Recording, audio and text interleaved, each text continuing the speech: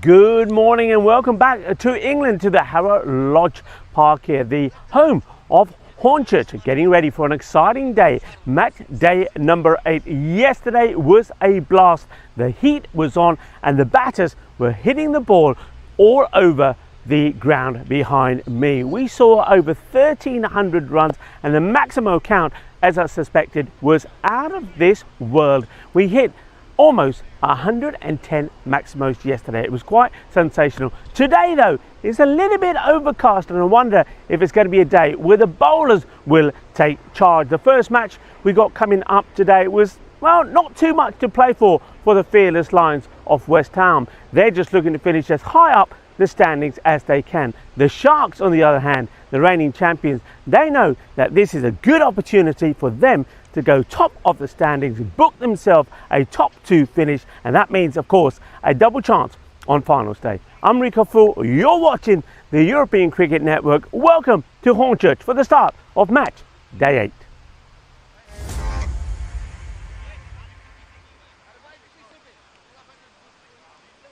Welcome back, viewers, and welcome to the Rado point toss for match number 29. Features the Lions of West Ham, who will be hoping to move themselves off the foot of the table, though they know that their chances of making it through to finals Friday's day is very slim.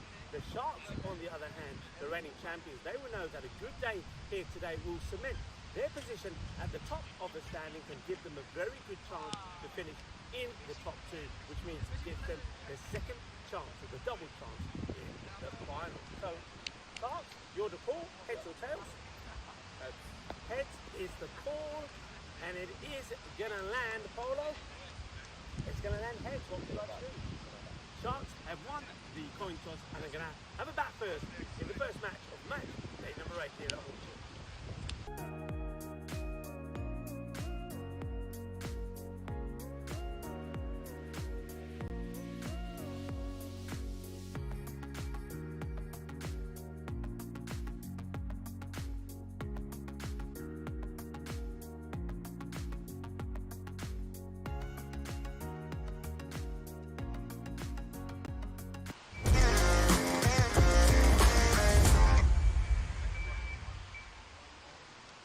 This European cricket event is proudly brought to you by our official timing partner, Rado, and our official charity partner, Share the Meal by the United Nations World Food Programme.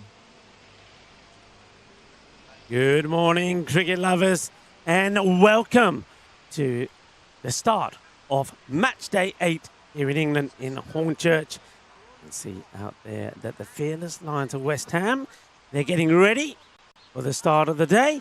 And they're up against the Sharks Cricket Academy. And as you heard, or may not have heard, I'm told that there might have been some issues with the sound there. But it is the Sharks Cricket Academy that have won the toss, and they will bat first. Slightly overcast day today, so maybe the bowlers will get a little bit of joy here today. Talking about joy, we've already seen some joy in Switzerland. Well done to Phil G, calling the first match there, the eliminator. Basil Afghan against the Zurich Alpine Warriors. Basil Afghan, 150, all out. 2 balls to go. The Zurich Alpine Warriors, well, it looks like they were going to go down. And then the possible last ball was bowled wide, which meant 6 would take us to a golden ball. And guess what happened? We had the golden ball, but it was Basil Afghan that would go on to win it. What a cracking start to the day there in Switzerland. Wild scenes of joy afterwards from Basil Afghan. Well done there, Phil G. And, well, let's see if we can have some excitement here today. Well, we'll certainly have excitement. Will we get a golden ball? That's what we'll have to wait and see. Now, we've seen everything else here. We've seen 7 centuries here in Hornchurch. We have seen a hat-trick. We've seen a 4 4-wicket hauls. Michelle Pfeiffer is missing. And a golden ball. Well, could it happen? We'll have to wait and see. Now, whether it happens in this match or not is probably, I'm going to take a guess at probably not, because, as you know, the fearless Lions of West Ham haven't had things go their way. They lost their first match, then they got a win against Hornchurch in their second, but after that, they have lost 4 on the spin, whereas the Sharks, they lost their first and have continued to win the rest. Asking for an LB first up. The umpire, nice to have David Skinner back with us, says not out. Yeah, so losing the first and then a 1-5 on the spin. Playing their last two matches and knowing that two good victories for them will see them at the top of the standings and maybe untouchable. We'll have to wait and see, because there is a small matter for them as Apex United. That one's going to get away from the fielder. There's going to be 4 runs. So Cuatro Carreras fielder just couldn't catch up with that one.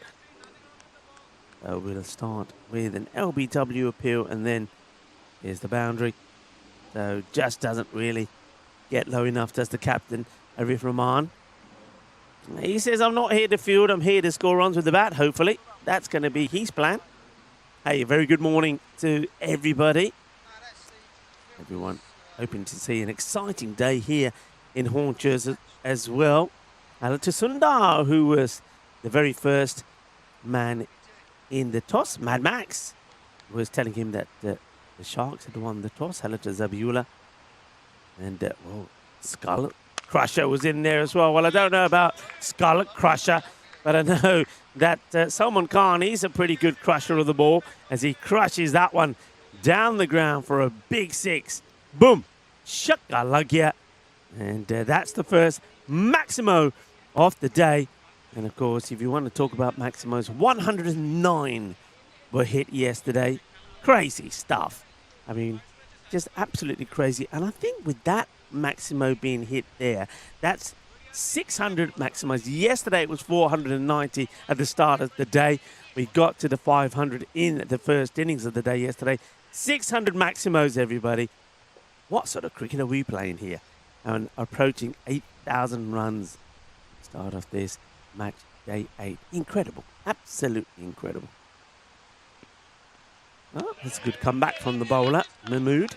And if you want to know the count of the number of 4s, 683. Those are the numbers. Well, as we got in the chat, hello to Sachin Huda. We had Samir Khan in there as well.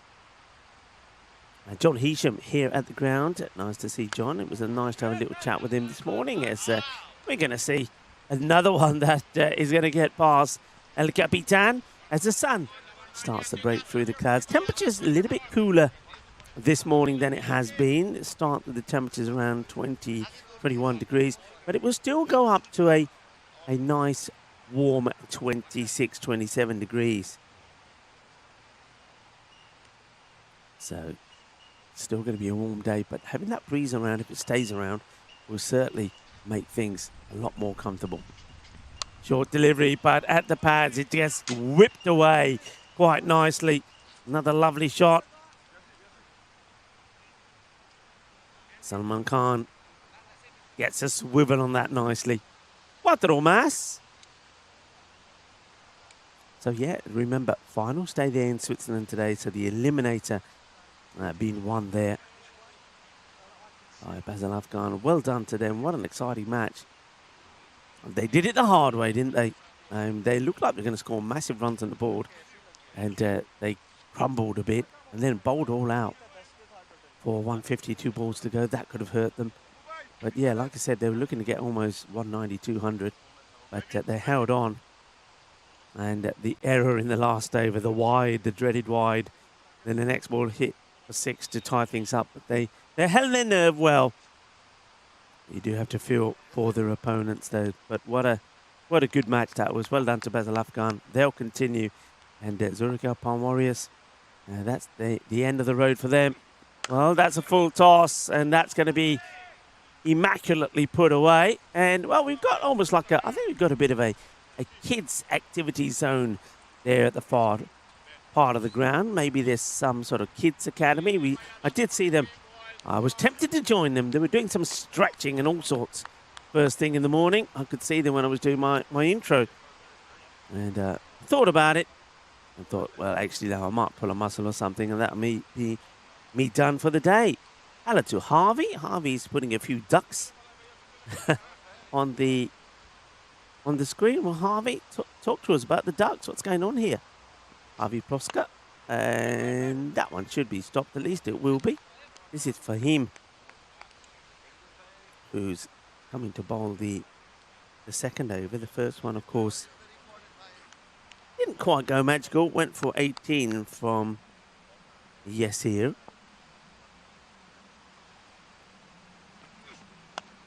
That's played away. That's 4 runs. This outfield is unforgiving, isn't it? If you get it in the gap, well, you know you're chasing. You can see the little legs there of Zarif Rahman is going to have to catch up with this one, and always some activity around this ground. Good morning to Tony. Tony is our roaming cameraman today, and Tony did a couple of matches for us last week, so nice to have Tony back. We've had some very good remote camera person. Of course, Teddy was fantastic, and then we had Maisie for just the day. They had Teddy's sister, and we have Tony here today. Good morning to Graham and Ollie, doing the scoring once again. And of course, slight change in the umpires. Mohammed Adnan, he is here. He's on the bowler's end now. There he is, there's Adnan. But we've got David Skinner with us today as well. Nice to have David back. Fahim. Nice and straight. This time gets respected by Burhan Mahmood.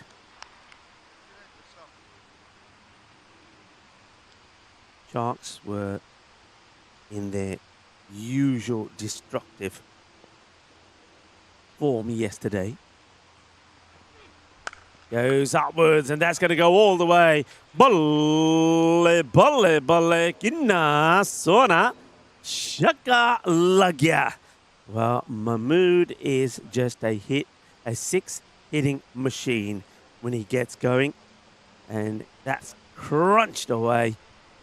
Hits it on the up, and it goes all the way. And those kids, maybe starting to get a little bit worried in the far part of the ground.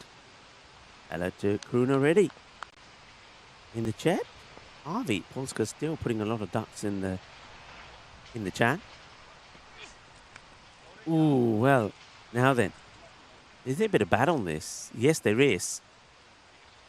Now, how much of a chance was this for the keeper behind the stumps? That's Uliurur Rahman. Let's see here. Oh, no. He played it into the ground. So no chance at all, really. Gets wrong-footed. Uliurur Rahman, and that's going to be 4 runs. And is that the first one today that's gone into the road? Not sure if it's gone all the way. Looks like it has. And a busy road there behind the wicket keeper. Always some action happening there as well. Normally we see people walking by. We see a number of buses. The end with a lot of activity. The ball does come back to Fahim, but it was another expensive over, and his one did go for 20. We will go back to Yasir Mahmood rather than try something different. 38 with that last half to 2, and that's going to be crunched away by Salman Khan. And a very good morning to Salman's son, who's watching. And he wanted his dad to say hello to me. Well, hello back to you. And your father's doing pretty well at the moment. And don't worry, I know that you asked your dad for a photograph. It has been done, okay? With love and with pleasure. As Mahmood tries not to go for another boundary. There's one of the buses. And it's in the gap. Oh, that's... Oh, well, they almost made a complete hash of this. 2 fielders coming to the ball, and one of them sticks out a foot to stop it. Fortunately, he got a fair bit of that foot. Otherwise, it would have gone to the boundary.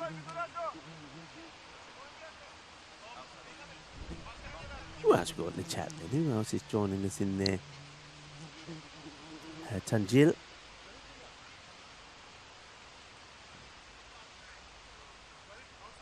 Some changes in the field. Slight changes in this field. We're still in the power play. Looks like they've brought the third up to push back fine. So the 2 men back now are man on the 45 square leg and mid-wicket.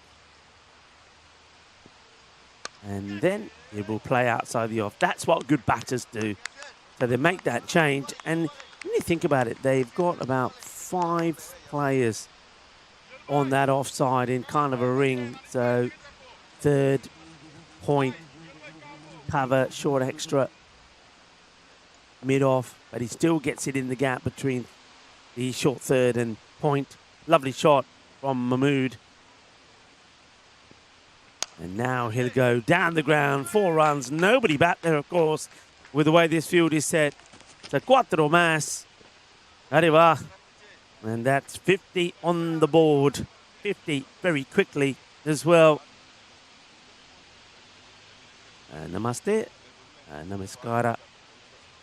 Assalamu alaikum. Sasri akal. Aibawan. Muy buenos dias. Buongiorno. Dobry den. It's nice to have you all with us, enjoying the action on a slightly overcast and slightly fresher day here in England, Hornchurch, here in East London, and not quite in Essex. A lot of people do feel that Hornchurch is in Essex, but they will tell you, no, we're not in Essex. A few years ago, it was kind of on the borders of Essex. And that's going to be another one that is going to be put away with ease. 6 more. Manos. Arriba, arriba, arriba there from the arbitro. 6 carreras más. And can't be bowling there to him. He's too good and too powerful. Chakalagia. This is going to be another powerful and destructive over, you feel. Well, there they go. Everybody all together now. Looks like another group of kids. Well, that's behind where we are now. Be careful. Keep your eye on the ball, little ones. Look at that. Yeah, they're giving us a little wave. Isn't that nice? Isn't that cute? The stars of the future, everybody. Slower ball. Much better. And won't go to the boundary. Each 2 overs will go for 39. It's 59 without loss. So another expensive over though, 22 off that one.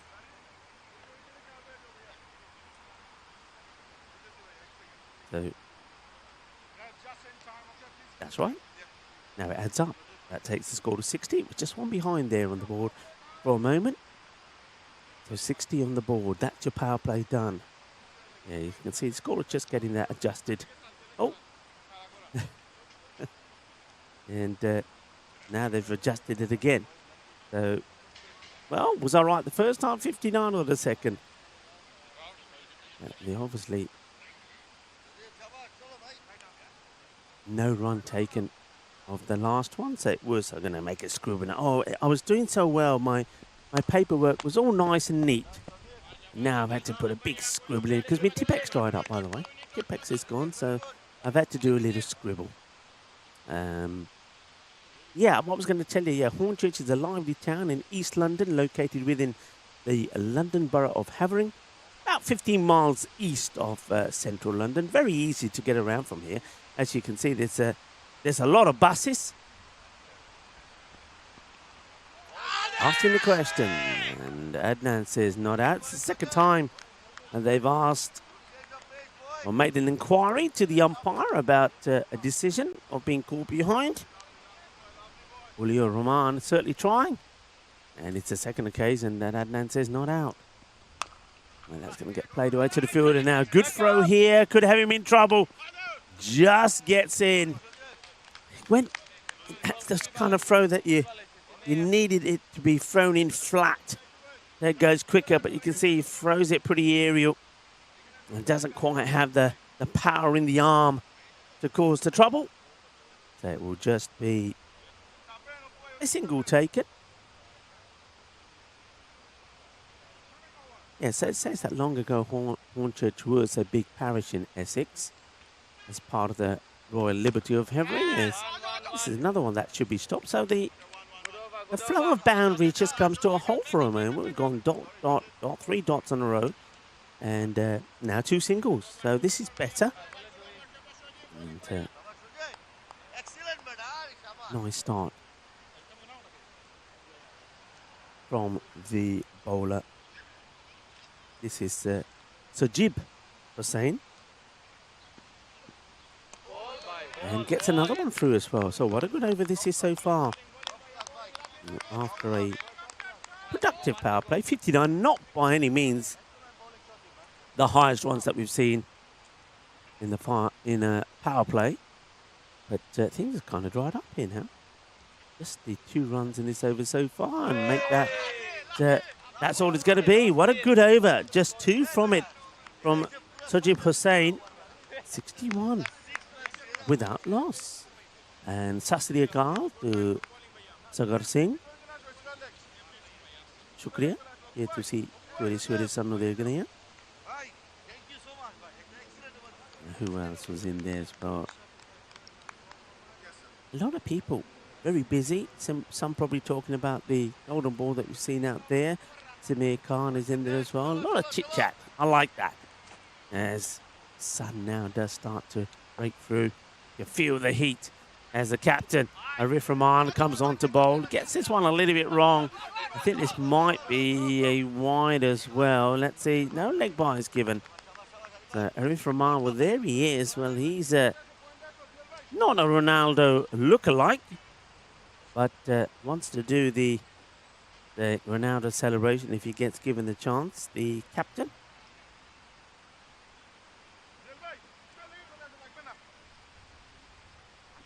Oh, there's something blowing around in the background here. Oh dear. Looks like delivery is arriving for somebody. Takes that away, and it's once again smothered. And it would just be a single. So this is good pressure being applied here now by the fearless Lions of West Ham. And the Sharks, well, they've lost their bite for a moment. And asking the question. And I think, let's see what the umpire gives here. Does he does give leg bye. I mean, it sounded like there might have been a bit of bat on this, but no, there wasn't. And from that angle, looks like it's probably just going down the leg side. But once again, no boundary. Played out by Salman. And he will finally get a boundary after what? How many deliveries? That's after 10 balls, the boundary finally comes. So the Sharks, well, they lost their bite for a while. They do get a boundary as Salman Khan whips one away there. But into this, coming up to the end of the halfway point, that's another good delivery. The field seems to be right here at the moment. They've got a sweeper out the offside to the left hand and 2 men straight, and then you've got the 2 more on the leg side. And let's see if that field is duplicated to the right hander. Mid-wicket stays up actually, so not quite. Oh, Gandhi ball, called a no ball. That's going to be a 7-up. But just when it was going so well, Arif Rahman gives a nice juicy full toss to Bahan Mahmood, who wallops it. Captain Caveman style, lovely jubbly, boom, shakka lag gaya. Sheni hai yaar, Sheni, shakka nahi, 7 7 runs off the ball, which would have to be bowled again. It was going well, wasn't it? And now all of a sudden, after a patch of 9 balls without a boundary, the 10th brought a boundary up, and then it's gone single, and now 7. But that ball, well, maybe the kids club can go on an expedition into the woods and see how many grizzlies you can find. If you go down to the woods today, how many grizzlies will you find? Rahman. Short. And it's going to be stopped. So gets away with the short ball. Mahmood gets back on it. Again, 14 off the over. It's not the worst. But he knows it could have been so much better if he didn't bowl the beamer. Because there was 7 for that. And they get a sink. So 8, that bad ball cost him 8. 77. Now, Sharks, one thing about the Sharks is, so if you look at the comparisons between the two teams, and the difference, if you want to know the difference, Sharks, have a look at the scores that they've been scoring. So, chasing 176 against the East Londoners, they got to 134. But then look at their scores batting. After that, they've batted first in every match. And these are the scores: 192, 174, 195, 165, 139. And they've won every one of them. So apart from that 130, they've been hitting the over 160 every match. And the problem is the fearless Lions of West Ham, well, their batting has been the problem. When they have batted first, the most they've scored is 108. And in a lot of the run chases, the best they managed to get to is 136. So once this score gets to that 130, 140 mark, I think the Sharks will be pretty confident they'll go on and win it from there, as we see another towering 6 hit there from the left-handed Salman. Gives it a good old-fashioned wallop. So he's good in us. Put him up, Adnan. Put him up.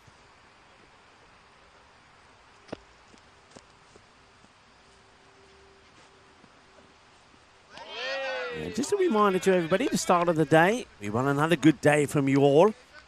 And that means we have fun. We enjoyed the cricket. We entertain each other, but we be respectful. Let's not have any unwanted, unrespectful messages there, because they will be deleted. Be good, be kind, is what I always like to say, as we see this one go through. Salman.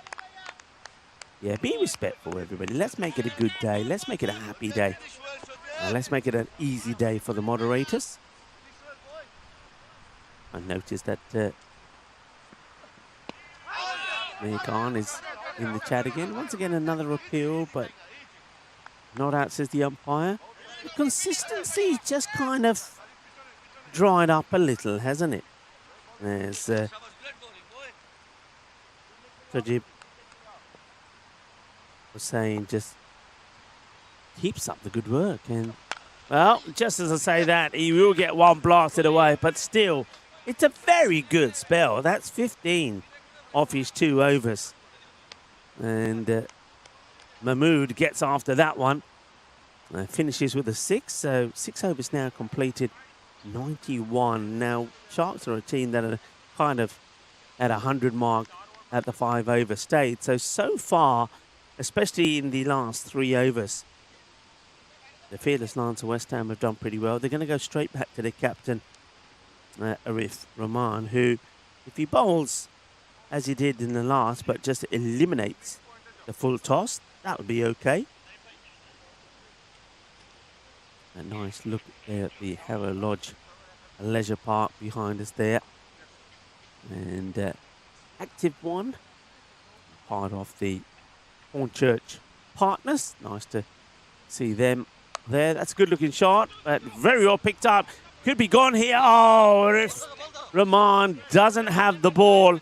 Now he's protesting. Well, you can see him doing the Ronaldo celebration in his profile, but now he's doing the Ronaldo throw the toys out of the pram, isn't he? As he said, not so happy with the throw, but I think he could have dealt with it better. Look at him here. He's giving the fielder a bit of jip. Lovely shot. A little bit of showtime here at Hornchurch. They have got a fielder back there at fine leg, but can't do anything about this. What a beautiful shot that is. It's the no-looky scoop for 4. And the fielder can't catch it. Be careful there. There's a speed camera back there. And don't run too fast, because you'll get snapped up.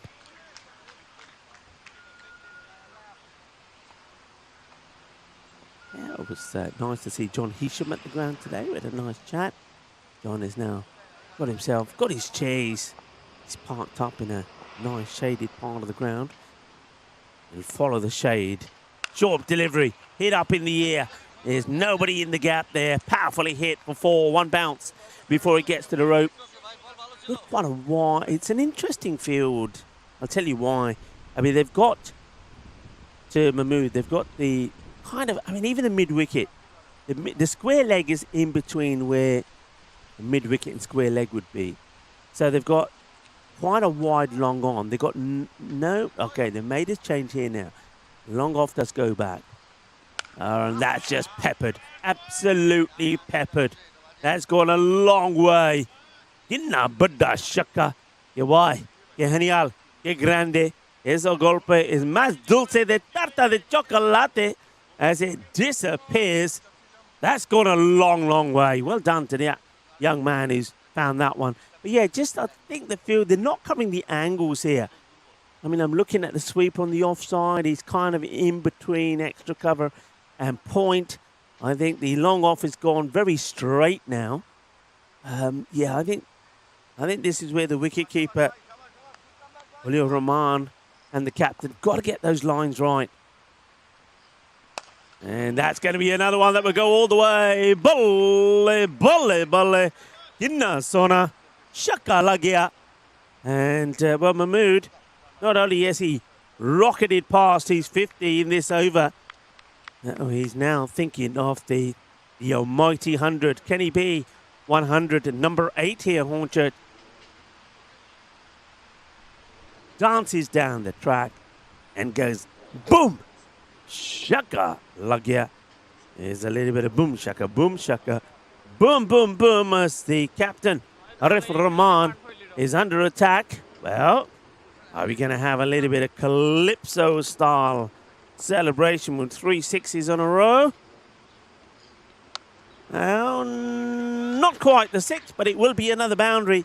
Every single ball, VAR 1, goes to the boundary. It was almost like Salman Khan said, I'm going to give you the strike, then you can do the rest. And Burhan says, no problem. He's on his way, isn't he? He's on his way to what would be century number 8 here at Hornchurch. Century number 8, and that would be also 40, if you include the centuries, 41 scores of over 50.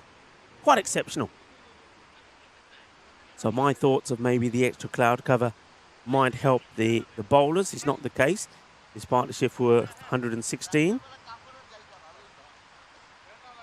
That was an expensive over. 25 coming from it. The most expensive so far from the captain. Oh, Salman Khan now.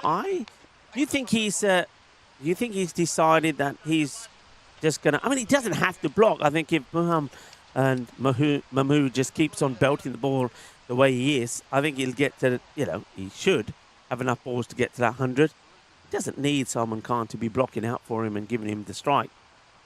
Oh, that's a very wide delivery from another Rahman. This is Zarif. You have to bowl that one again. You can't hide it, You cannot hide it. 165 expected. Oh, well, that's 4 runs, but I wonder if we can have a replay of this one. It's a very interesting action from the bowler. I think the umpires, David Skinner's probably having a good look at this. Let's see this again. Oh, I don't know about that one. Let's give him the benefit of the doubt of that one, but yeah, look, just a little bit iffy to me. Umpires will be on it, though. Pretty sure of it. 2 very experienced and knowledgeable men out there in the middle. Nice to see that Tom Fletcher was here at the ground this morning and was having a nice chat there with Graham and David Skinner. We're talking about some interesting moments. Good morning, Tom. And good morning to Robin as well, who, if you're coming down, don't worry. Robin will sort you out with the refreshments. That's going to go over the fielder. Probably needed to get off the ground, didn't he? Mahmood goes aerial again. That will go all the way. 6 more. Look at that. That's a bit of the shuffle with the bowler. And then, look at it. Oh, look at it. What sort of action is that? I like it. And then he delivers the slow looping full toss that gets hit. Good opportunity for me to give everybody a little wave. And namaste. Good morning. Welcome to the action at Hornchurch. Lovely to have you all with us. I think we're going to have a wonderful day. golden ball start there in Switzerland. Can we get a golden ball here in England? Well, let's wait and see if it's going to be the day of Phil G and HB bringing you the golden ball. Right, let's go back to the middle, back to the action. In comes Rahman. And going to get a dot ball in there. Looking to go over the dot, but a better delivery, a little bit fuller. Hey, I want to see a bit more of this bowling action. I think it's quite unique. And this time he gets the ball in the right area as well. Things still blowing around there in the background. And he comes, oh dear, oh dear, oh dear, oh dear. That I think is going to be a no ball and 7 up. Gandhi ball, Siggy, but get your pair, Marty. Oh, well, you can see it's way too high. It's well put away, actually, by the batter. And there's the goal of no ball. He wants it because he's on a free hit. And Burhan Mahmood, you know what he's in the mood for? Yeah, you're right. He's in the mood to bring up a century. So, 89 he's moved on to now. Just have a look at the ECN events there, people. Staggering.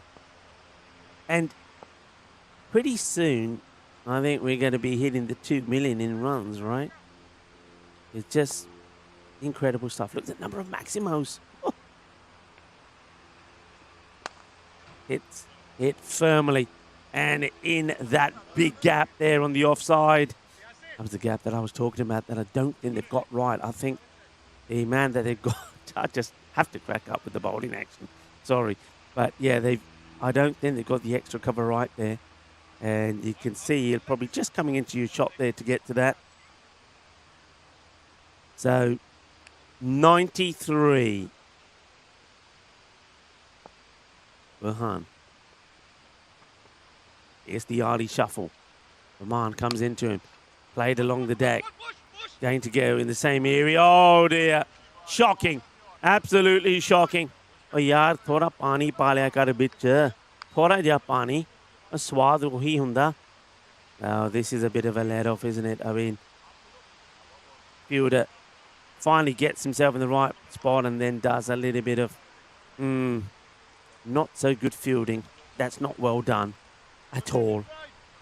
Umpire's having a bit of a chat about something here. Not really sure what this is about. I wonder if it's about maybe about the action of the last bowler. 27 coming off that last over. And Burhan Mahmood has moved to 97. 143 without loss. It's the morning matches. I think this is, out of those 7 centuries we've had so far, I'm sure probably 4 of them. Oh, chance here. Oh, he just doesn't get off the ground. He's wearing lead boots. He's wearing lead boots. Sorry, mere paise hai na, main apne shoe de vich pone hain. Thing is, that's a good idea, but then you can't get off the ground. And he couldn't get off the ground. And that was Vibs Gudvi. Oh, Gudvi sees that one go over him. So Salman Khan has probably decided, yeah, I don't think I need to get just singles. I can also hit the ball. Well, he gets beaten by this one. 46 of 24 deliveries. I think his own strike rate, he's striking around 200, whereas Mahmood's going at almost 350. His own strike rate's not been the most impressive from Salman. He knows he can probably do better than that.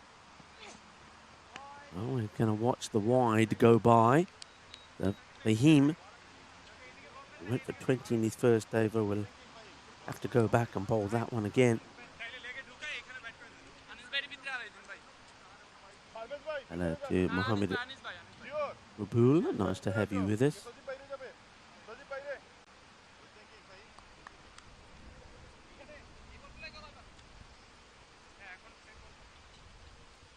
Once a breakthrough here. The 150 is up. Got to be another wide. Good take is all you can say about that bit of action from Uliur Rahman. Has to go a long way across. Got a plan here, I suppose, the bowler, to try and keep it wide off Salman. Salman probably now thinks and knows where this is going to be. Hits it along the deck. Should just be a single. I say should, because there have been some errors. Take a look at what we've got coming next up there in Switzerland. So the next match will be the qualifier. The Zurich Mavericks against Alton. This gets played away. He's quite happy just to take a single here, Mahmood. So takes him to 98. Alton struggling a little with the bat. They've lost 3 wickets for 52. And a very good morning to everybody there in Switzerland as well. I know a lot of people are maybe got the dual screen up. And that one's okay. So finally does get one in the right spot to Salman, which is not going to be called a wide. So for him, all right, 2 wide. So he's going to have to bowl. These next 2 balls are going to be the teller. Well, one of them he's done all right with. He gets a dot in.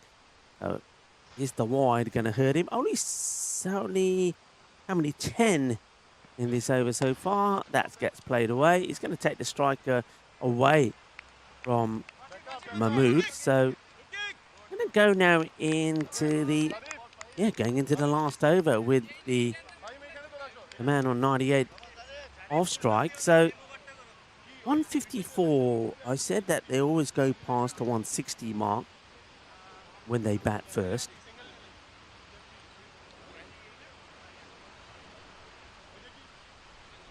And when we were looking at that, I mean, their lowest score batting first was 139, which was the last match they played against the Camilla Warriors, but they still held on to win. Other than that, it's been everything's above 165. So, not their most clinical of displays. Now, matches coming up today. The tough one will be the middle 2, match number 2 and 3. That's being crunched now. Is he going to get just a single? And no, it's going to go for 4. So Salman Khan brings up his 50 with that one. So well batted to Salman. 52 of 186. And if Salman Khan's son and family's watching, they'll be happy. They're pretty sure are applauding. And I'm sure Salman's son is saying, go, Papa, go. Now Papa is probably just going to want to take a single. And he will get that single. And so 53 to him. But it's all now about Burhan Mahmood. He's got 4 balls. And he needs to get 2 runs to bring up his century. If he does it in this, he'll do it in 30 balls. Checks the field. Interesting. There's nobody back at mid-wicket. Square leg and long on. They've left it open. Now he plays it out in that way. Will he try and come back for 2? I think he should be. And here he comes. It will be another century. Century number 8 here in England, in Hornchurch. And it's going to be Burhan Mahmood who brings it up in 30 balls. Well batted. बहुत बढ़िया बुरहान महमूद ने अपनी century पूरी कर ली. Takes him 30 balls, 9 sixes and 10 fours. We have another centurion here in Hornchurch, and it's another one that comes up in the very first match of the day, this match day 8. Well done, well batted. And now he probably wants to whack the next 3 balls to the boundary. Oh, well, that one's a terrible wide. And in fact, I think it's been called a no ball. It doesn't even hit the pitch. So not sure what he's talking about, something here to Adnan. But no ball is the signal. And the worst thing about this one is that there's the no ball. Hasn't signaled the boundary. So there's the free hit signal. No boundary signal, so there's the boundary. Well, there's the no ball. Now Adnan's on the walkie-talkie, so got to be a boundary. No ball. There it is. That's what they wanted to see, the scorers, saying, Mr. Adnan, can we please have the full signal? They've got it now. So that was a minimo, 166. And that's probably out, I think. It is out, and it's being given.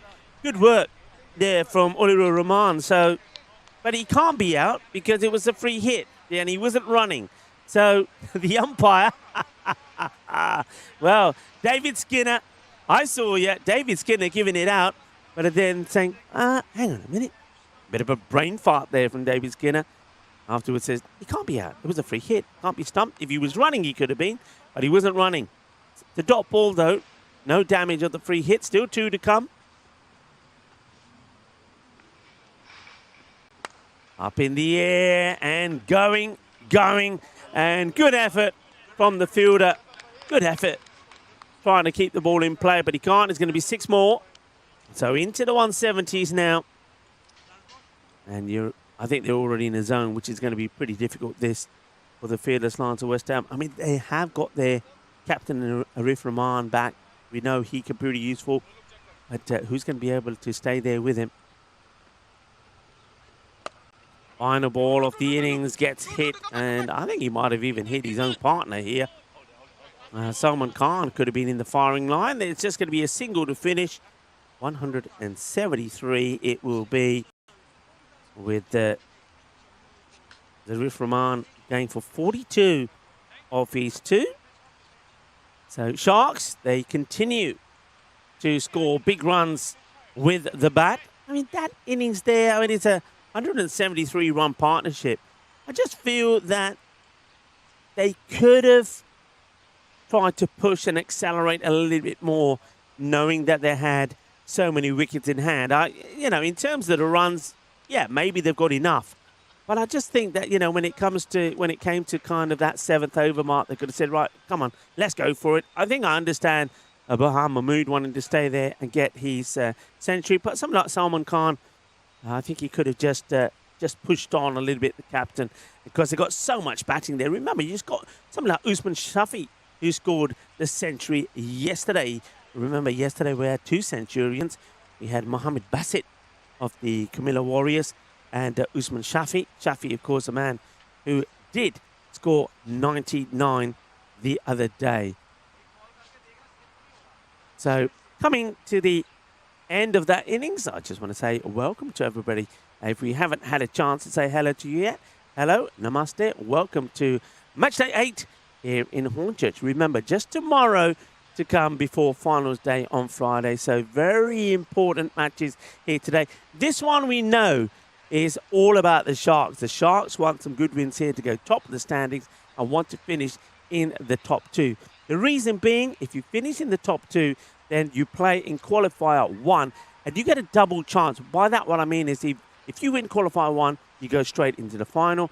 If you don't win, you get another chance because you'll play in qualifier 2, which is up against the winner of 4th and 3rd. So today and tomorrow is all about finishing in the top 4. Sharks certainly will do that, but a couple of good wins here for them today means that they will guarantee themselves a top 2 finish. All to play for, and all to play for also for the fearless Lions of West Ham. First time that we've seen them on the network. They have got 1 win behind them. They'll love to get another. I know their captain, Arif Rahman, will do. But in this one, they've got to get 174 for victory. Let's wish them well. Join us back in 10 minutes' time for the Run Chase.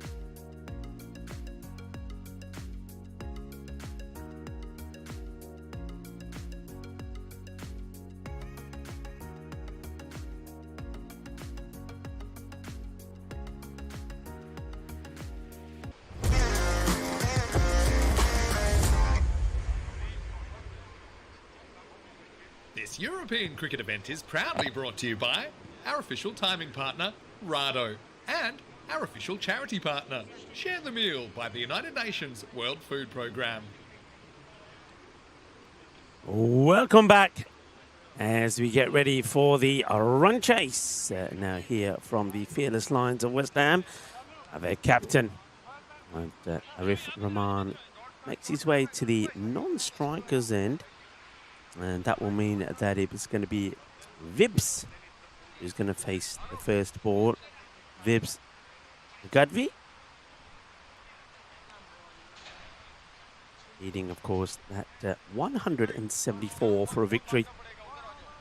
A victory that will just help them climb up the table. It's not going to get them coming back here on Friday. It's another team that we will say goodbye to after their 2 matches today. They will play the last match of this match day 8. So they'll start the day and finish the day.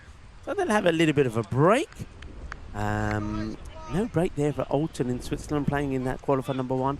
Struggling. The last time I had a look, they were 113 for 5 in the 9th over. So the Zurich Mavericks, Gawal, going very well there in that match. And so is Phil G, doing a super job there.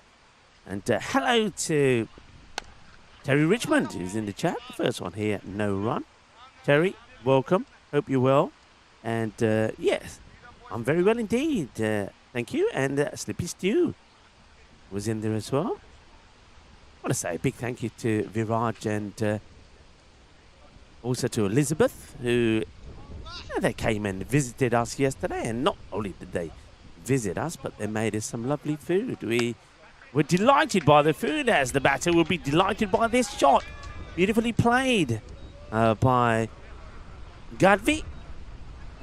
Kind of angled into him. You can see he just angled into the pads, but he whips it away quite nicely.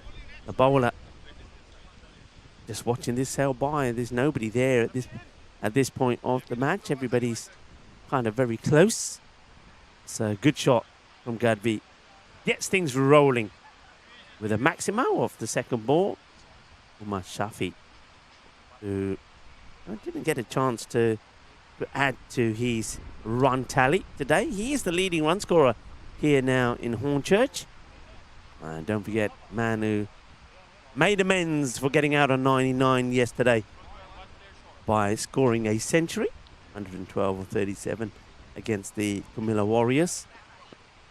It's just chipped up quite nicely. It's just going to drop, I think, before the boundary line. But in the power play, you don't always have to wallop it. And Gadvi knows that if you try to hit it too hard, he probably loses his stump. So just wanted to get enough bat on ball, elevates it over the short mid-wicket, and we'll get 4 runs. Terry Richmond saying he's well, but not happy. Why are you not happy, Terry? Why are you not happy? Can you tell us why you're not happy? Can we make you happier? Terry?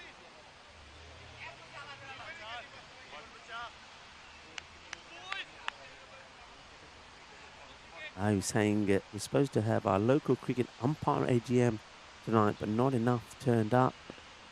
Oh, that's not good news, Terry. That's not good news. Yeah, sometimes people forget that a lot of time and effort and sacrifices are made to organise things, and when people let you down, yeah, I can understand how you feel. Hopefully we can bring a little bit of joy to you before you have to hit the sack. Talking about hitting, not too much hitting from Gadvi the last couple of balls. He swung all the way around this one after showing some good timing and placement. Gadvi loses his head and tries to go for power. And he dots up another to Shafi. Just the 10 off the over so far. They need to go at 17s, remember. And lets himself down here, or does he? Well, no wide being given by the umpire. Rahman wants a wide. Now this must have, I'm guessing it must have caught a bit of the pad. No, I'm not sure why this is not being called a wide. Doesn't look like it's caught anything, and it doesn't look like it's gone over the stumps either. So I wonder if Mohammed Adnan is just having a chat with David Skinner and saying, hey, partner, anything down the leg side, remember, is a wide. 10 then, off the first. They fall behind. There was a 6 and a 4, but there was no more. Jamie Dart, I don't know why we don't have a profile video of Jamie Dart. We'll have to get hold of him. Where's Bowler? We'll have to tell Bowler we've got to get hold of a profile video of Jamie Dart. Make a note of that, Path. Jamie Dart needs a profile video. He's a very good player. Dart.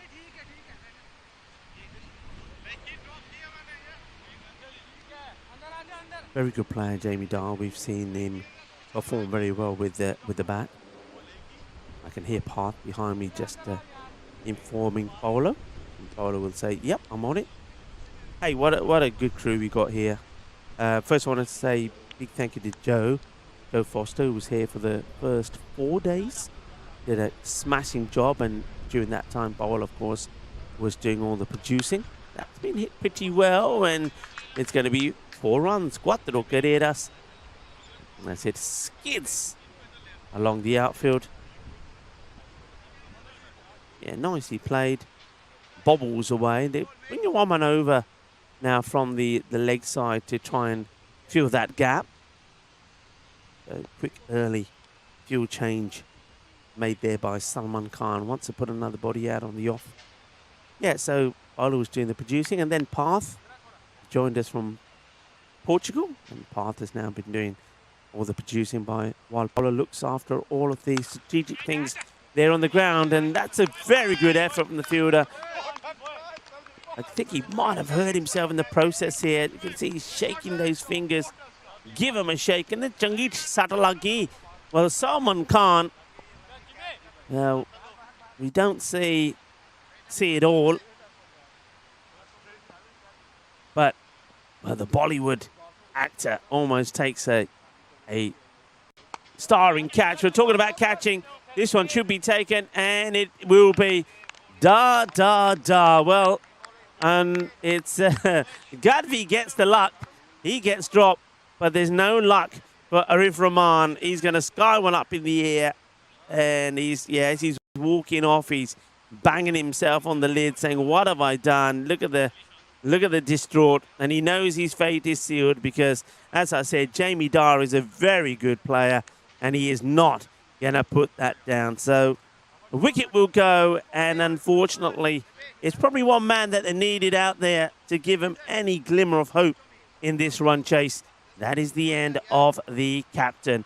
As we say hi to Dave. Hello, Dave, and welcome. Well, let's hope that Dave and some of the others that were on the chat there in Switzerland who saw that golden ball can bring us maybe a little bit of golden ball magic. Maybe not in this match, but at some point of the day, that would be nice. So that's the end of, well, sadly, of Arif Rahman. He'll go just for 1 of 2. Corner bowled by the talented Dar. And that wicket has brought the next batter in, and this is Parvez Ali, who's going to get beaten outside the off. Good follow through from Jamie Dar. I do like that. I often say that sometimes bowlers can improve so much by just getting a good follow through. And that's exactly what Dar is doing.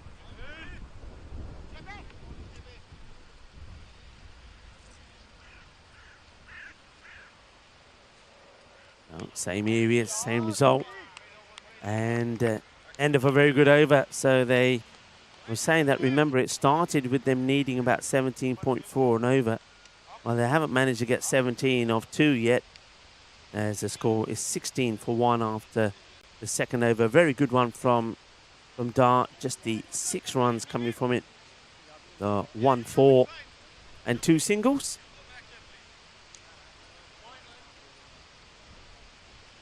So we've seen a little bit of the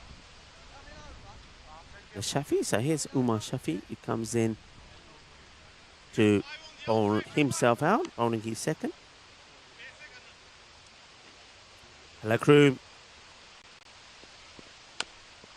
That's a good-looking shot. That's more like it. Well, Vibs is still there. And maybe Vibs is giving us the vibes needed. And Vibs Gadvi.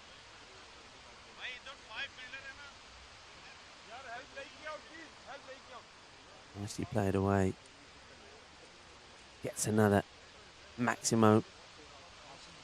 Really kind of fetches that one from outside off. It was just a little bit too short, wasn't it, from Shafi?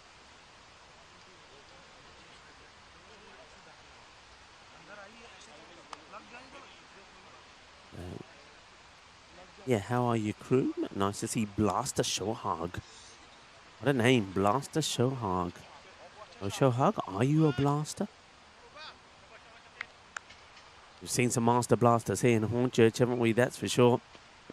And that's probably not what's needed here. We're not playing the 20-over format.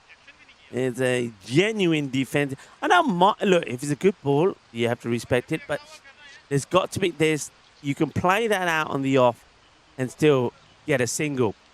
And that's what you got to do in this format. If it's a good ball, if you're not pounding it to the boundary, work it for runs. And he's now going to dot up another one.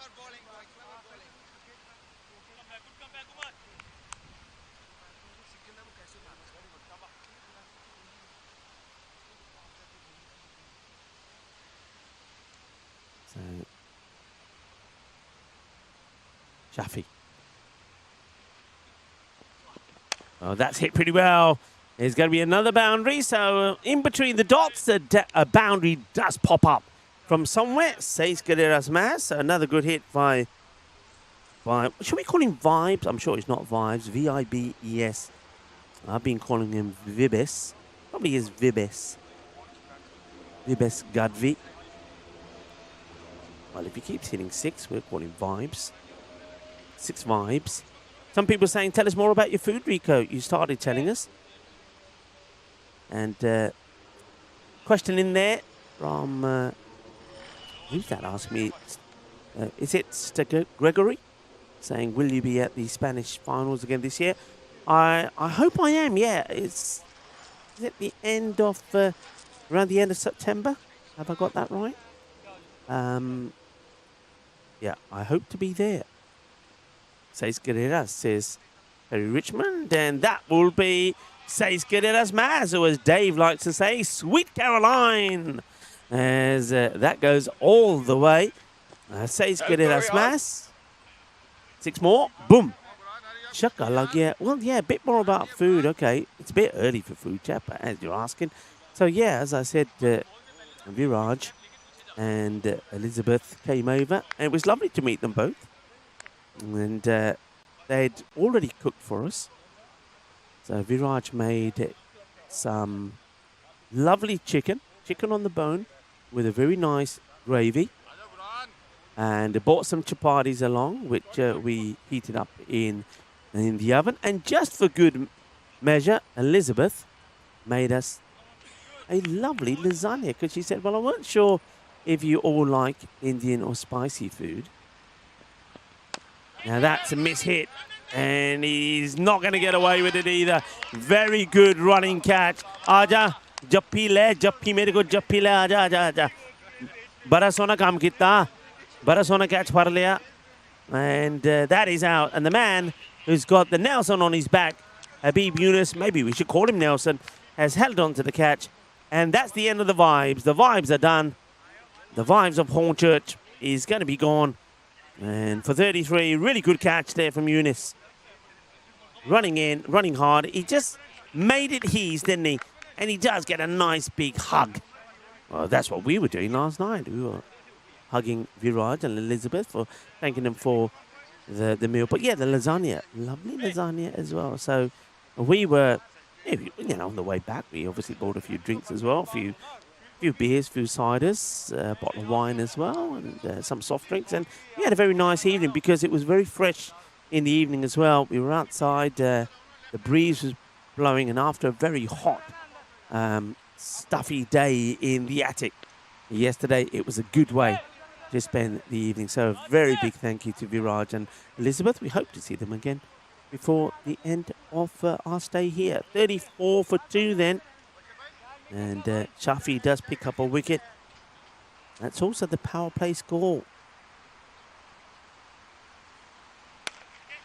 So it's played out nicely and well fielded. Love the way he jumps into the action to get the throw in.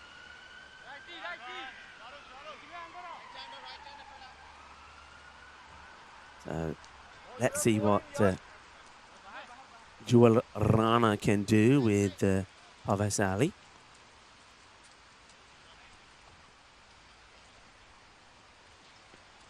And let's see if Jewel can be the jewel. Can he be the jewel of the fearless Lions of West Ham? Flow, as the abbreviation is. It could have been flop if they went by the area where they're actually all from. But they realised that, well, if we use the name of the town, which began with P, then the abbreviation would be flop. So, no, let's go with West Ham. So they went with the W for West Ham. So, flow sounds a lot better. It flows a lot better, doesn't it? Dar continues. Up in the air, but I don't think he's got the distance. Could be another catch, and they watch each other. The fielder who's on the boundary has to come in screaming and say, this is my catch. And, well, as the fielders protest, the bowler goes, da, da, da, da, da. Should have been caught. Probably won't matter too much. But, well, if you're a bowler, you want the wickets, don't you? All right, Rana back on strike. And plays and misses at this one.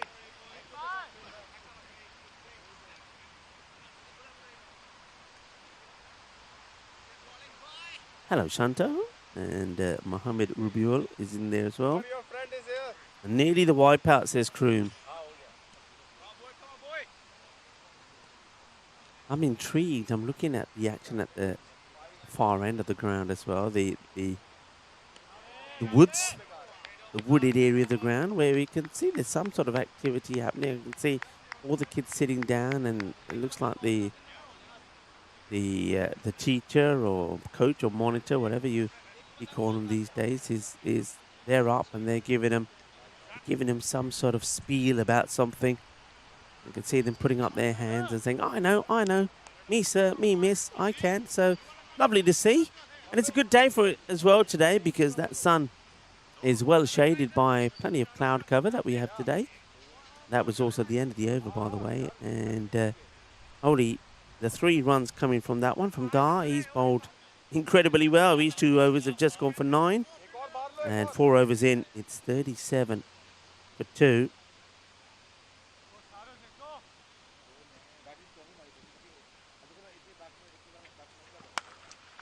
That's a good shot. Just wide off the energetic and athletic fielder. Still tries to stop it. I mean, it's well placed. I like the way he holds the pose while he's running. I do like that. Good effort there. But the ball just skids past for 4. So we see a boundary after. It's first boundary since the wicket. So they definitely need to get going again. All irrelevant in terms of where they finish, win or lose, the fearless Lions of West Ham. But they'd love to be able to try and elevate their position in the standings.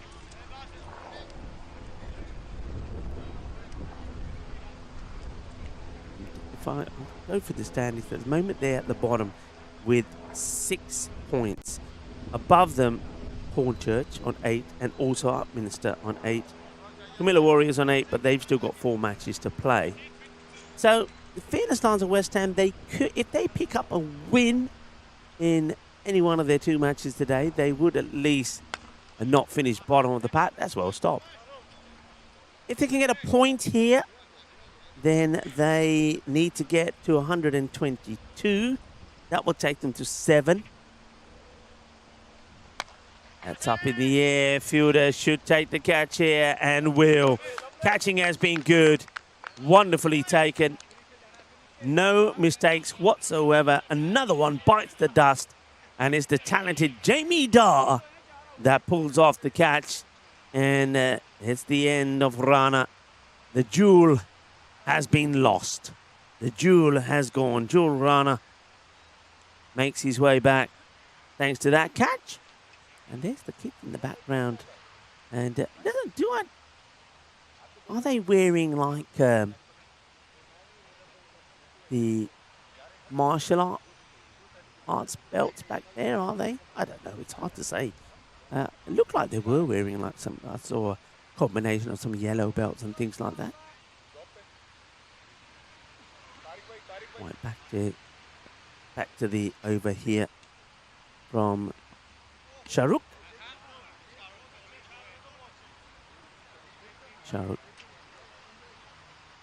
Udas. Well, this is that catch again. Well held. And see what I mean in the background? You can see some of the kids. They're definitely wearing the sort of yellow belts. All right. This one is just going to be in between those two fielders. Doesn't really carry. So no real chance of a catch this time. But again, another good over from the Sharks. Not giving any leeway for the fearless Lions of West Ham to get close to that 122 required for a point. The thing about that is if you look at the matches, their last match today will be against Camilla Warriors, who have been pretty good themselves. I know they lost both their matches yesterday, Camilla Warriors, but they did manage to pick up a point in both. Against the East Londoners, they were set 205. Swing and a miss as Akhtar comes into bowl. Yeah, they were set 205. And they did well, got to 176 for 4. That was when we saw Mohamed Basit score a ton. And then batting first, Basit scored 50 again, so a good day for him. But they only got to 133, and the Sharks knocked them off without losing a wicket.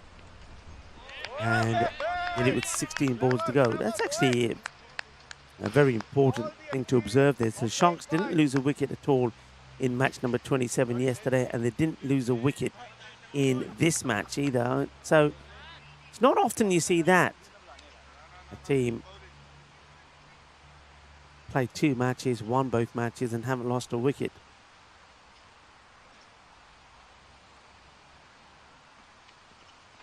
Another big swing again here from the batter, swinging but making no contact. This is Mohamed Inis.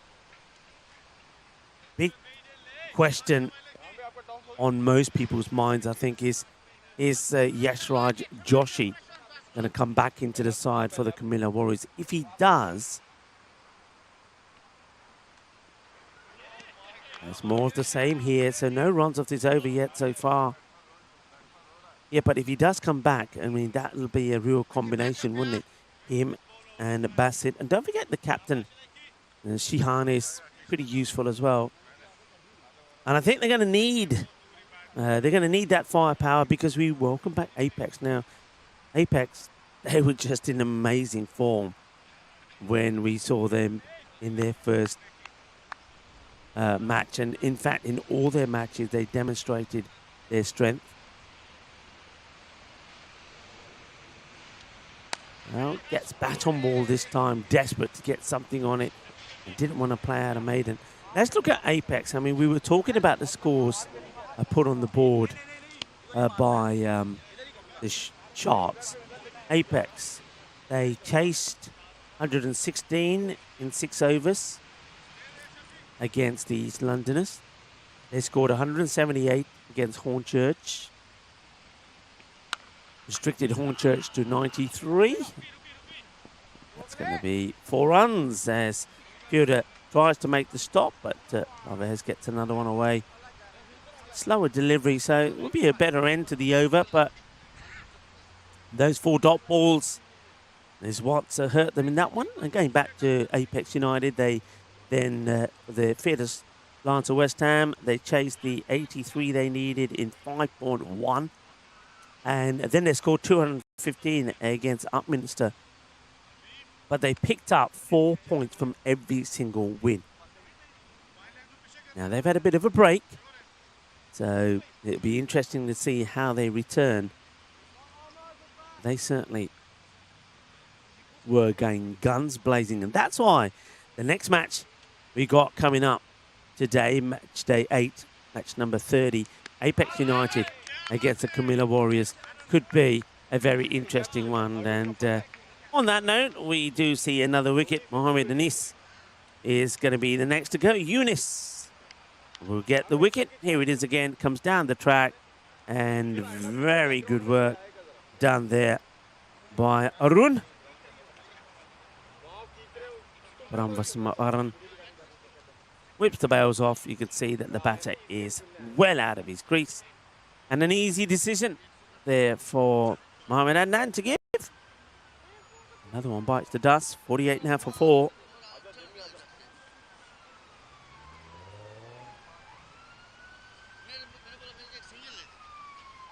Turning out to be a bit of a walk in the park, this 2 of 8. Anis, as he departs, Yunus will be thanking the keeper, Arun, later. Oh, well, I'll take this. Probably a bye, actually, here, I think. Yep, bye. It's completely missed by the batter.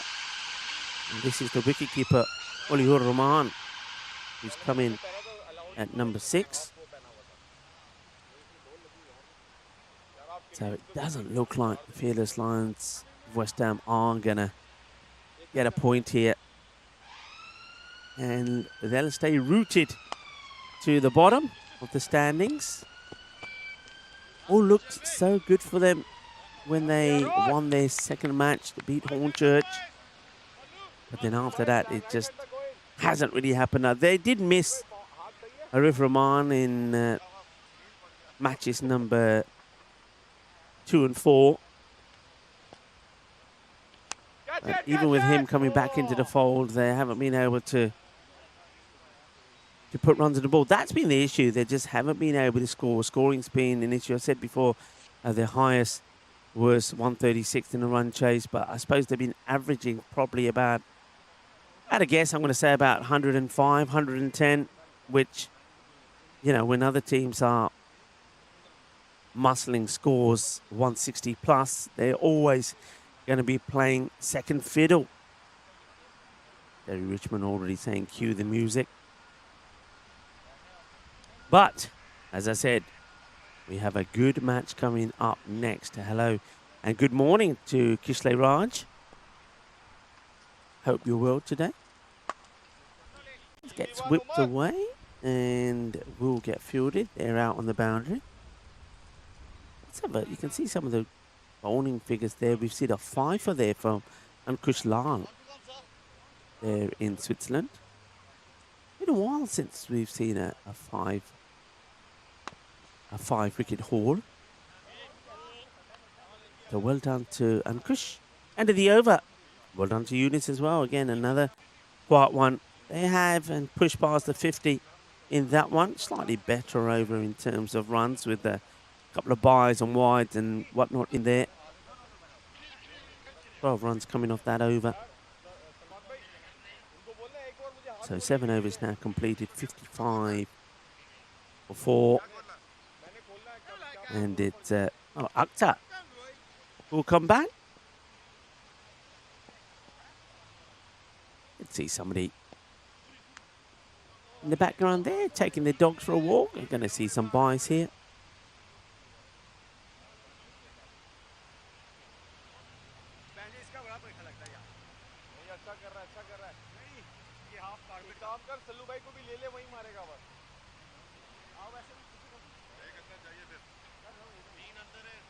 One thing that you always see here is plenty of things happening. I mean, not too much excitement there in the middle. And maybe we could find some other bits and pieces for you. And see that somebody's taking their beloved, there we go, taking their dogs for a walk. Thank you very much. Tony on the camera there. Oh, he's got enough of it. I think it probably goes just for 4. It was not out of the middle, but he's got the swivel on it, hasn't he? So he's gone fine off the man who's on the boundary. Ellie. Opportunity for him just to get some practice in. Hello, Zahid, who says, morning from San Francisco to all of his ECN friends. Howdy, Rico. He says, howdy back to you in San Francisco. Nice. Nice of you to join us. And a bit of a one-sided affair here, unfortunately, Zahid, but more action to come. Of course, I think the next 2 matches are going to be very exciting indeed. Don't miss them. Apex United against Camilla Warriors, and then the Sharks back in action against Apex. Those 2 could really be high-scoring matches. And close ones as well. Oh, there, the fielder's gone down here. He's Hindi meri lat bhaj mera goda gaya yaar goda gaya. Ow, he says, ow. He's in a bit of agony there. That's Uma Shafi. And, oh, well, that'll help. Just give him another kick. And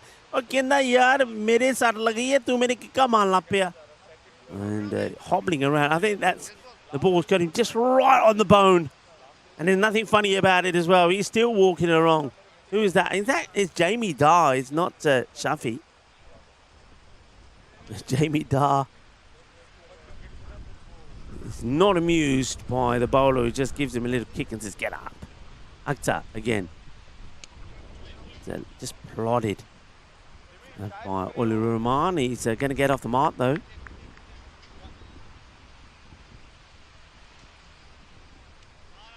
Some staggering figures there on the right-hand side of your screen. There's Wiki. And see, just haven't been able to deal with that ball. 27 of them been around about that waist height. And that's a rare full delivery. Asking the question and he's going to be gone. Well, you see, there's only been 2 balls in this area. Well, this is the 3rd, and it's full, it's straight. And Parvez Ali looks like he's played all around this. And Mohamed Adnan, he's satisfied that that's going to go on and hit the stumps. Here it is again. And you can see he's hitting right on the toe there. And though the angle that our camera is set at can't tell us properly, it looks like it was pretty darn straight. And the umpire thinks it was. So, Ali, a gutsy little 17 from him. And he'll be gone for 17 off the unlucky ball, number 13. Unlucky for some.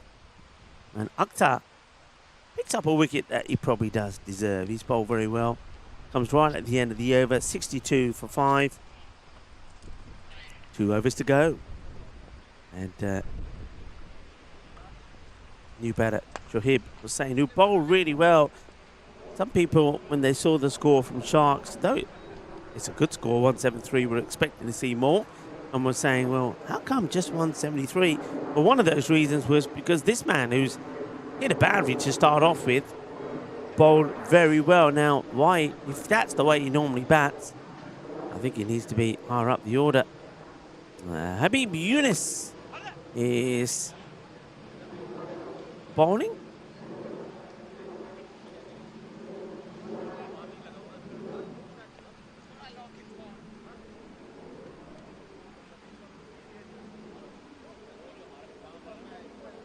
There's Habib.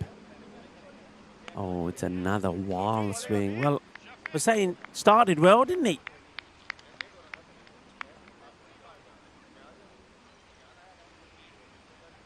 Swings. This one just going to get worked away, so Shoaib will now get another one.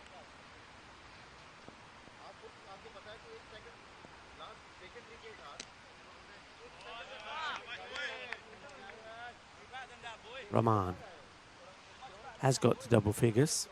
Misses out on that one. He plays around it. If he'd got his legs out the way, could have gone for a wide, and he's hit that pretty well. And well enough. But not taking... Oh, they don't. That was an interesting one. They don't run there, do they? They hit it, and now whether that was Hussein who said, "No, we're not running. I want the strike of the last over," and Rahman says, "Okay, fair enough." But they don't run. The fielding gets done. So 68. We are in the last over, and the flow, the fearless lines of West Ham. Well, they may be fearless, but the Lions have lost their bite. They've lost the roar. And, well, the Lions, they had nothing on the Sharks. Well, I suppose if you go into Shark territory, no matter what animal you are, the Sharks are always going to have the better of you. The Lions are not made for being in Shark territory. We'll get them on in the open plain. It probably would be a much closer contest. But in the waters swarming with the Sharks, it's going to just be a bit of a battering. And the Sharks, they will take all the points here. High in the air, shouts a catch. And it will be dropped. Which is very rare. The catching and fielding from all sides, in all fairness, has been pretty good here.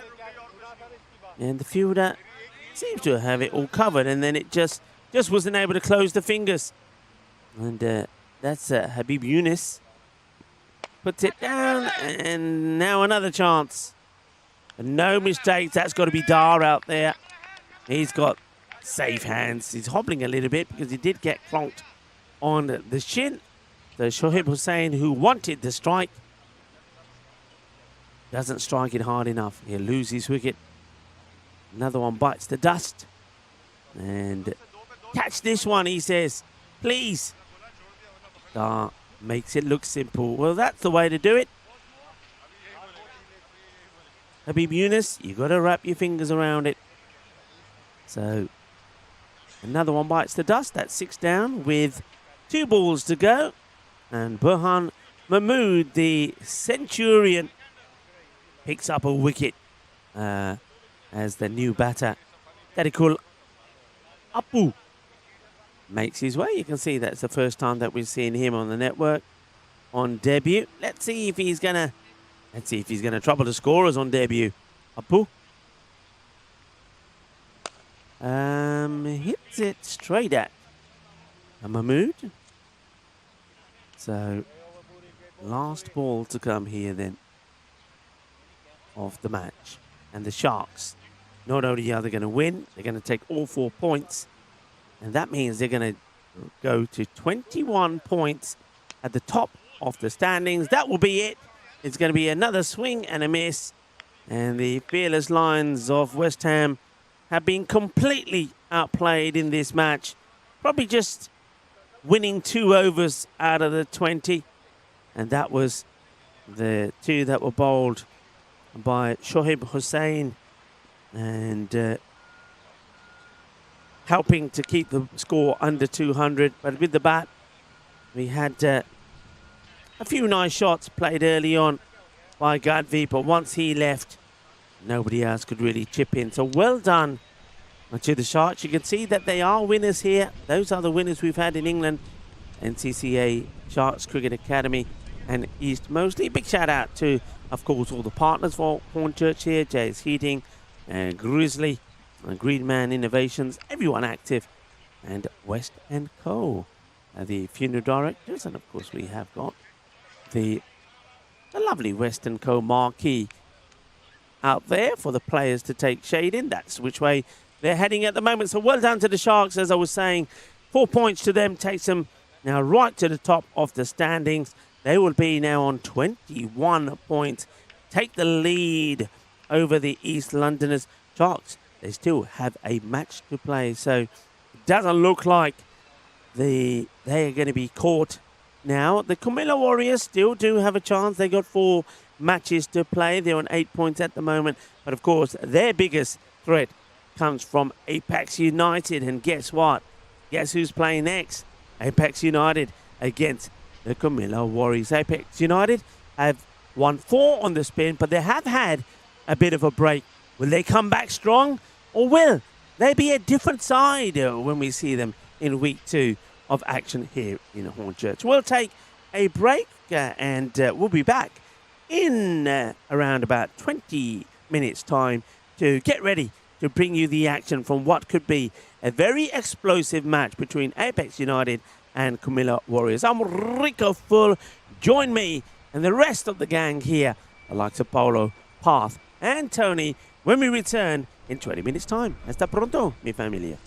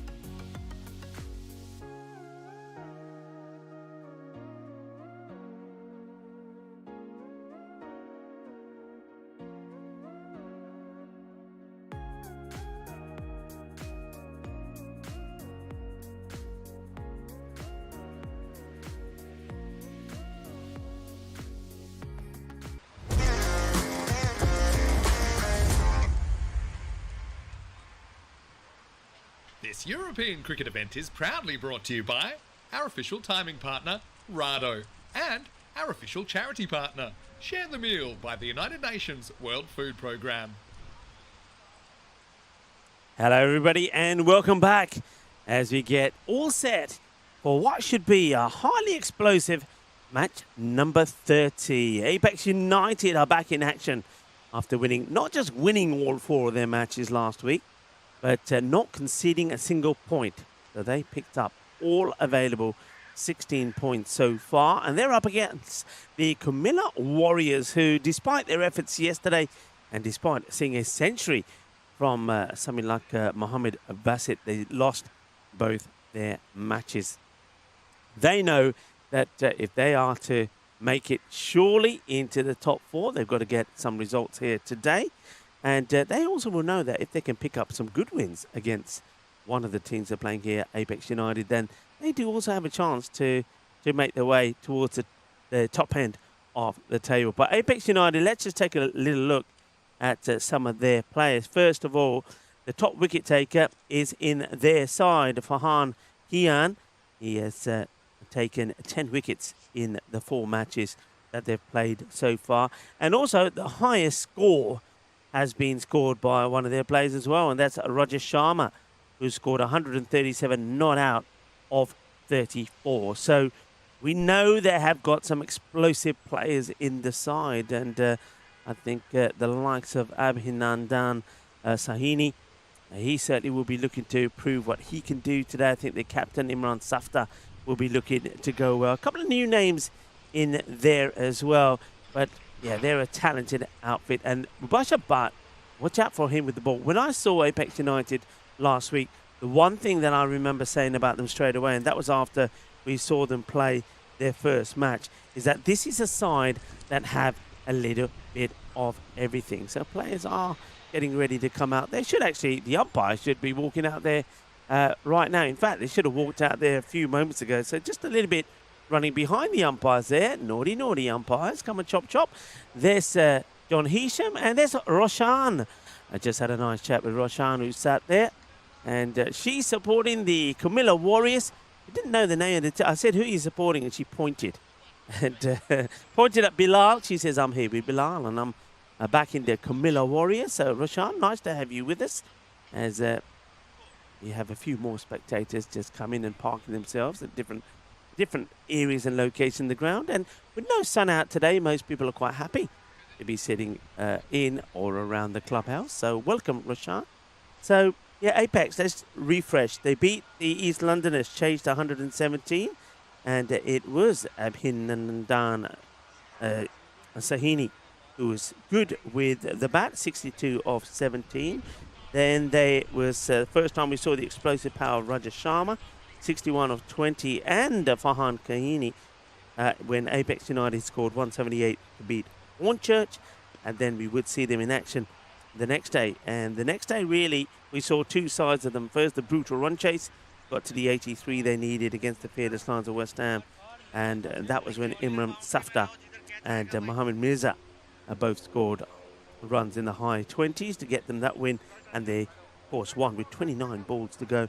And then batting first against Upminster, they piled on the pressure with 215 for 4. Roger Sharma scoring that big 100 there. And Abhinandan Saini on that day scoring 58 of 12. So they've got the firepower, but they also have some very good bowlers. They've got the variations. So watch out for them. They won the toss. They're batting first. And we are ready to go. And it's going to be Mozahural Sajib with the ball first up. It's going to get played towards the fielder. No run. Sharp bit of fielding. So let the action begin. And let's get ready for a very exciting contest. Welcome back to everybody. Well, Dave, go easy. Dave's had his 4th coffee already. Well, I've only had the one, Dave. I will have another one maybe at the end of during the break of this one. That's played out nicely. They will take on the single. That's been fired in pretty quickly. It was a pretty risky one. I wanted to take on the fielder, and they get home. Goes pretty wide, doesn't he? Gets a wide angle, Moza, as he gets that one in. Single gets taken.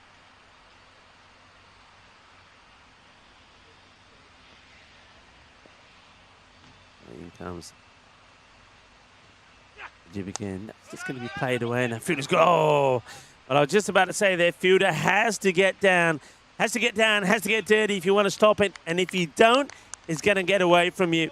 He had to make the effort there to get down and make the stop, but if you don't, it's gone for 4, and that's the captain coming on, Shihan. We've seen him behind the stump sometimes. Now, yesterday, the change they made with the wicketkeeper didn't work for them. But they're now sticking with Gufran Hassan, who was kind of the third chase because there was a bit of an injury to the other Hassan, who's not listed, so that injury's kept him out of the side. So Gufran Hassan is behind the stump, standing right up to Sajib, the bowler. Pretty full. Gets played out in the offside, and, well, they don't run here. Ball watching. Both the batters ball watching is an easy single. Now, whether they got thrown a little about by the umpire, not really sure. I mean, the umpires have made a decision here, or certainly David Skinner's made the decision to stand at point. Played away. It's racing towards the boundary, but the fielder's come across and makes a stop. It's just going to be a single. Pretty steady start at the moment. As you can see there how wide that Muzaharal Tajib goes before he delivers. Working for him at the moment. On the pad. No run. This is Zain Akhtar, who's been given the opening position out there with Rajesh Sharma. Now we know all about his talents, Rajesh Sharma. In fact, this is a pretty quiet start for him. 3 balls and just 5 runs. But a week can make all the difference. We know that. 6 only off the first. So a good start from Sajib. Yeah, a week can make all the difference. Sometimes we see teams in top form and then a couple of days that they don't play, they come back and it's completely different.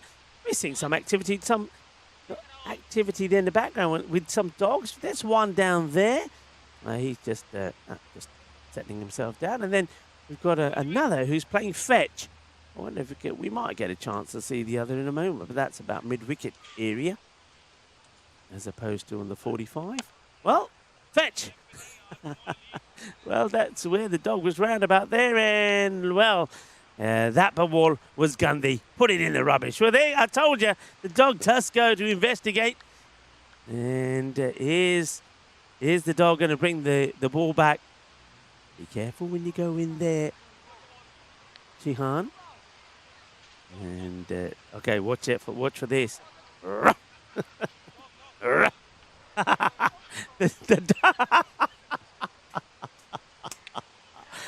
Tony, just stay there. Well, did the dog attack him? I don't know what's happened there. Could the fielder have been attacked by the dog? I think he might have done. Ooh, well, something's happened here. I think something's happened. Well, did the dog go for it? Has he been bitten? Something's definitely, he said, here's the ball. He's saying, never mind the ball. What about my hand? Well, something's definitely happened. I reckon the dog did get him there, you know. I think the dog may have got, I don't know if we got a replay of that. If we had, this would be interesting. The umpire's calling him back, and he's saying, what about my hand? What about that? There's all sorts of conversations here. He said, the dog bit me. He bit me. He's saying, come here, I've been bit. Well, I did try and warn the fielder when he was going in here. He has been, I think he's been bit, and something's happened. Something has happened there. Well, now the umpires are going to have to, remember the umpires control the game. Player safety comes in. Now, I don't know if we have a replay. It happened before that, so it just, I mean, the dog comes with the ball, but the player went to get the ball, and I think the dog might have had a little nibble. Well, we always bring you the first on the European Cricket Network, and now there's another first, and now I think the fielder's kind of saying, well, hang on a minute. Don't just walk away. We want your details. We want to know a bit more about you because your dog's just taking a slice of me. And, well, I don't know how much of that we got, but you could see it was when the ball went. I saw the dog earlier and Tony picked him up. And then we saw the ball disappear into the haunted woods. And then we saw the dog going there, and I could see the fielder going in, and I said, be careful, because the dog is in there somewhere, and I know exactly what's happened. I think the fielder's going to take the ball, and the dog said, nah, that's mine. That grizzly is mine. Well, these grizzlies do bite. And I think the fielder has probably been bitten. And, well, I know Bolo has probably never had to deal with something like this before. There's always a first. I think that the umpire, David Skinner, is now talking to Graham. So, well, they are coming back. Now then, he's holding, I reckon he's been bit, you know. I'm not exaggerating, he's been bit.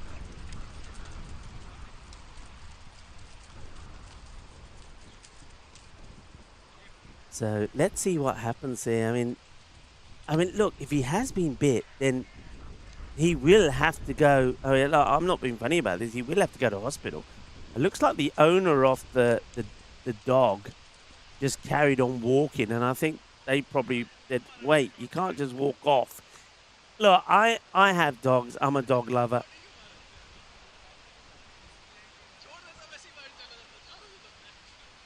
I have dogs, and I know what dogs are like.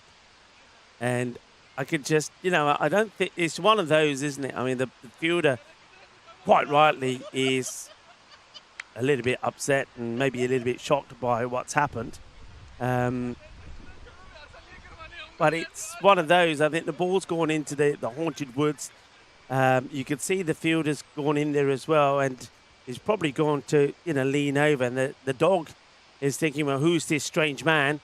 And by what I'm seeing is probably just nipped at him as he's kind of leaned over towards him. It's kind of natural reactions from a dog as well if they see a stranger doing that. So, it's not like it's a lethal, dangerous breed that has come out of nowhere and attacked the fielder.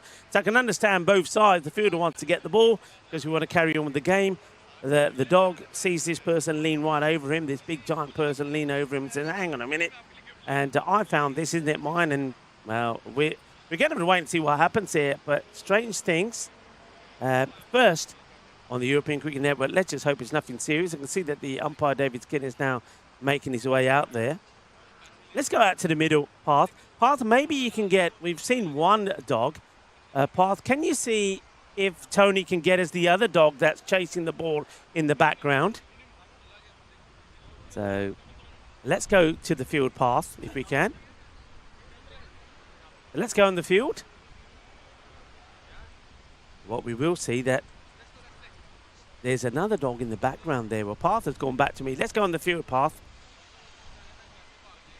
On the field, and we might get Tony to get you the other dog.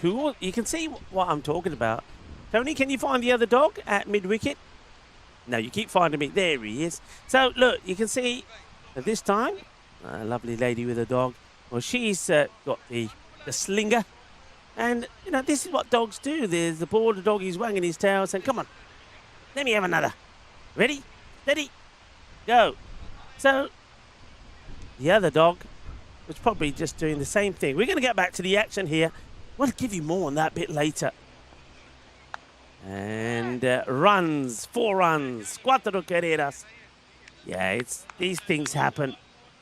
And I don't think, it's just, a freak incident. But let's just hope I don't know who the fielder was, by the way, either. Path, I'm going to ask you to get onto your headsets and talk to Polo and give us the details what happened there. Because all the viewers want to know. Hello to Slippy Stew. And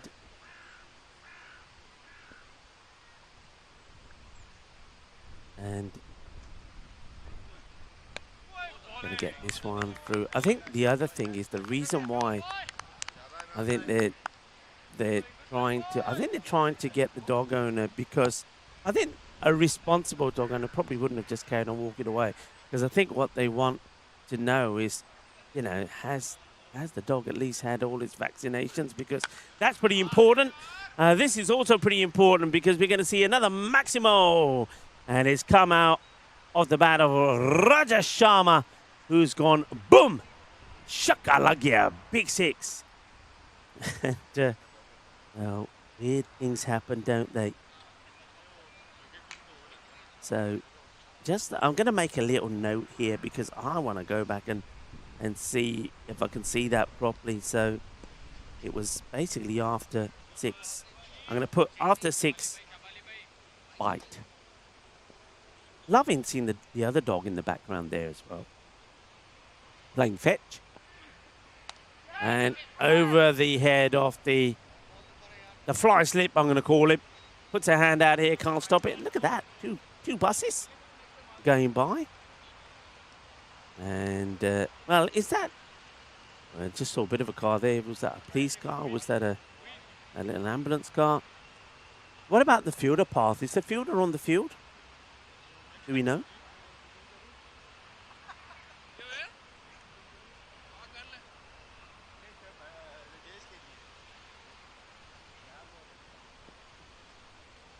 Okay, I'm just getting a little bit more information here from Path as Zahidi comes in, and that's hit firmly by Sharma, but to the fielder, who fields well. And you know now what that fielder's thinking. He's saying, there's a dog behind me here as well. Well, there's Bolo. Bolo is coming back. And there's Bucci. Now, from what I'm being told is that they're just... Obviously, the owner carried on going. Now, blood was drawn by the bite. Where are the sharks when you need the sharks, eh? Sharks could have gone out there and sorted things out. But anyway, blood was drawn, so the fielder will probably have to... I mean, from the little things I know about, because I've been bitten by a dog, and it was the same thing. I did the same thing. It was the neighbour's dog who we knew really well. End of the over, by the way. It's 27 without loss. So that over there goes for 21 after the first one went for 6. So pretty expensive one from Zaidi, who's still yet to break out in this tournament. Yeah, I went over to, we knew the neighbour really well, knew them for a long time. And it just was one of those days where we were in his garage, the dog was there, everything was fine, and the neighbour just went inside. And I, as I always had done with the dog, just leaned over to stroke it, and it bit me. And the reason it bit me because it was left alone and it felt a bit threatened. It gave me a bite. And then you got to, it wasn't serious, but there was blood, as is the case, I think, with whoever the fielder was there. So you then have to go to hospital and have a tetanus, and that's what you have to do. So I think this is what the fielder also will need to do. And I think they were just wanting to get some information from the owner about perhaps, make sure that the dog has had all its vaccinations. I never thought I would have to explain that on doing commentary on cricket. That's up in the air, and it's going to go, I think, all the way. It is Manos. Arriba there from the Albitro. 6 carreras. Well, we've had a fire here, and now we've had a dog bite. We literally have. And if you're just joining us and saying, Rico, what are you talking about? Well, go to the beginning of the second over after the ball got hit for 6 and follow the ball. Follow the dog. Follow what happened. And it's just been not what I was expecting to be happening at the beginning of this. Well, it is International Traffic Light Day. Maybe they do need to put some traffic lights there. So when the dogs are in there, the lights are red.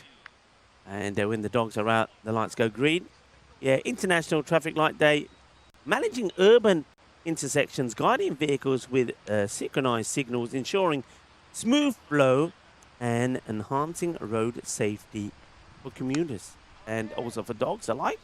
It's another one that's going to go into the same area this time. It's going to be 4 runs as Zain Akhtar is starting to act like a batter. And talking about animals, hey, are there any traffic lights specifically for animals? I'm here, we're talking about for the dogs, and yes, there are. I'll tell you more on that in a moment. Well, has he got enough of this? I don't think he has, and that's going to be a wicket. Akhtar's going to go. He tries to slap this one to the leg side boundary, and the fielder, who is feeling a lot better because there's no dog behind him, makes a stop. I think the fielder who had the problem, so I think he's going onto the field now. Not really, I can't be too sure who it is also, because the numbers don't tend to correspond with what I've got here. I don't have a number 4.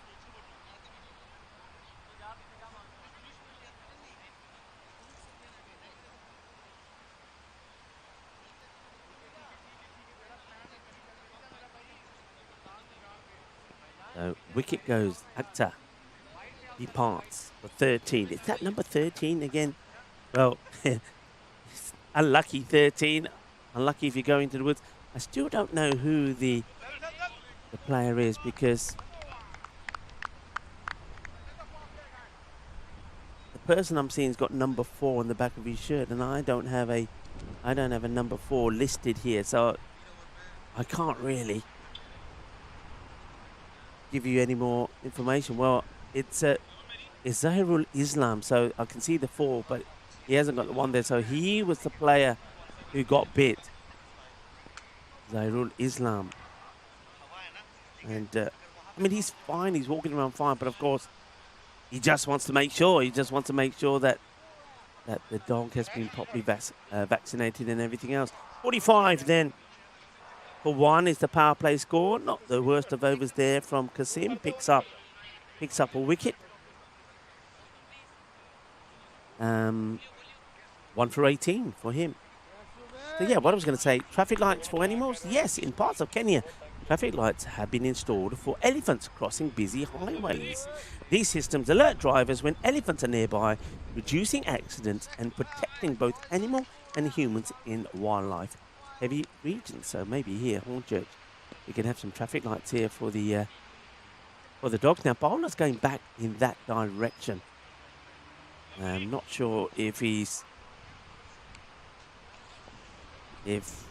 we're expecting now to see the emergency services come, or whether we're expecting to see the dog owner to come back.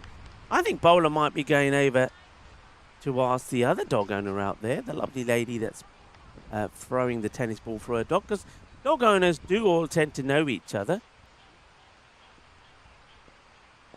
Here comes Umir Khan. That's hit pretty well, and it's going to be hit nice and straight.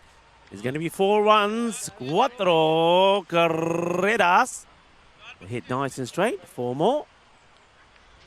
Raja Sharma, he's the danger man.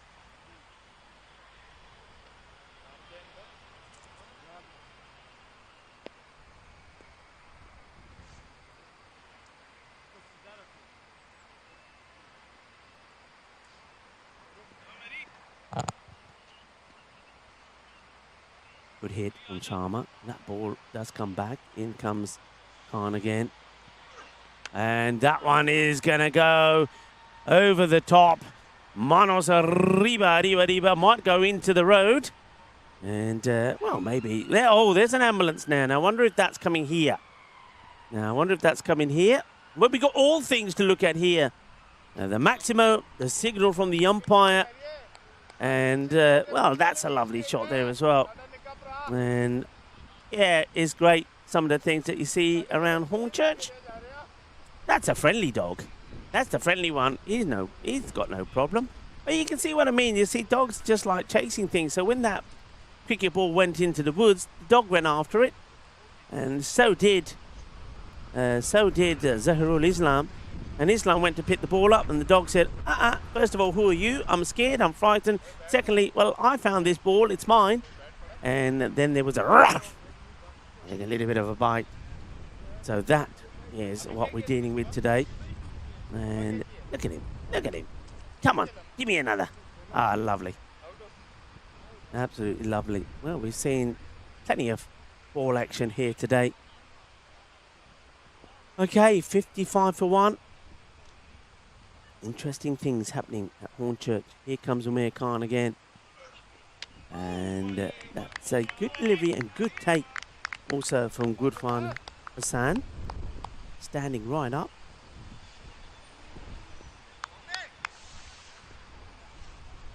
Bolo coming back. Well, Bolo has had some strange things to deal with in the past, but I don't think anything like this. White ball this time. Let's talk about some more international days. I tell you what, it's National Underwear Day today. Yeah, it is. Let's talk about the day. National Underwear Day. High in the air. I don't think it's got the distance. Fielder is chasing it and can't stop it. It's kind of bounced. I think this probably bounced over him. He wasn't able to leap up in time. So that's going to be 4 runs. It was banged in short. Here it is here. And field, let's see how close the fielder gets to this. We'll talk about underwear in a moment. And I just think, well, sometimes underwear is clean and fresh. Sometimes it can get soiled, especially if you get attacked by a dog. Batter says, that only went for 4, should have gone for 6. I want a new bat. So Raja Sharma does get a new bat. And Zain Mughal takes it out to him. And, well, the first thing he uses is the edge of the bat. Well, he says the other one didn't have the edges knocked in. This one does. Uses the edge. He's going to get a boundary. It's going to be the end of the over as well. No, 19. Come off the 4th over. 64 for 1. So embrace your body by dressing it up in your favourite underwear. Parade around the house, or if you feel confident, post a picture on social media. From bras to panties, corsets to boxers, one can always find some sort of garment to go between their skin and their outer clothing layer. This day is about celebrating those articles of clothing and the body image we all attempt to cultivate with them. And revel in your undergarments, show them off and smile. Well, you should be happy with who you are and embrace that body image. Bolo just come up here. Bolo, come here. I gotta ask you questions. I gotta know what happened. So, have I got this right? The ball goes into the haunted woods. The fielder goes in there to get the ball as we get another ball going. That be careful. That's where the ball went. So the fielder went in there. The dog was already there. Went to pick up the ball, and the dog went. I see. All right. There you go. So the dog had the ball. He got bit on the arm. There's been some blood, which the owner stayed around for a bit and walked off, which wasn't the most responsible thing to do, because, of course, what we want to know is, has the dog got all of its vaccinations? That's important, especially when, the ambulance, if the ambulance comes, or if the fielder might be making his own way to the hospital to have a tetanus injection if he's never had one. Excitement here at Hornchurch. We see a little bit of everything. All right, back to the action here. Starts Mohammed Bassett with the ball coming off him. Now this has come right off the pad. Big step forward from, this is Abhinandan Saini. He's the number 3 batter. We call him Abi Sahini. Full toss. Firmly hit. No need to run for that.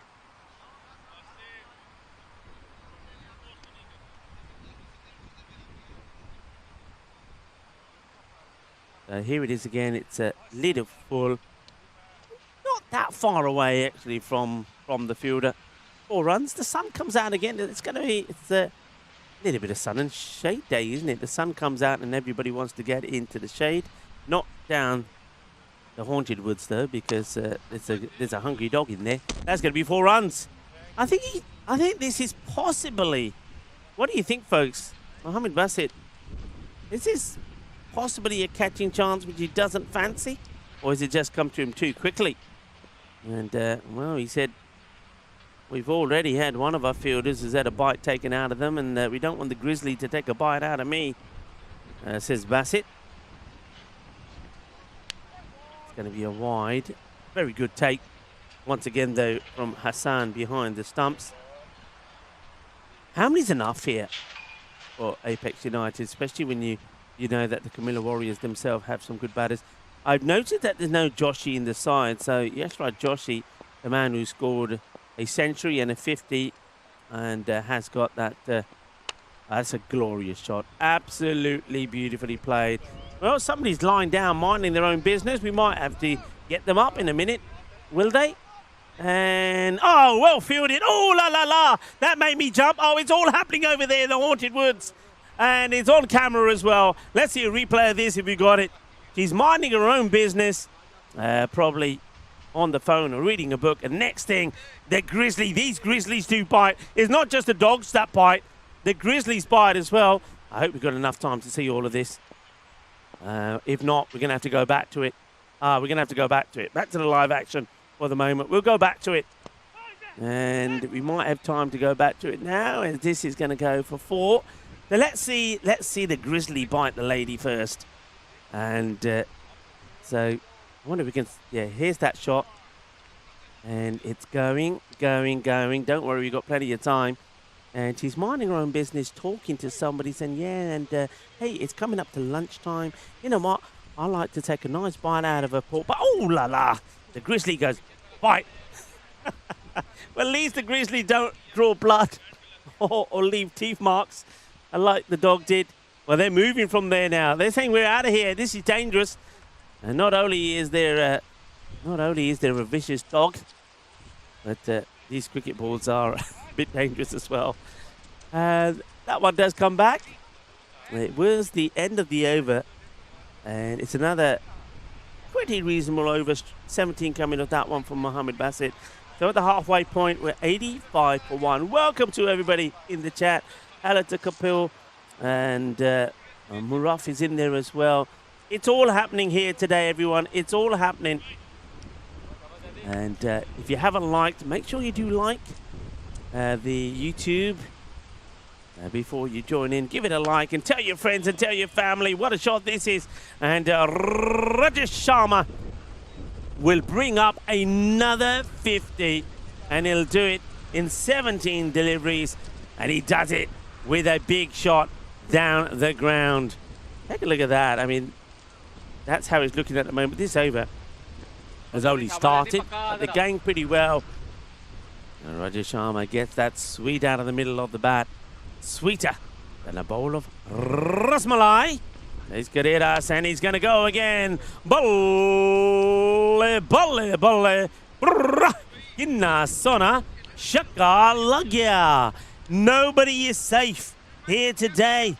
We've seen a fielder get bit by a dog. We've seen a lady get a tickle by the grizzly. And now we're seeing, well, those gentlemen minding their own business, sitting under a tree getting attacked by the grizzly. Hornchurch is a dangerous place to be today. And this one, he's not happy about this shot for some reason. Rajesh Sharma, he gets a single, but he's very disappointed with himself. Gets to the other end after bringing his 50 up. How can Abhi Saini go here? So yeah, National Underwear Day today. Short, high. I don't know if he's got the distance here. Fielder getting ready to take the catch, and will take the catch. That's going to be the end of Saini. So Abhi will have to go. Goes for 16. So never really looked that comfortable out there, if I'm honest. But it's a very good catch taken. And, well, a wicket for Ali Imran Zaidi. Maybe things are going to start to get a little bit better for him. Zaidi gets Saini. Nice catch taken out there in the deep.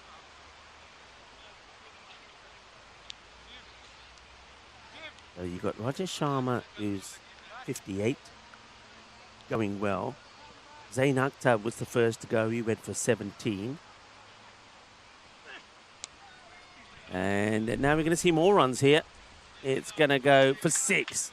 Well, and that's going to go. Oh, it's going to get on the bus. It's on the bus. It's going to Rainham. Somebody stop the bus. Stop the bus. The Grizzly's gone for a ride. Bring back our Grizzly. We want our Grizzly back. Well, there's the shot. What a funky shot it is indeed as well. 6 runs played absolutely superbly. Great way to bring up the 100. And it jumps on the bus. Our Grizzly has gone for a ride. And, whoa, what a lovely shot that was. That's Umar Riaz. 6 to start with the reverse. New balls, please, because that one's on its way to Rainham. Well, Rainham, maybe when you come back, you can bring that ball with you. Yeah, I was talking to you about the wickets that have gone. So Zain Akhtar, he went for 17, didn't he? Of 7. Good catch by Khan to remove him. Kasim got the breakthrough. Over to go here then in the 6th from Zahidi. And he's going to get absolutely pelted. That is humongous. That is absolutely humongous. Well, that's gone where we had the fire the other day. And, well, they better put out this fire pretty quick of Omer Riaz, who comes out and he's blasted 2 balls for 6. One, the funky, sexy shot, the scoop for 6. And this one was just brutal as it gets muscled down the ground. Another biggie. 110 at the end of 6 overs. 2 wickets down. Akhtar, 17, caught by Khan off the bowling of Kasim. Then we just saw Saini go for 16.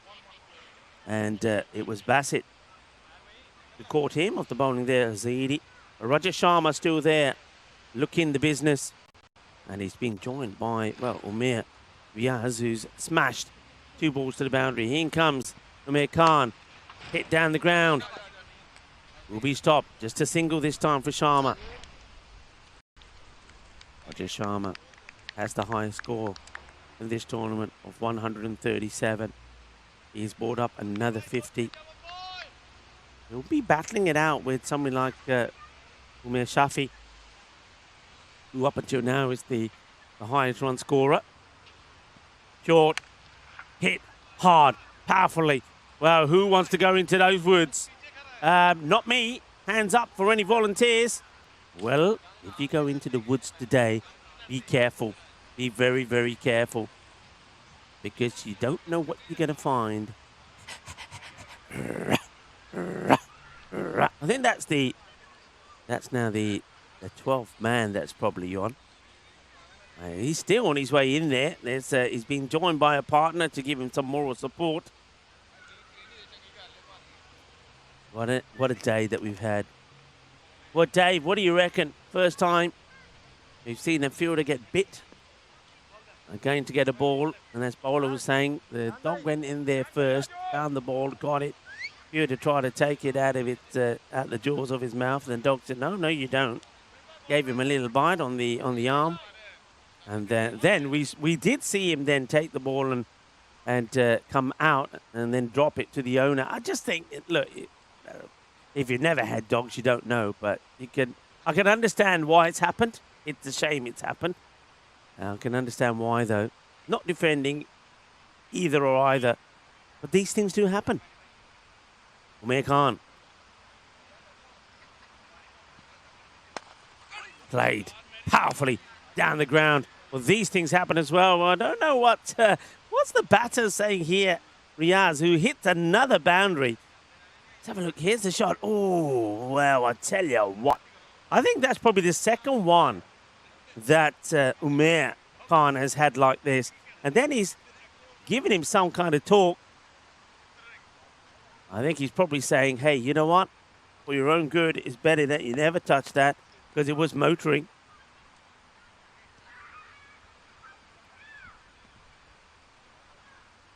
Okay. What next? It doesn't get this out the middle. It's bobbling away. Watch the bounce. Well fielded. Just a single. Glorious sunshine now here in Hornchurch.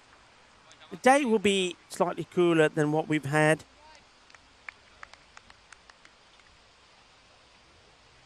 Temperatures at the moment probably 24 degrees.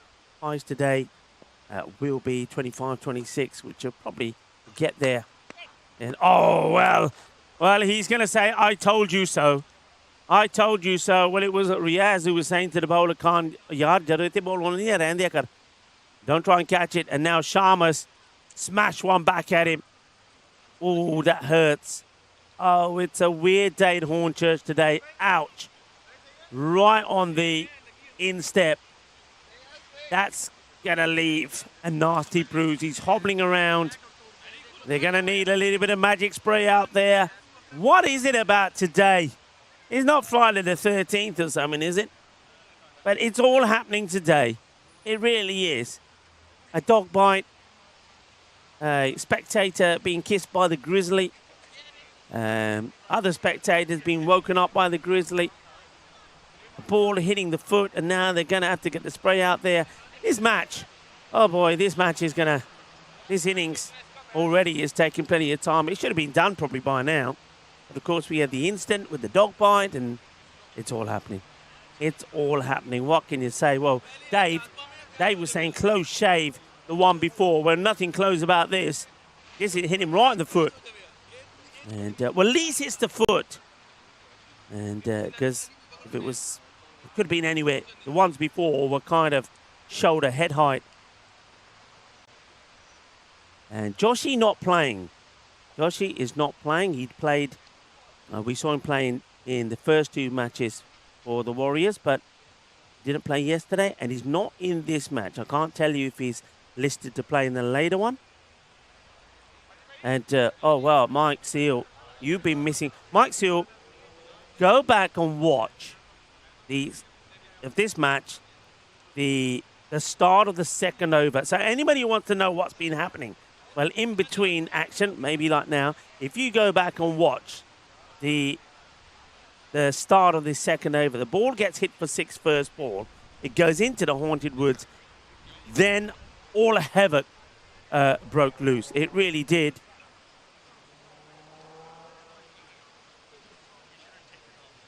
So, well, look, while things are being sorted out there, why don't I welcome you into the commentary attic here at Hornchurch. Looks like the bowler is putting his shoe and his sock back on. That's a good sign. It's been a weird day. What can I say? It's been a weird day. And all sorts of things happening. And sometimes it's just like that. I mean, what can you say? We had the first last week with a fire. We had to stop play for about 40 minutes because of that. Today, we had to stop play for about, I think it was about 15, 20 minutes because a player got bit by a dog. It's just weird. It's all happening. It's all happening at Hornchurch. It's getting horny at Hornchurch, as sometimes I like to say. Khan. Well, we've seen enough of this at Hornchurch. Boom, shaka, boom, boom, boom. Shaba, shaba. Seis queridas más. It's the end of the over. And Umar Khan will say, well, never mind that. At least I've still got a foot. As that gets blasted. Oh, boy. What a day. And if you thought it was just going to be another normal day, think again, because it's anything but normal. 129.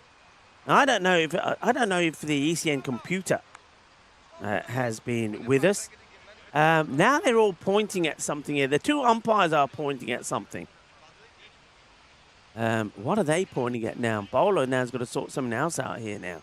What's happening? I think maybe the fielder who's going at square leg needs a bit of magic spray. I don't know what's going on here. I don't know. Yeah, what I was about to say is I'm just checking if anybody from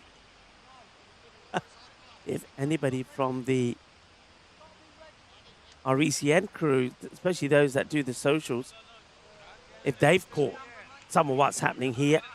Maybe people are sharing it with the people that are there in Switzerland because it's all happening.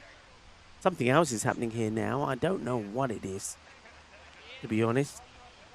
We've got, I think, one fielder. Oh, I don't know. Maybe they had too many on. Maybe the 12 has now gone off. Oh, that's hit down the ground. Should be fielded. Will be fielded. Roger Sharma, not always hitting boundaries.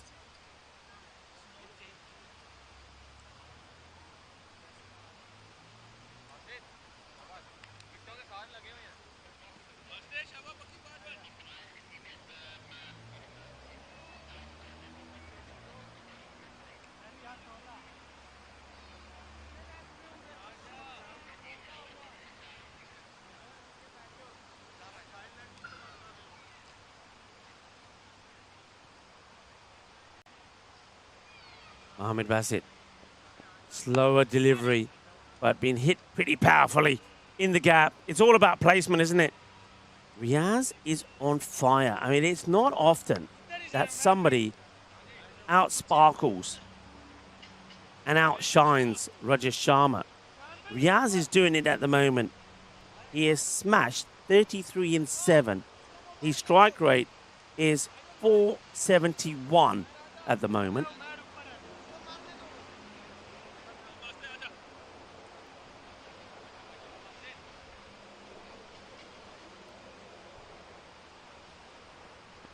And it's going to keep going that way. That's another biggie.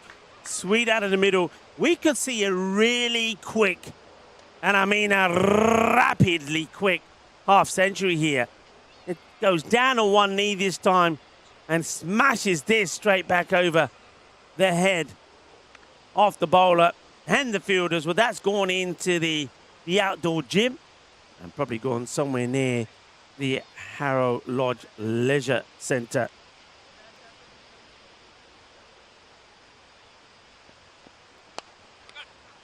And this one won't be going the distance. Good comeback. Good stop as well. Good alertness from the bowler. That's it. 140. Expected around 180. That's what they would want to get here. I think that's what, you know. Oh, Gandhi ball. Gandhi ball. Oh, bari Gandhi si. Full toss. Chak ke mariya. Chiper bat ke mari. Shakka lag gaya. Now, has that been called a no-e? I think Mohammad Adnan, he's got an arm out like he's signalling a no ball, but he could also be signalling to the umpire how many balls to come. And that just looked high. It looked high. Let's see it again here. What do you make of this, folks? What are your thoughts? I think there's no ball. I know he's gone for the slow ball. It might be coming down. I think it's waist or above, remember. For me, it's a no-e. I haven't seen it appear on the screens as that, though.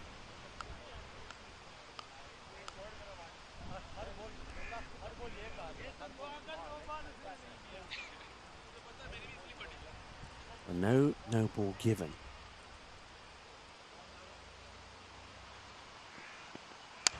Smashed. Boom. Shaka time. Shaka Lagia and Riaz, he will bring up his 50 in 11. And remember, there was that one dot ball in there. Otherwise, it could have been even quicker. But what an explosive knock. 51 comes up for him in 11 balls, 7 sixes, 2 fours. The 150 also comes up 152 for 2.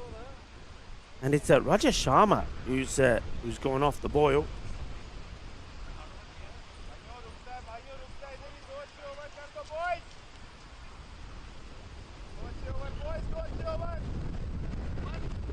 How many can they finish up with? Where can they end up with here?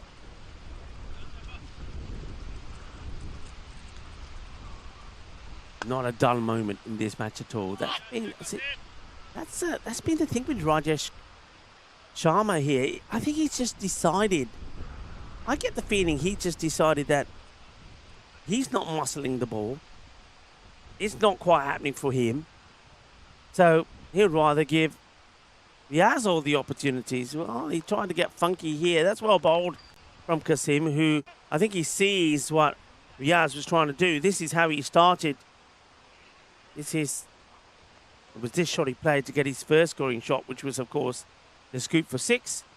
And now he just hits it powerfully down the ground, and Yoda does well. Just a single.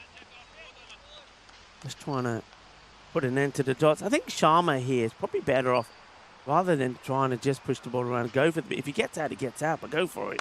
And that's, I think, what he's going to try and do, and he's going to just get this over the outstretched hand of the fielder. It's going to be 6 runs.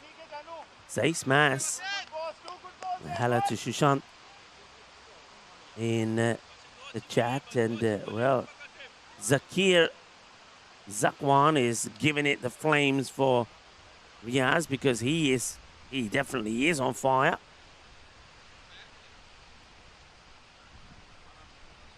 Okay. And, yeah, Mike Seal was with me saying that's got to be a no ball. It wasn't called, though.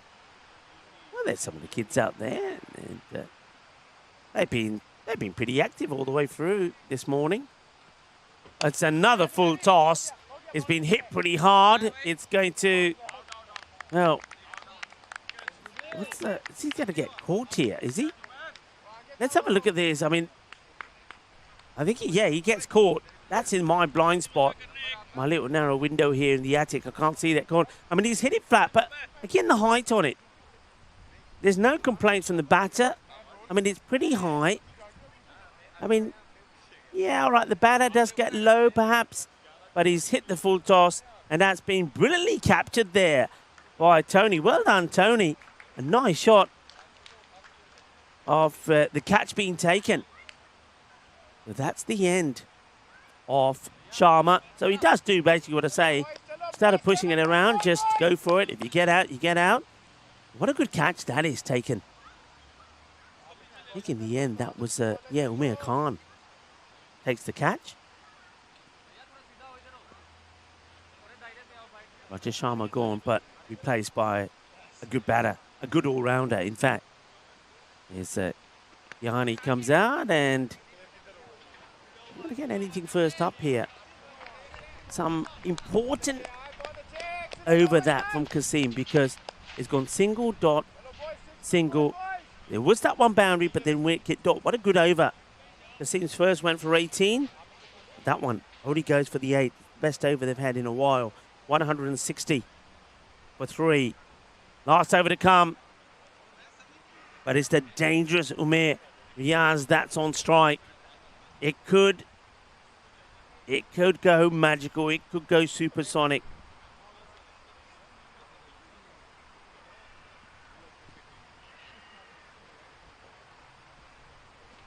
Who's going to bowl it? It's going to be Muzarar Sajib, whose first over only went for 6.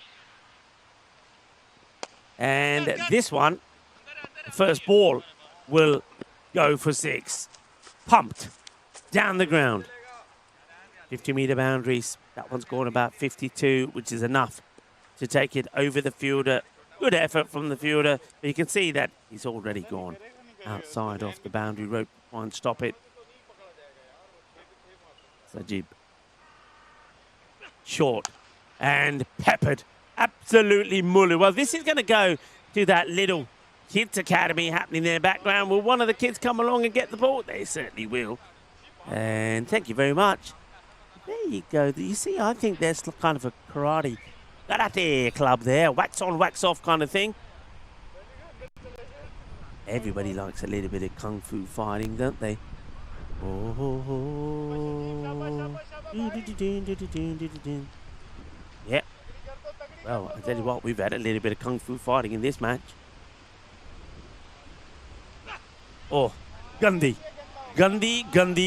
Oh, yaar, आ की कर दिता अपना पहला over इन्ना अच्छा किया सी सजीव ने हुन देख लो की कर दिता छक्का हुन पंजाबी दे दिता minimal gets it all wrong, and with the keeper standing up, who's not expecting it down there at all from the normally very reliable Sajib.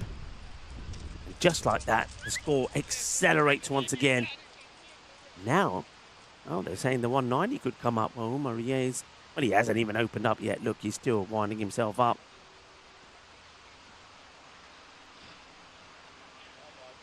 Going to be an expensive over, says Mike Seal. Well, let's see if he can pull it back. We know he's got the ability. Only 6 of his first there. Sometimes this is some, we see a lot of this. A bowler bowls a great first over, then the captain automatically thinks, I'm going to save you till the last. And, well, stumps get rattled. He gets the wicket. Big swing from Umar Riaz. And, well, we know he could come back, and he did come back. That's exactly what I was talking about, Mike Seal. He does come back. He gets one full and straight. And Umar Riaz, his innings comes to an end. He was striking at 400. Goes for the big shot. Don't think he gets a bit of an inside edge on it. Sajib is happy after going a 6-6 and give him 5 wides away. He kind of rectifies himself with that one. 177 for 4. Great knock there from Umar Riaz. 64 and 16. Excellent hitting, but he will get bowled. So Sajib makes amends. Next batter is Patil, who's gonna work this one away. Andale, Eva. And they come back and for a couple of leg byes. So getting closer to that 180, 179 then. There's a couple of balls to come. Remember, there was that 5 wides. Kiani, he only faced 1 ball. He's just out there to run at the moment, is Kiani. Oh, they've got to run here. And they will. That's good running. That's the 180 up. The rare error from Gudfran Hassan. They'll take the bye. So we come to the last ball. Come in the chat. What do you reckon, last ball? Wicket, 1 run, or a boundary? What's your money on? A, B, or C? Wicket, 1 run, or a boundary? What do you reckon? We haven't seen Derek today. Yeah, they're in the middle, by the way. No Derek so far. So what we're going to see here. That last one, by the way, was given leg by. And he's hit it. And if you went for single, then you would be right. I don't know why they didn't actually go for a second there. If the fielder doesn't want to get the ball back in, I would just go for it. So 181, that last over, it does go magical. 21 come from it. I know there was 3 of those 21s were leg byes, but the number of runs of the over 21, 181 for 4. So Sajib, after a very good first over, that the next one doesn't quite go to plan, and does go in terms of numbers magical. So 182 required for the Kumila Warriors to get a victory in this match, or will Apex United make it 5 in a row? And the other question is, will they be able to do it by taking all the points as well? We're going to take a short break, and it probably will be shorter than normal, because we've got a lot of time to try to make up, because everything and anything happened in that match. Rika Full signing off, but myself, Paulo, Bath, and of course Tony, along with the scorers Graham Ollie and the umpires Adnan and David. We'll be back in 10 minutes' time.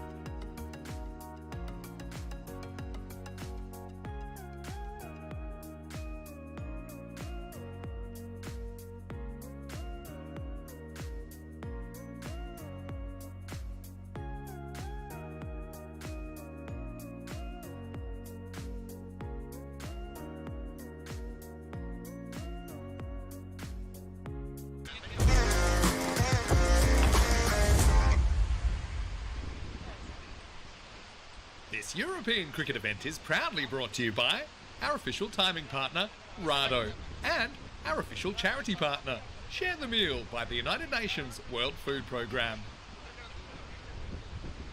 Good afternoon, cricket lovers, and good to have you back with us here in England in Hornchurch at this lovely cricket ground, the Harrow Lodge Park, as we get ready for the run chase. The Camilla Warriors, they've got it all to do here, and they've got to chase 182 against a very good Apex United side.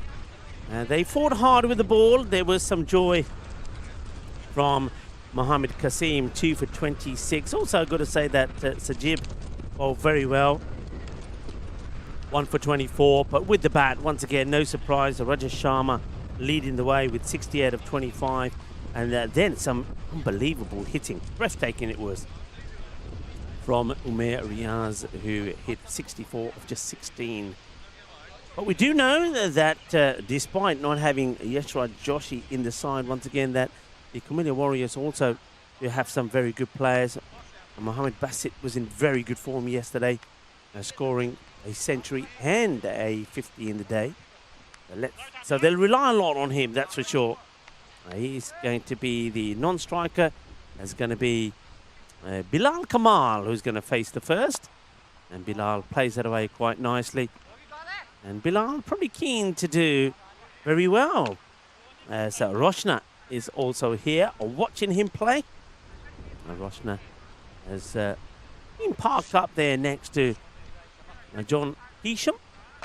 And now it's her chance to see if Bilal can also hit some big sixes on his way to a big score. High in the air. Catching chance maybe? No, it's gone many a mile. But the two fielders actually on the boundary. Well, one of you's got to go get it, boys. You can't just stand watching the ball. Oh, come on. I mean, what's this about? They've got to go and get the ball. Why are they just standing there? Oh, Paolo is not happy about this.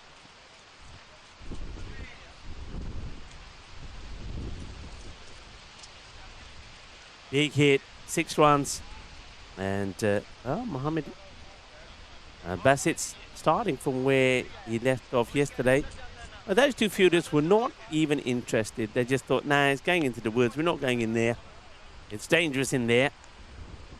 But I think somebody's got to go in there and get these balls. Can't leave them in there. I mean, well, maybe Paolo's going to send somebody around there now, but that disappeared. They're going to have to just get another new ball out there.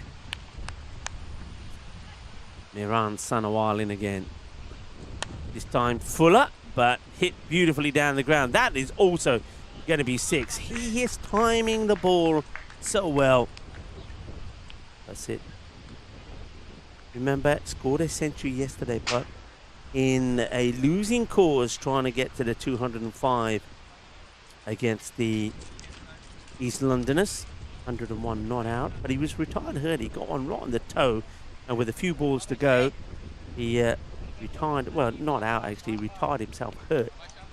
And then when they beat, or when they batted first and lost to the Sharks, he scored 54 and 17. So he was in good form. I think though he needs others to also shine, and one of those others could be Kamal, Bilal, or also could be their captain. Aminul Shihan, a very good left-handed batter. Well, there's more Maximos. So we've gone 166 dot. And that one scuffs him as well. Wants to take a run here, but good work. Quick thinking by the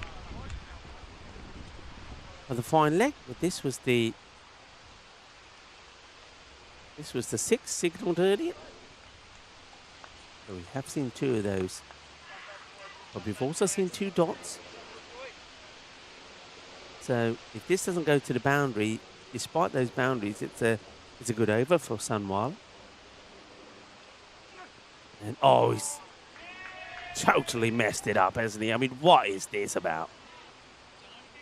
Well, your guess is as good as mine, really, with this delivery from the bowler.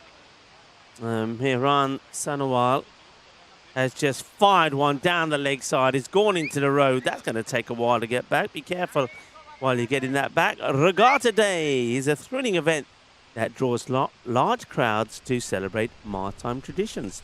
It's not just about boat races. Well, never mind the boats. There's buses, buses galore here at Hornchurch. But anyway, going back to that, it's not just about boat races, but also a vibrant social gathering where people from all walks of life come together. Known as the largest garden party in the world, it offers a lively atmosphere filled with excitement and community spirit. Regatta Day honours maritime heritage. It honours the long-standing connection between the community and the sea, showcasing traditional seafaring skills and boatmanship. So, Regatta Day being celebrated today. So if you're going to go in the water and celebrate it's known as the largest garden party in the world, enjoy. The weather certainly is good enough for it. I mentioned it's International Traffic Light Day. Well, or Hornchurch needs to get in touch with the council and try and put some traffic lights out there. Well, now then, the lights could be going red here, but nobody can get there. Nobody can get there. The bowler and the fielder has a bit of an inquiry. And the bowler still says, well, look, you were over there. You only had to come from there to here. I've come all the way from over there. Yeah, look, he's kind of now to say, well, how come you didn't get there? He's saying, well, I was over there. Well, he's over there. Maybe he should. Anyway, they'll carry on this. He's saying, look, from there. He survives. It's going to be 19 off the over. I think the bowler, Sanawal, probably shouldn't say anything after bowling the 5 wides, because that 5 wides has helped them to the 19. And that's good enough, isn't it? It's good enough. So that's it. And Bilal want to get them a good start. They want to get them a good power play. This is now the man who is smashing the ball all over the place, Umair Riaz. Seen him in the network before. 1 for 10 is his best. That was back in June. So last year he did play. So let's see what he's able to do with the ball.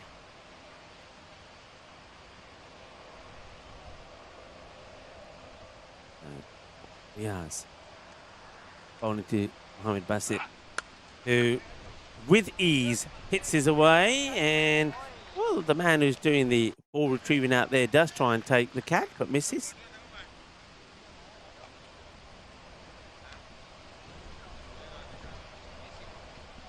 There's 6 more. Just look how easy he makes it look. Thing is though here, I mean, if you saw Basit bat yesterday, very few shots are played out on the offside. You know where he likes to hit it. He likes to go down the ground. He likes to hit it on the leg side. I think you've got to try and get him playing outside the off. Now, if that means making some adjustments to the field, then so be it.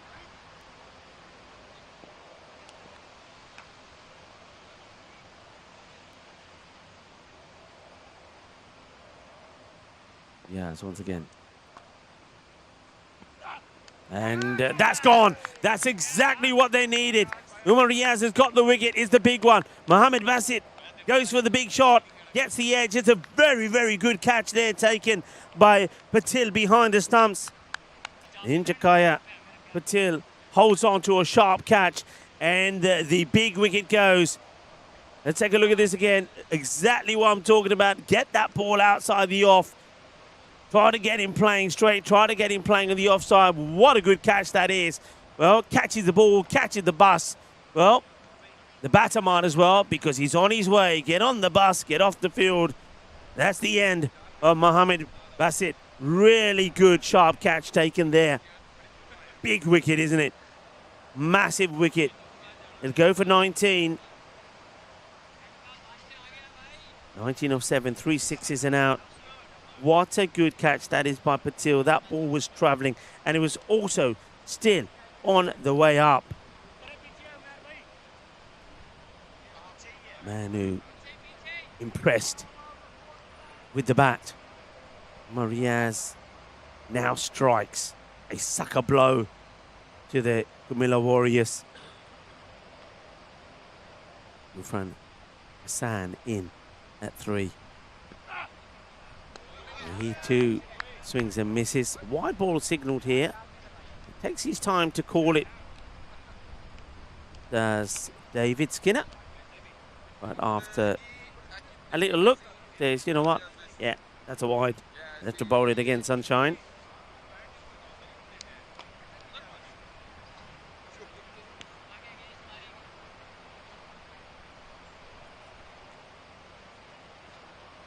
Yes, got that sort of baseball stance. That's a lovely shot. Beautiful shot, this one. When he's got that baseball stance where he just keeps that bat up in the air. But watch his footwork here.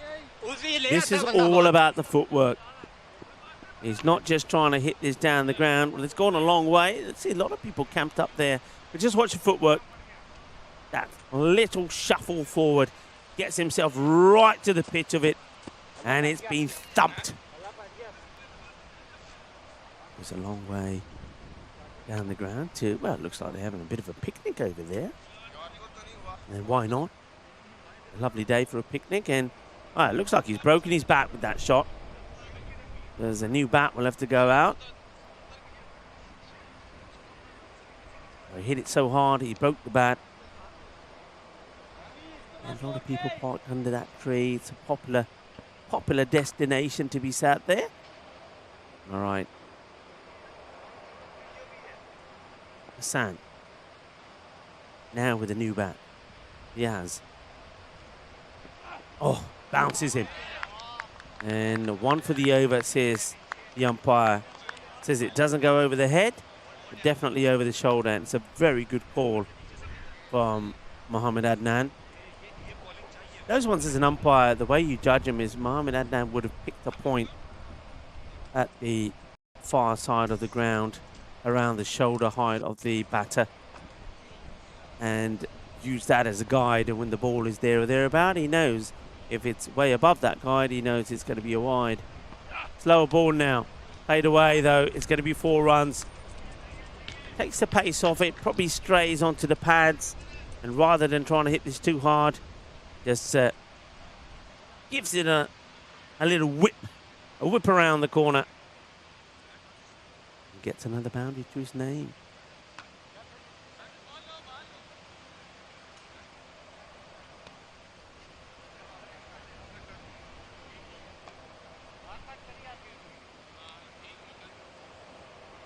Seeing an array of emojis in the chat. Some people say there was a game over there because of the wicket that went there off Bassett. But, well, Hassan's doing all right at the moment.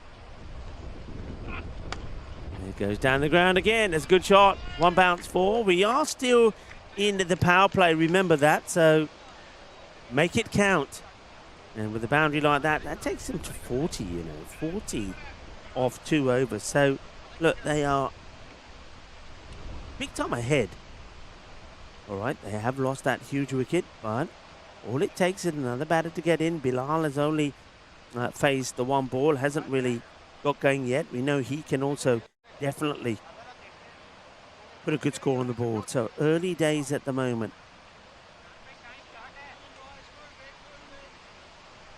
Apex United, despite not playing nowhere near as many games as the others, their maximum rate is still better than most. You can see a lot of fielders now looking to see if they can find a space. There are shades and sun hat, because the sun now is pretty bright out there. And if a few people thought it was going to be a cloudy day and they didn't need their shades, well, think again. As the sun is out, and it's very, very bright out there. And see some of the Hornchurch youngsters are down below as well. They're just playing their own little game of cricket. Good to see them here at the ground. I think I saw Charlie there, young Charlie. Defensively played first up as Sunwal does come back. He ruined his first over. Did Sunwal with a Gandhi ball that went for 5 wides. Otherwise it would have been just the 14 off the over. Second over from Yaz, though there was a wicket. Went for 21. Down the ground, fielder, fingertips. As the best he could do, was always on the up. Struck well from Bilal, but he needed to. Down on the boundary, was sniffing for a jalebi catch, and it was just out of his reach. You can see he does catch a bit of his fingertips. 6 runs signalled there by the umpire. Good effort from the fielder, but no jalebi delight this time, and Bilal Kamal gets his first boundary. Stops the shot here, Bilal. Doesn't feel that he's at the pitch of the ball and just defensively plays it back. David Skinner's given up trying to keep that hat on his head. He's now bulldog clipped it to his pants, saying the wind just keeps playing it off. That's a good hit. That's a really good hit. Now, Rush now, the first to applaud that one. Nice shot, she says. It was a nice shot. Timed beautifully. And that one, well, that might cause a bit of a traffic jam. It's on its way to the leisure centre. Thank you to that, Matt. That's a little bit of fielding for us, but what a lovely shot. No need to run for them. Hit well, timed well, placed beautifully. 4 runs, 50 comes up. Beautifully timed shot. Beautiful timing. A big shout out to Rado, our official timekeeper, as this one has been timed well as well. And this time over the head of the fielder. And Bilal starting to wake up. Oh, look at that. I love the flow of the bat. Very exquisite, isn't it? Very, yeah. Nice. Nice flow.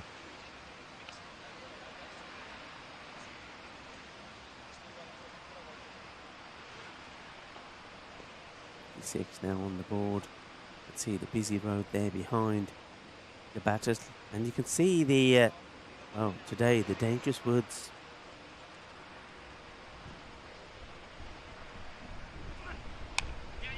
Quite happy just to defensively play this one away. Takes a single after pushing the fielders back. Good cricket.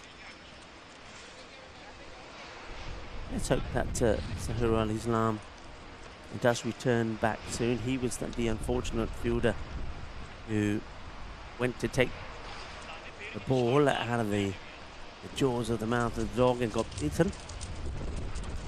Let's hope he gets attended to pretty quickly and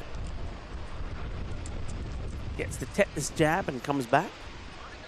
But that certainly wasn't something that that he was expecting, or anybody was expecting to happen today. Over comes to an end, 57 for 1. And now we're going to see the start of the day. The man who was a leading wicket taker with 10 in this tournament, Farhan Kiani. And his first is also going to be sent to the car park. Well, we'll take another look at the Harrow Lodge Sports Centre or Leisure Centre, because that's where that one's going. Crunched. Beautifully timed. Bilal on flow. Just tries to paddle this one in the gap on this occasion. Has a look at the umpire. It wasn't wide enough to be called a wide. Dot ball. Kiani fights back. No run this time. That's clever delivery from Kiani. He knows that Bilal is looking to go for the drive, so just holds that one back a little. 3 men on the leg side boundary. Then you've got a long off and a sweeper out as well. Bit too full toss. You can't bowl that to a guy who's hitting the ball as clean as a whistle down the ground. Probably wanted to dart the Yorker in. Kiani goes too full, and that's going to go for 6 runs. Easy hit.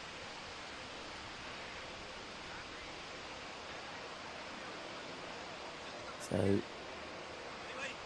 if leaving that, the interesting thing is, yeah, they have got the 2 men out, but they're very wide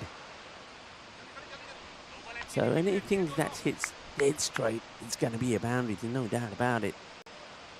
They've got extra cover and long off very close to each other. Well, let's see how that goes here. And it works a treat. So that's why they've got that field set. So they haven't got anybody behind point, but they've got a wide extra cover sweeping for that particular shot. And now it's going to be 6 more. This time is Hassan's turn to bludgeon one. Good little partnership this. If one batter doesn't get the boundary, the other does. And just like that, Kiani will also go for 19. And the score ticking along nicely. 76 for 1. Well, those of you in the chat who were giving it all the emojis and saying that's it, game done. Well, are you back with us? Do you still believe the game is done? Because, well, it may not be the case here now. But Shatamal was saying game over. But it's far from over because they're staying not just with the rate, but above the rate. 106 of 36. Need to go still at around 17, but if they keep hitting the ball like this, they'll get there pretty quickly. It's another one that gets over the... Whoever the chap is doing a grand job there on the leg side, saving the legs of the fielders. The fielders are not keen to get in there. That's a lovely shot. Sweetly played. And in you go. This is now the captain, Imran Safdar.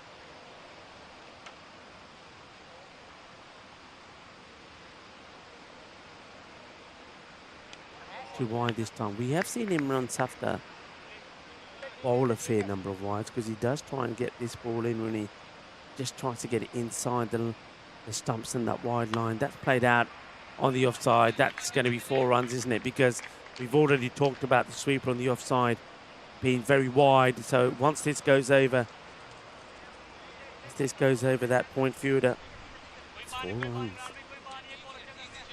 They're on course. They're on course and on target. 127 would see them get a point. And it looks like they're going to get to that pretty easily. Wide ball gets followed up with the boundary once again. And it's hit flat and hard. Very little bat lift from Bilal, but he's got so much power. This is timed. Well, it is National Undergarment Day, and he's timed the pants of that one, hasn't he? What a hit that is. Cracking shot. National Underwear Day. And that's been cream crackered. Yeah, embrace your body by dressing it up in your favourite underwear. You can parade around the house if you want, and if you're feeling very confident, you can even post yourself in your underwear. It's going to get over the point fielder again, and this time it's well fielded by the sweeper. Comes around, and nicely done. Bit of a one-handed pickup there. Couldn't tell you who the fielder was because let's just say the artwork, the back of the shirt was too snazzy for me to pick up, and this one is too snazzy for the fielder to pick up. Oh, give me 10. Give me 10 because you missed it. Good effort. Achhi कोशिश की थी fielder ने. चंगा bhajiya. Chungi dive मारी है, but चौका लग गया. Excellent try. Look at the way he keep playing this. Look at the way he ends up here. And then he says, all right, I might as well give you a couple of press-ups while I'm at it. I think that might be, is that Mirza out there? Or is that Butt? Whoever it is going to have to go and fetch this one as well. Well, he's lucky. He's got some people behind him to help him out. As Hassan and Bilal are mullering the ball to all parts of the ground. That's another big hit. He goes down on one knee, smashes it over. And at the halfway point, they are some 20 runs ahead of where their opponents were. So that's the 100 on the board, 105 for 1. The captain goes for 29. And their opponents at this stage were on 85. Can they keep this momentum going? Bilal, too shy of his 50. Akhtar gets the ball. That's played beautifully. That's 4 runs, and that'll be 50 to Bilal. Kamal kar ditta. And we'll get all the applause. Well batted indeed. And of course, Bilal gives a little look there to Roshna and appreciates her applause as well. Well, she hasn't wasted her time coming to see her man bat. Bilal Kamal has batted beautifully, and he ain't done yet, as this one gets pushed out and timed delightfully for another boundary. There's nothing better, is there, than performing when you've got loved ones or friends that are watching you. It just makes it that much sweeter. And Bilal Kamal, he's enjoying it out there at the moment, as he's got his team well in front. Look at the rate. It's been taken now down to below 15, and they're still going. They're still crunching it. The Camilla Warriors, they are showing what they're made of here. We saw them make a great start on day 6, didn't we?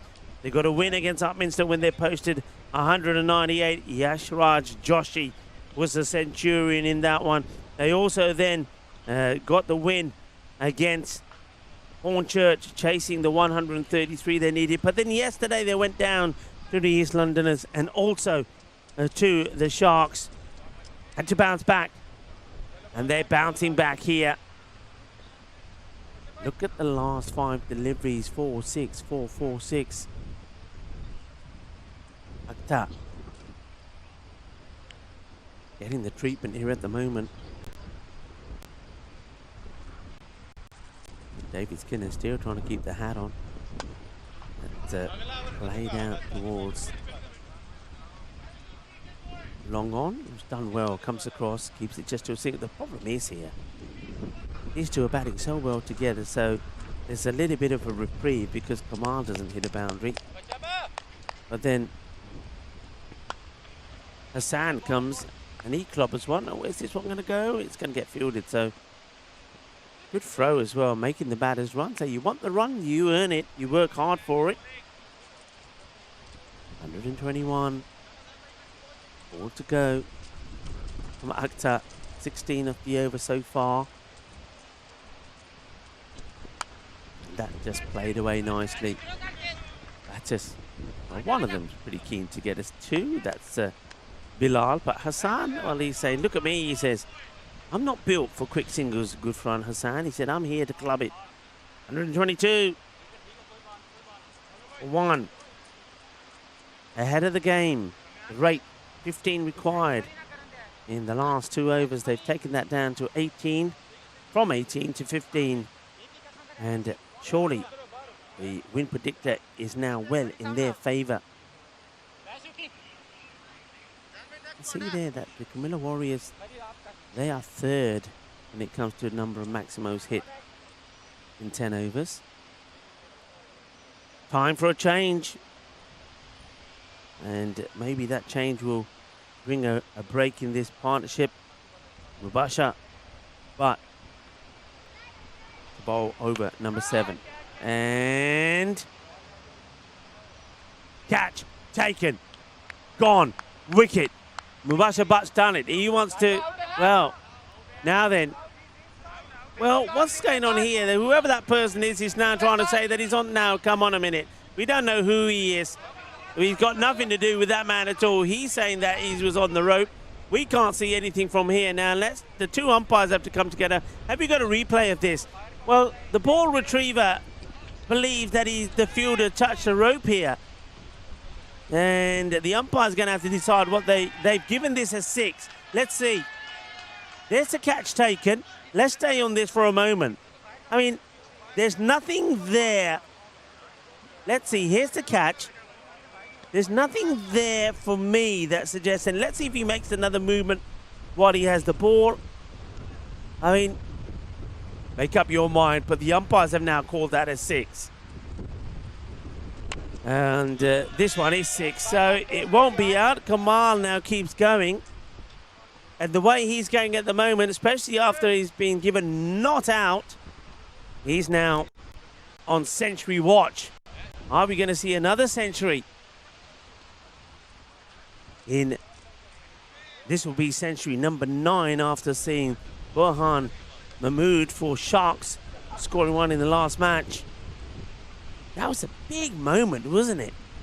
Big moment, and now I can see Bolo there.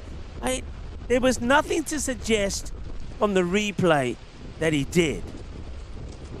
Now, who the person is out there, whether it's just somebody neutral, just doing some ball retrieving, whether he's somebody from one of the teams, I don't know. But it looks like the umpires have taken that person's word because he was given out. That's going to be 4 runs. Played away beautifully this time by Hassan. And these two came together to score on 25. They are rocking and rolling at the moment. And Apex United facing defeat for the first time. It's played out to just be a single. Well, one thing we know is they're not picking up all 4 points, which they did in all of the 4 victories they've had. They may not even be getting a win here. They'll take a point away from this. As that played away with a bit of care this time by Bilal. Probably happy to take the single and go back on strike, 141. So Mubashabat probably thought he took a wicket off the very first ball he bowled, and I was about to say that's what change brings you, but it's not to be given as not out. And now they're still discussing. I can see the other fielder who was also next to the man who took the catch is having a chat there as well, and not happy with that call that's been made. But I don't know what the process there that was used by the umpires, but it was given not out. That's going to be a wide ball. It's a good take. And Jakaya Patil, well, it's a long time ago since we saw him get the wicket of Mohamed Basit, and everybody say that's it, game done. That was when the score was on 25. Then we've seen an onslaught from these two.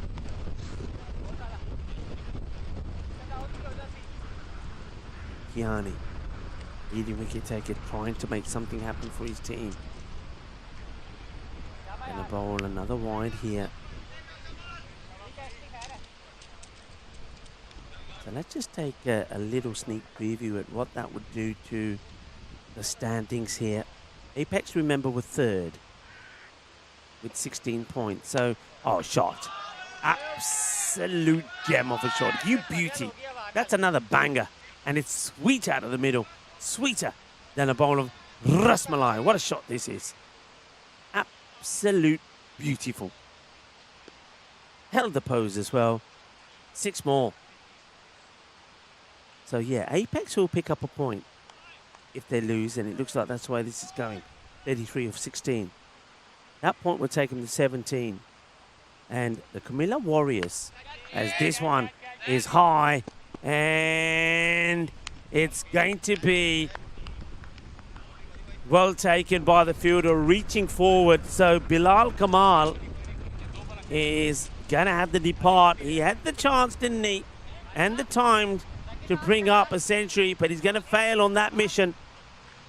But he has put his team firmly in the driving seat. So Kiani, the leading wicket taker, he can add one more to it. That's a very good grab, actually.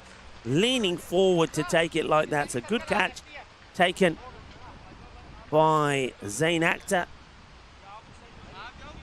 Akhtar holds on to the catch.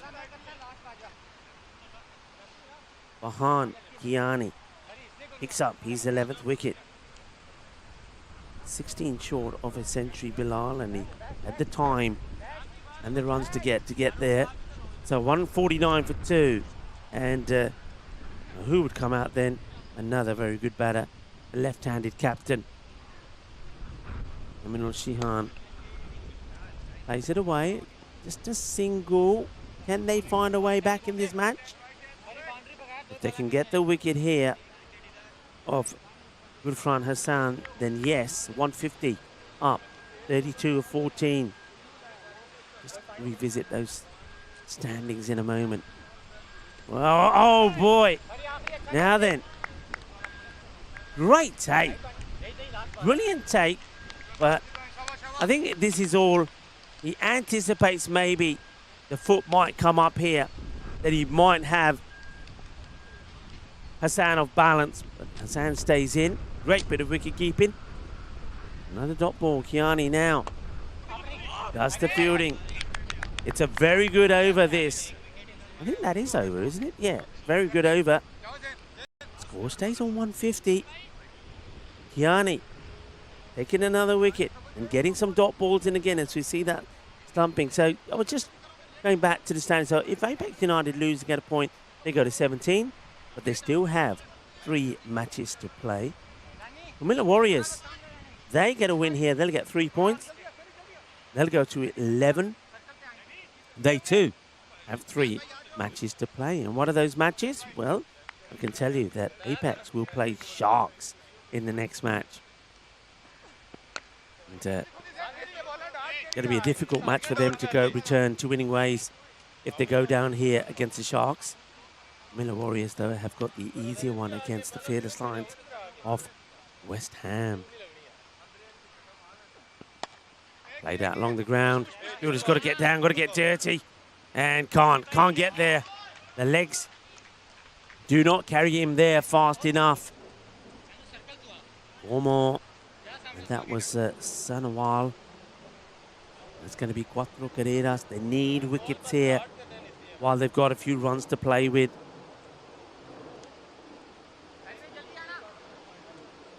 Akhtar is the man who gets brought back to bowl the 9th. They say it all happened in the 9th. Played firmly, and this time it will get fielded. And I think they replaced Sanawal, did they? It looks like they did, you know. Sanawal looks like he's come inside the 30-yard circle now, and they put somebody who's a little bit quicker and fitter on the boundary. Just a single. 27 required of 9 balls. Akhtar with the ball. The rate's just gone up a little. Is that too wide? What's the decision? No, it's a dot. Massive dot as well. Now, just hold the fort for a moment because this game is starting to turn. 27 of 8. No. Miller Warriors. Okay, high in the air. Well, that's going to go all the way. 6 runs. Hassan gets it out of the middle. Boy, did they need that boundary. And they could do with 1 more. 21 of 7. Just turns it into a full toss. Just gets it wrong, Zain Akhtar. Just gets it wrong at the last moment. And it gets muscled away for 6. Keeping a cool head here. Good Fran.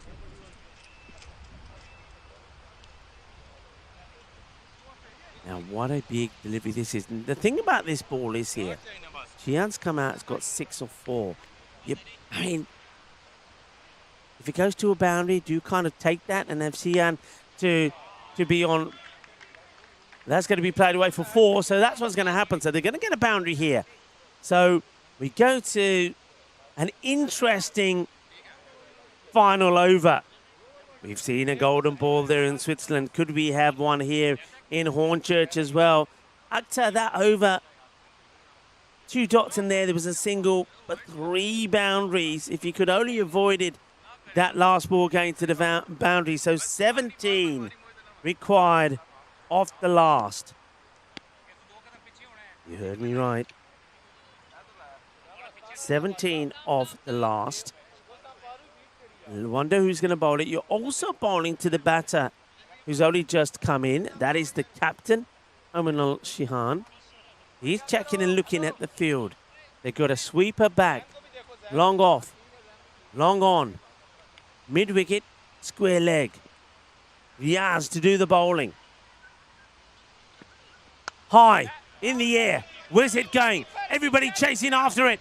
It's like being at the races. And, well, What has happened here? Has he put this catch down? I think the wicketkeeper, Patil, has got there, but the ball, the way I see it, because I don't know, we got this on the replay, has come off his gloves. Let's see what happens here. It's hit him. Does it go in the gloves? It catches him, I think, and goes for 4. Catch gaya thalle. It would have been an incredible catch if he takes it. Catch gaya thalle, but catch bhi gaya. Chat tere naal match bhi gaya. 13 of 5. Could that have been the match-winning moment for Apex United? Slower ball, a swing, a miss, a dot. 13 of 4. Good change up there from the bowler. Umar Riaz. Pressure, pressure, pressure. Oh, what? That would have been a sensational catch if you think where the keeper took off from and where he got to. He pushed basically everybody out the way, but then I think the ball hit his shoulder and went for 4. How important, how costly could that be? Thing is, if he didn't get there, probably would have been 4 anyway. Riaz. Hit hard. Is he going to get it in the gap? Yes, he is. It'll be 4. Takes us to 9. 9 off 3. 9 off 3. Are we going to see another golden ball here? Could we see another golden ball here? 9 off 3. Captain Umanul Shihan looking to win it for the Camilla Warriors. Get back to winning ways. Apex United looking to keep their 100% record intact. Goes for the shot and he's going to nail it out in the middle. Balle, balle, balle. Inna sona shaka lagya. 6 carreras. And that shot will relieve a lot of the pressure. It ain't done yet though. It ain't done yet. Just look at Hassan at the non-strikers end. He's feeling the pressure. There he is. 3 off 2. I think you gotta go here, whatever happens. If you don't get a boundary, take the single because you can win it off 2. It's very difficult to try and get 3. Then you got to have a boundary. In comes Riaz with the ball. Slower again. It gets played away. Bounties once. Duda makes a stop. 2 off the last to win. A single takes us to a golden ball. 2 to win. 1 for a golden ball. Well, we don't like to see that on the network. I mean, the batters swapping bats. I mean, anyway, that's not for me to deal with. All right. Here we go. 2 to win, 1 to tie. The 1 takes us to the golden ball. Quick look at the field. Now we know where he likes to play. Will he take the gamble and try and squeeze this one in? They push the backward point back. Long on. Sweeper. Square. Backward point goes back. Here comes the ball. It's a short one. It gets played away. And that will go for 4. That's the victory. It's going to be a win. Well done. Well played. And now there's some, we don't like to see this. A little bit of spice in the middle. A little bit of masala. Little bit of masala in the middle. Something's obviously being said. That shouldn't have been said. They don't like it. It's all happening here today. I've said that already. Well, and it's all about the win. I mean, the captain there, Shihan, probably is the one who's being held here. But tempers flare in a big match. But it will be victory. Victory it will be to the Camilla Warriors. And there's the shot to do it, the uppercut. Probably wasn't the ball I was expecting. But you can look at Shihan. He's absolutely pumped about it. And maybe in the process of his celebrations, perhaps he just got a little bit too excited and said what maybe the team that end up losing the match, Apex United, didn't want to hear. It goes down to the wire. We won't get another golden ball on the network, but we get pretty close. But it will be a victory there by 8 wickets A very good run chase from the Camilla Warriors. They've certainly now got their hopes back alive to try and finish in the top 4. Apex United, they got another very tough match coming up now because they will take on the Sharks Cricket Academy, who, remember, they're playing their last match, the Sharks.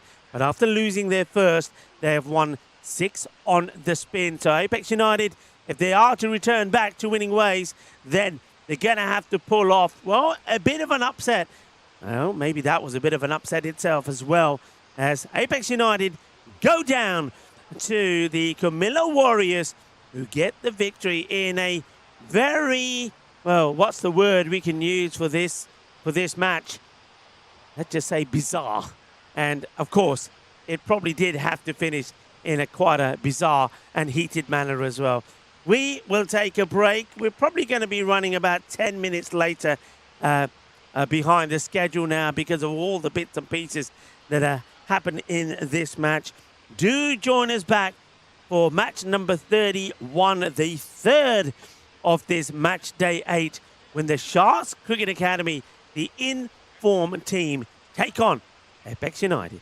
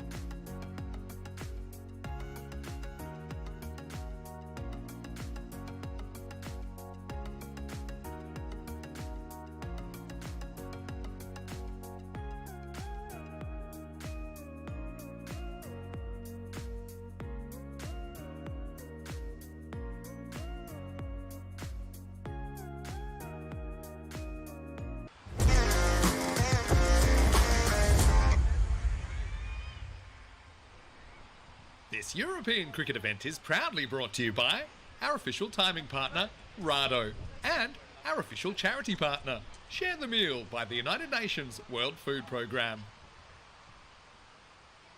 Hello, everybody, and we're back after, well, quite an entertaining match number 30, the second of this match day 8 here in Hornchurch, a match that was won by the Camilla Warriors. What a run chase that was. A couple of things there. First thing to clarify, the catch that I think a lot of people were talking about, it was the umpire, David Skinner, who himself said he not influenced by anything or anybody. He thought the rope moved. He was confident in his opinion that the fielder had touched the rope. That's why it was given not out. Nothing at all to do with the ball retriever. And also, you'll probably notice if you're looking at the team sheet, there's been a late change to the Apex United side because Umar Riaz, because of his reaction there right at the end, some ugly scenes that nobody wants to see them. It's not cricket. It's not the type of cricket that we want to endorse. So actions have been taken against Umar Riaz, and he is not allowed to play this match. So basically, he's been banned from playing this match because of the actions that he took. And I think that's a decision after speaking with the umpires that bowler has taken. So he will not be playing this match, and they're probably going to miss him because they're up against the Sharks. The Sharks are a strong side. The thing that has gone in Apex's favour this time is they've won the toss and they will once again bat first. And this time, they'll be looking to hold on. 181 was not enough against the Camilla Warriors, who got that win thanks to a great knock there from Gulfran Hassan, who did, by the way, also finish with a 52 off 16. So we're ready to go. Are you ready, everybody? Are you ready? Dave says we're back. And always somebody asking who will win. Very easy. Stay tuned. Enjoy. Watch. And you will learn. All right, here we go. Umpires are ready on a hot, sticky, exciting, and well, let's just say pretty fiery day at Hornchurch. Start of match number 31. Our third in the day. Bowler to bowl it is going to be Mir Faisal. The bowler is Mir, and he's going to be bowling to a very good batter, Raja Sharma. Maybe Sharma is due a wobble. Does happen. He'll be hoping not. We're going to need the best from him, especially with no Umar Riaz in the side this time because of his unconductedly action. That's quick delivery that's gone through him, but it's going to be a wide down the leg side. Faisal, he does bowl with a bit of pace.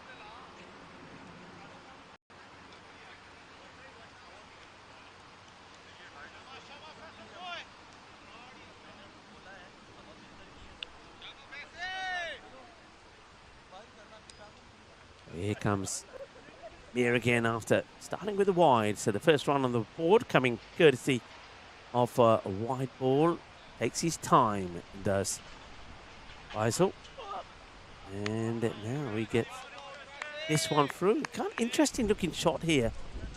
Trying to play. So another dot. Just seem to be having a few issues there. Sorry about that. Looks like you're getting some black screens on the replay camera. The path will sort that out.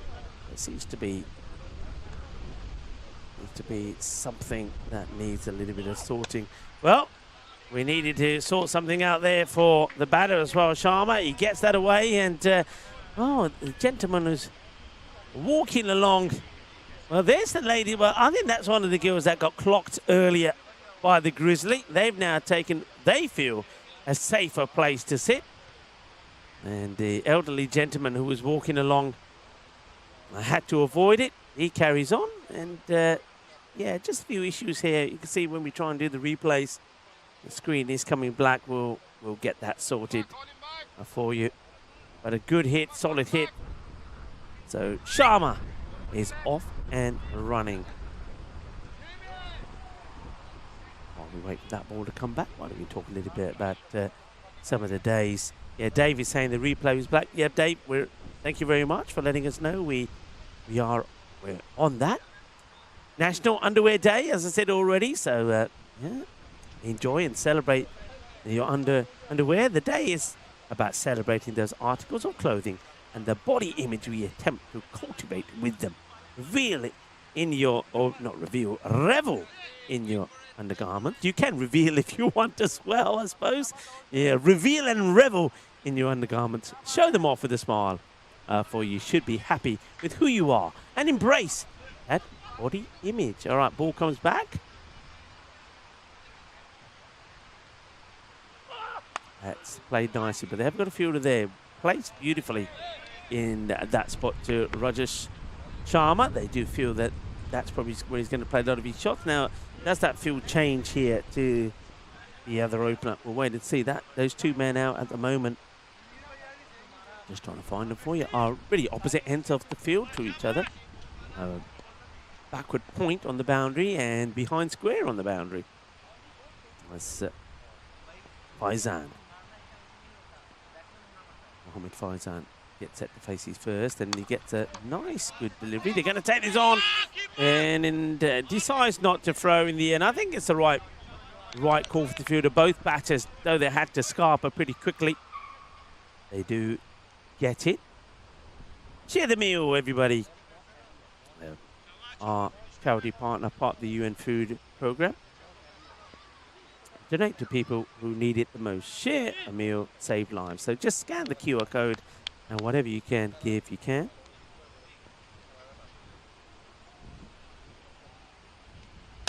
That's a good looking shot, and that is going to go for 6. Shaba, Hinna Sona, Shaka Lagya, 6 carreras más. And this time is out of the bat of Mohammed Faizan. Played away quite nicely, 6 more runs. And there's the signal, quite elegantly given there by Mohammed Adnan. Well, it's time that you might be thinking about having something to eat. What you're going to have to eat later. National Couscous Day brings people together through the love of couscous, a versatile dish that pairs well with almost anything. My daughter makes a lovely couscous, by the way. Hello, Sonia.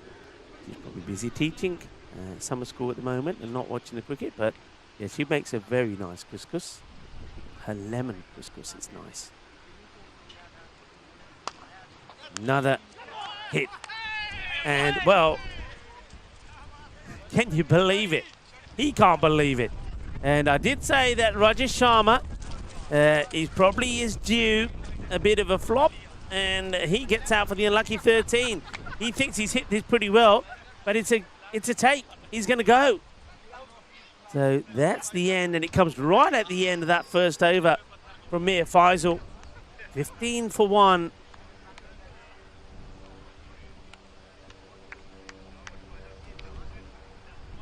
I mean, he's hit this hard. Look at this. He's crunched it.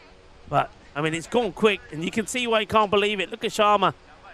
Rajesh Sharma just stands in disbelief as a top catch taken. It's gone quickly. And it's been taken by, I just noticed here that Tanawar Sikandar coming into the side for Sharks. Now, last time we saw Sikandar, he was doing amazing things. Well, there's an amazing catch taken there.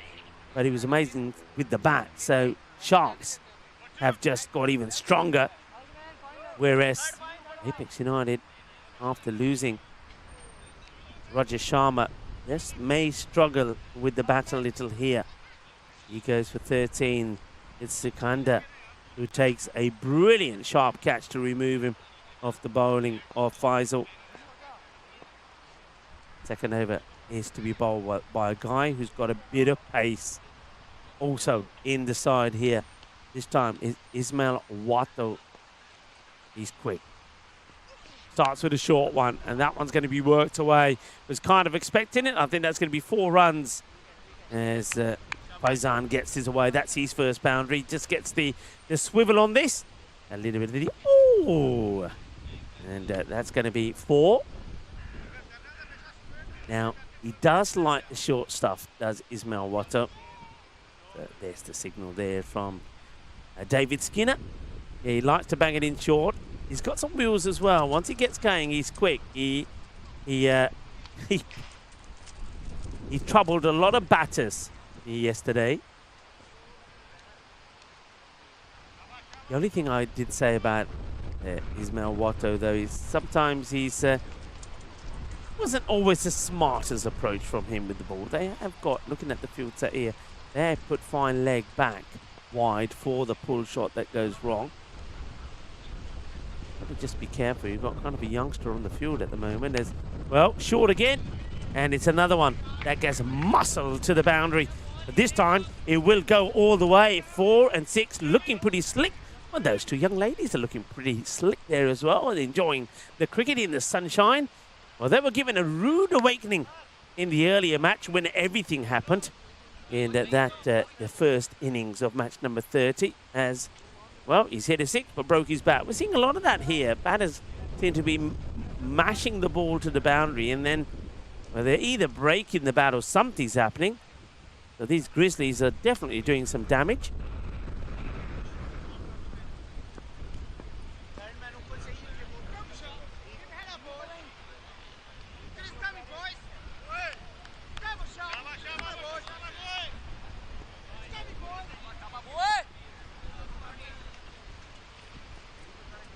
Here comes Watto again. Oh, that's that quick delivery.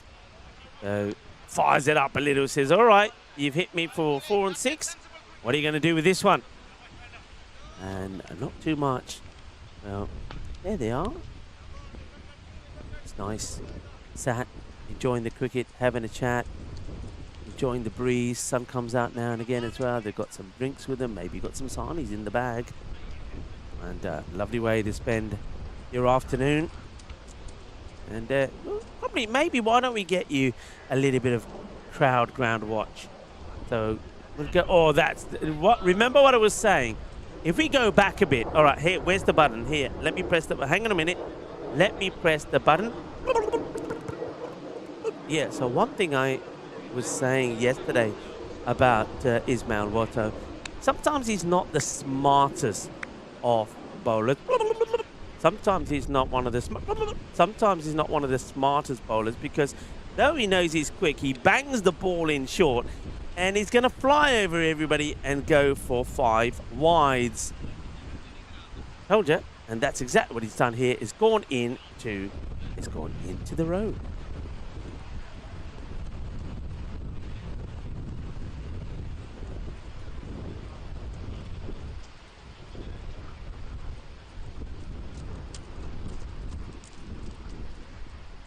So, yeah, not very sensible from Watto. Well, there's John Heesham there. Got some of the youngsters in here.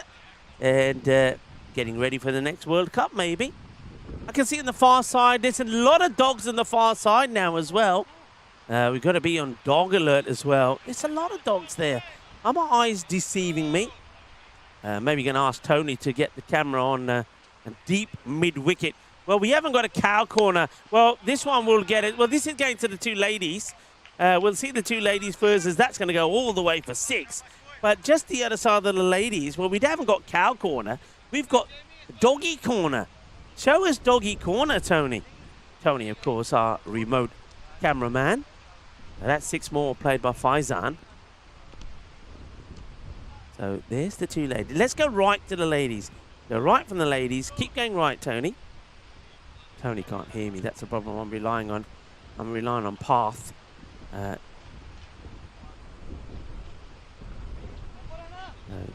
ball hasn't come back yet. So let's go on. Let's see if we can see dog watch.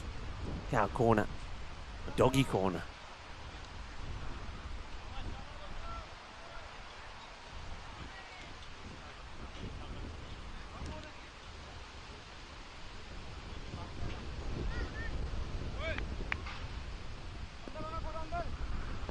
Watto.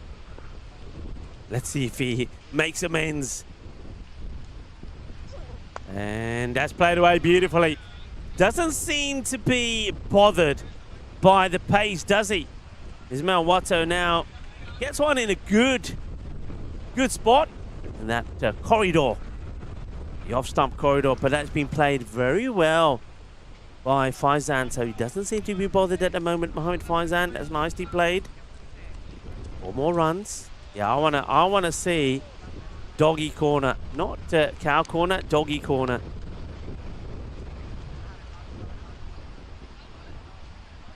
I'm trying, everybody. I'm trying. Maybe Tony can't see them from where he is. I'm trying to bring you some other action, not just the cricket. Yeah, doggy corner. We want doggy corner. We want doggy corner. Nobody's listening. I'm going to stop trying. Okay, here we go. Well, there you go. That's what I'm saying, doggy corner. There's a number of dogs out there at the moment, running around, having a good time, and enjoying the woods. And one of those dogs is chomping on something. We've got the old, is that the English bulldog? They're always huffing and puffing. So a little bit of doggy corner action there. Thank you very much, Tony. Showing us a bit of doggy corner. Yeah, Faisal comes back. And, oh, he's got this one on the knee. That's going to hurt. I heard that from here. That hurt. Right on the knee. Well, maybe it wasn't the knee. Oh, shoe comes off. He's going to make a phone call. He's going to make a phone call. No, he's not. He's going to send a fax. Oh, boy. That sounded... Well, I thought it was the knee. Obviously, it wasn't the knee. Let's have a look at this. Oh, he's got it on the volley. He's got it on the volley. It's right on the kind of the bony part, top part of the foot. He's down. He's in agony. We're going to have some more delays here now. Oh, boy. It's just that sort of day. Things are happening. And now, of course, I always like to see the methods that the players use when there's an injury. Somebody grabs something. I mean, we saw in the earlier match when the player got hit on the foot, they were stepping on the foot saying maybe that would help. Well, he's down. He's in a bit of pain because that was hit back at him pretty hard. Well, I tell you what, it's maybe an opportunity to join me in the commentary position for a while.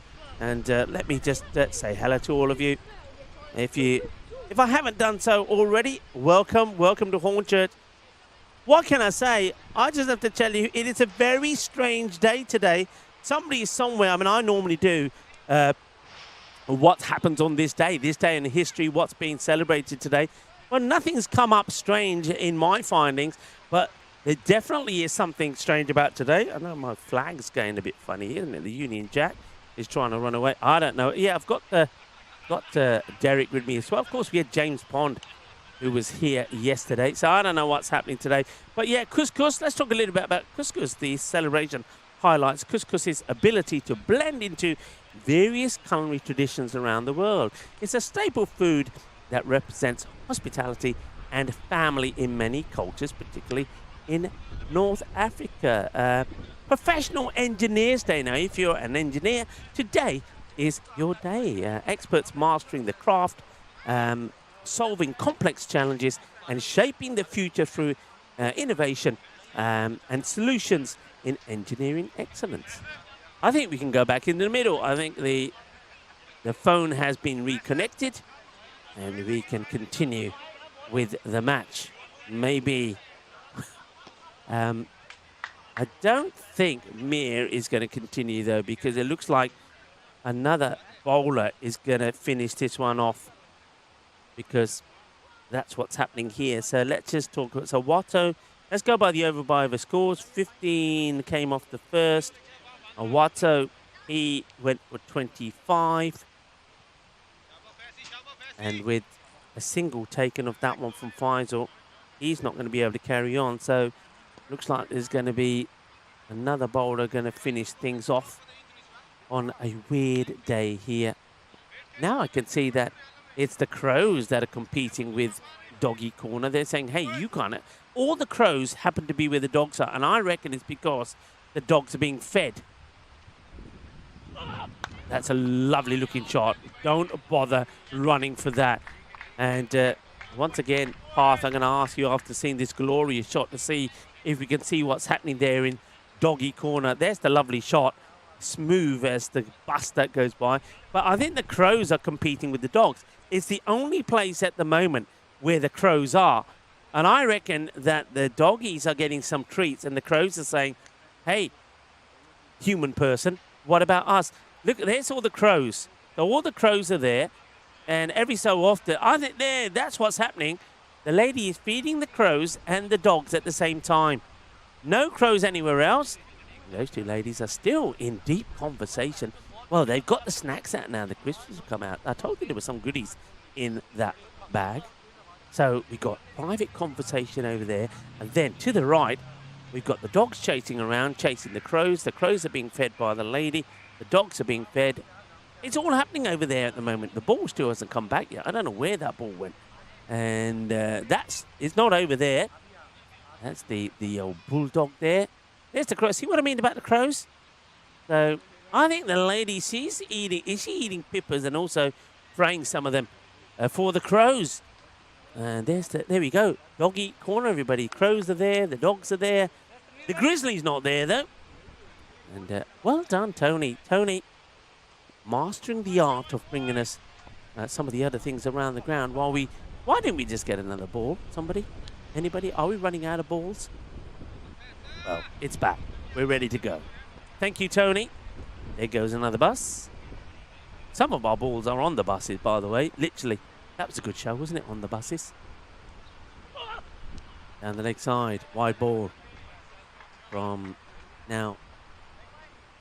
Is it still Mir Faisal bowling? I'm trying to see. Yeah, it is. So Mir Faisal is continuing. I thought they were going to change the bowler, but they haven't. So Mir Faisal still bowling. So it was he who got hit for... Well, first he got hit in the foot and then gets hit for 4. And Koshik Iqbal saying, what's going on here? A little bit of everything. It's a strange day. That's all I can say. Short. Interesting shot. And it's a long chase for the fielder who's not going to get there. Well, it was the case of, ándale, iba, you can get there. Said, sí, soy puede, eso mío, ándale. But he couldn't get there. The Grizzly still beats him. And I'm just glad that he doesn't collide into the side screen or our stationary camera there. So 4 runs.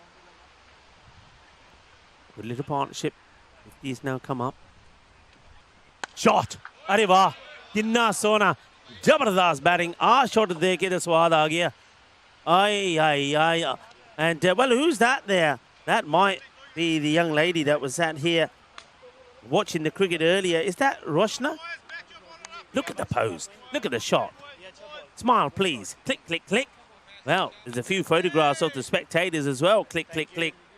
As I think that was Roshna. Oh, look at you, beauty. What a lovely dog that is. Well, we're having a bit of a doggy party today. What a beauty dog. What a beautiful dog that is. Right, back to the cricket. Got big teeth, though, I bet.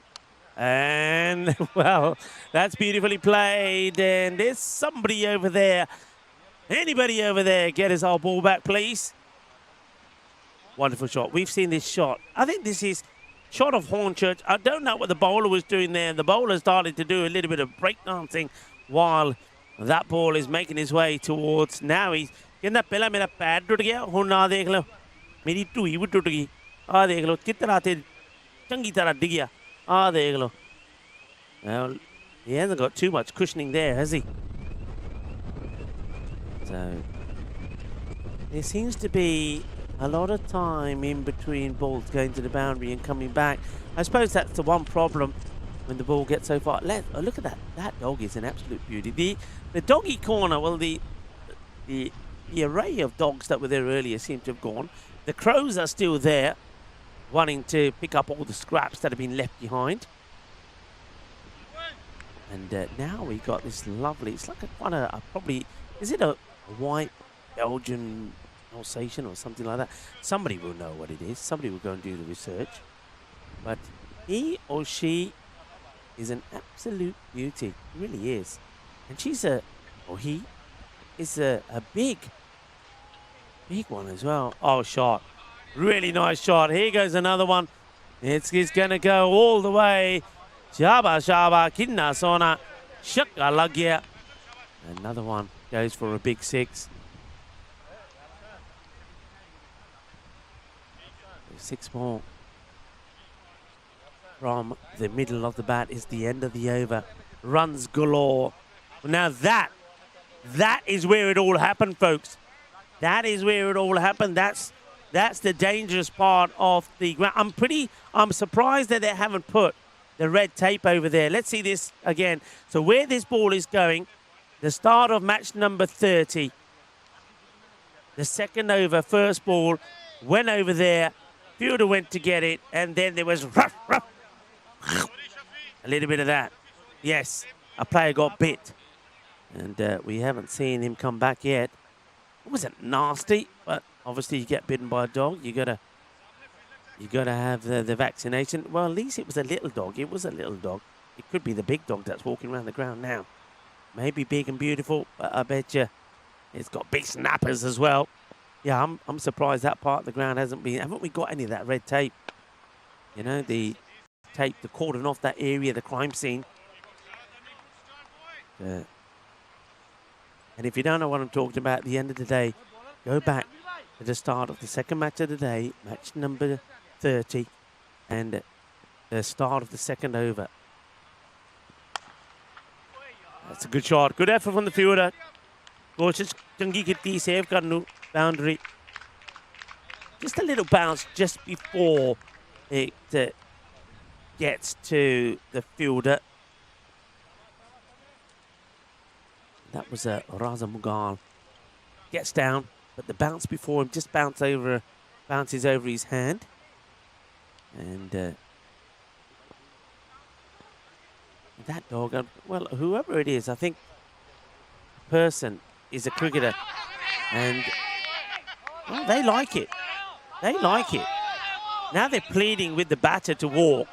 The umpire hasn't given it. The bowler, Sikandar, has gone right to Faizan and saying, hey, you got your 50 now, you might as well go. They think he's got something on it. Let's see if we can slow this down a little here. Of course, will never be 100% accurate. David Kinner says not out. And Sikandar, he's going right up to the batter and pleading with the batter, and batter saying, what are you talking about? Doesn't catch anything. Faizan now gets a dirty ball down the leg side. It's actually a very, very good, brave stop there from Arun Ramasavaran. Takes one kind of on the shoulder. Not a good delivery, that one from Tanveer Sikandar. And this is just timed beautifully again. It's going to be 6 runs. Doesn't try and hit it hard as Sikandar gives him the half volley and then pays the price for it. Over's gone single 4 dot wide and 6. That was a beautifully timed shot. A lot of activity today. You'd think it's a weekend or something, wouldn't you? It's not. It will be midweek Wednesday, right? Flipped away towards mid-wicket. Makes the stop. That's Faisal out there who took a nasty one on his foot.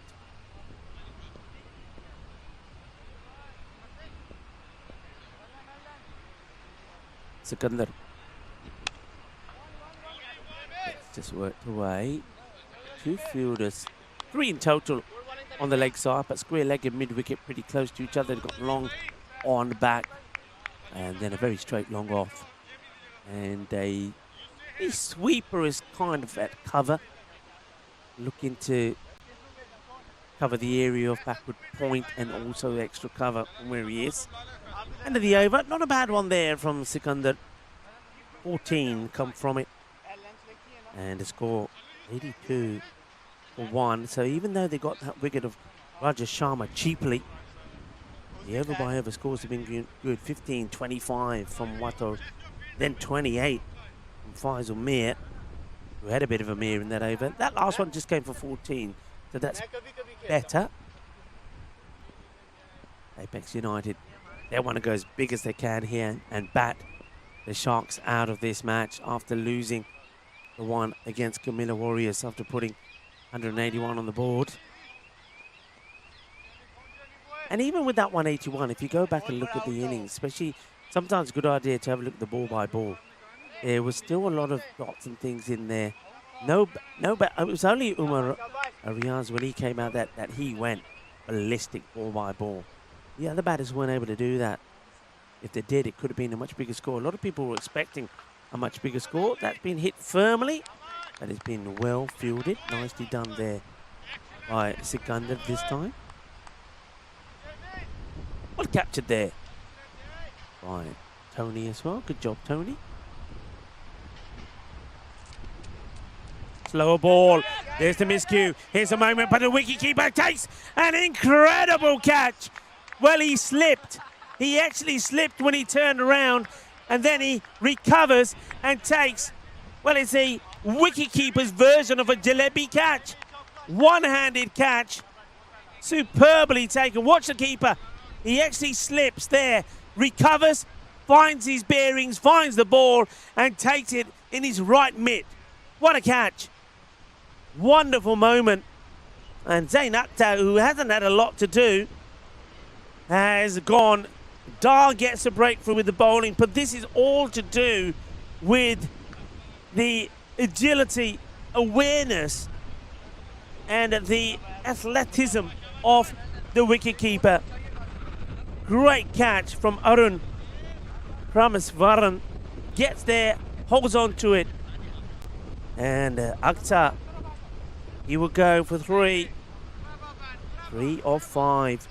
Wonderful catch there taken, it really was. And all the wicket keepers will tell you, it's not just the fact that Ramaswaran has taken the catch, but when you're wearing, he's wearing the lid standing back there, which not a lot of keepers prefer to do. So he's standing back with the lid on. He's just keeping it on all the time. Why not? All right, now, can he go again? This time it says to the fielder, you try and get it. The fielder can't. And opportunity there to get Saini, who normally opens the batting. He's come out a little bit later here because he's just been out of touch. He's going to get lucky first up, isn't he? Abhinanand. Saini. Faizan keeps on going. Big gap there in between the solitary square leg and long on fielder. They haven't got the mid-wicket back. And I think the reason for that is because they're opting to have this field of 3 on the offside. So 4 runs, nicely timed. Faizan has to keep going here. Mohammad Faizan is being joined by another good player. Abhin Nandan's Saini. Saw him score runs in the very first match. And after that, we haven't seen him click again.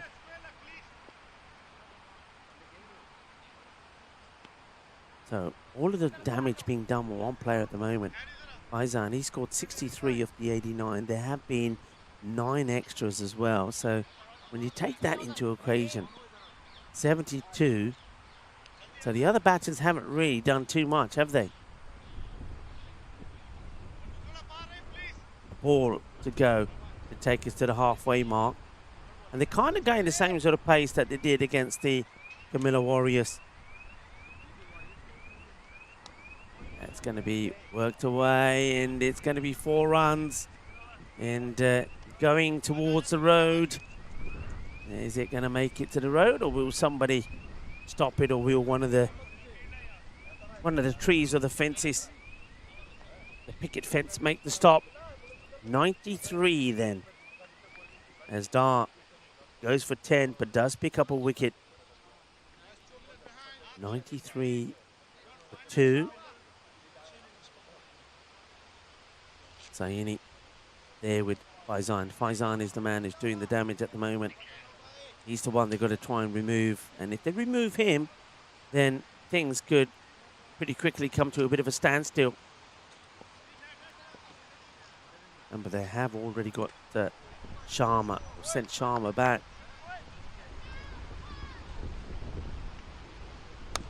That's going to be played away for 6 runs in that backward point area. Well, they can't They can't kind of stick to a plan, can they? We had the backward point in this exact position for a bulk of a couple of overs. I'm not sure if this is exactly where the batter wanted this to go, you know. If he did, it's quite an outrageous shot. But yeah, I mean, they have had a player there. He's been moved. Oh, that's a really nice shot there. Well, Zaini, maybe he's going to come good this time. Well, there it goes. And, well, does that get a bit of the crow? Well, crows don't mess with the Grizzlies because these Grizzlies, look this, watch this. Keep it going. Watch the crow in the corner.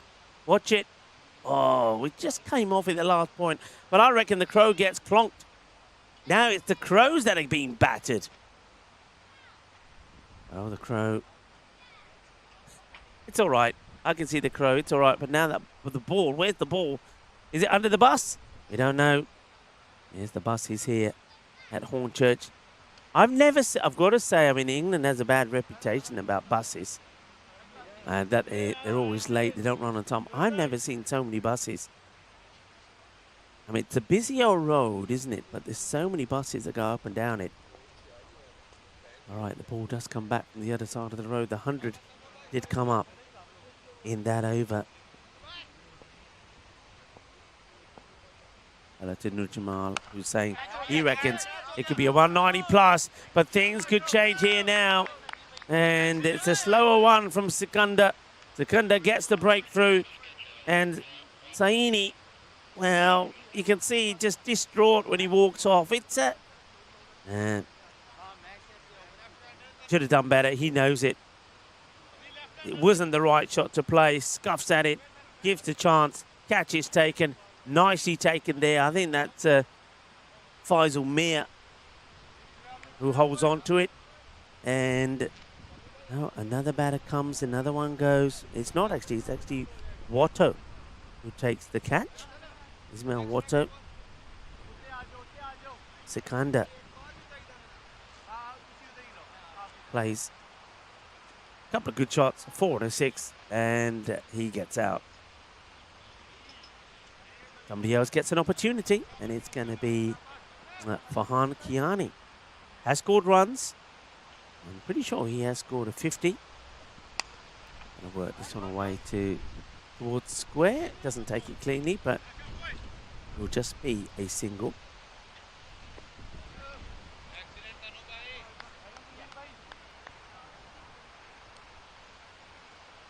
Right, what can Faizan do? Can he keep pumping it? They're still leaving a big gap there, aren't they? For him. He goes for this one, misses it, goes straight through him. Quicker ball from Sikandar, who thinks he had his man earlier, so he's a little bit pumped up bowling to Mohammad Faizan. Thought he had him caught behind.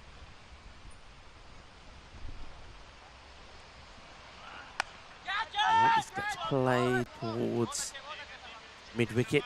Takes it on the bounce, just a single. Good little period that from Sikandar. So the last 4 balls, just 2 runs from it. Picked up the wicket of Saini just when he was looking like he might be dangerous. 105 for 3. 1 for 26. The figures from Sikandar. He does well from his 2 overs. And now, all right, Ismail Watto. He's got pace. That's for sure. He likes to bang it in short. That's also for sure. Mohammad Faizan has already faced him. He knows what's to come. But can Ismail Watto control his urge to bang it in too short? What a shot this is. But he's going to get out. Oh, boy. Well, he did. It was one of those, when you look at it, you're thinking, what a great shot, because he just basically stood and punched it down the ground. But unfortunately, the punch wasn't big enough. There was a fielder placed in the exact position. He may have had a little fumble, but he's held on to the catch.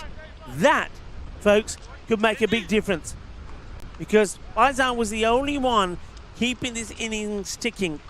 And now with what they got here, 23 balls to go, things could come to a standstill. the end of Mohamed Faizan, and Ismail Watto with a big heavy ball, this time in good areas, gets the wicket. It looked like a solid shot, didn't it? It threw me, but didn't throw the fielder. That is the end of Faizan. Usman Shafi holding on to the catch, making a bit of a wobble, but holds on to it. Faizan goes for 68 of 22. Ismail gets a key wicket. Patil comes in at number 6. This was the first one he had, just a bit of extra pace, bit of movement away there from Ismail.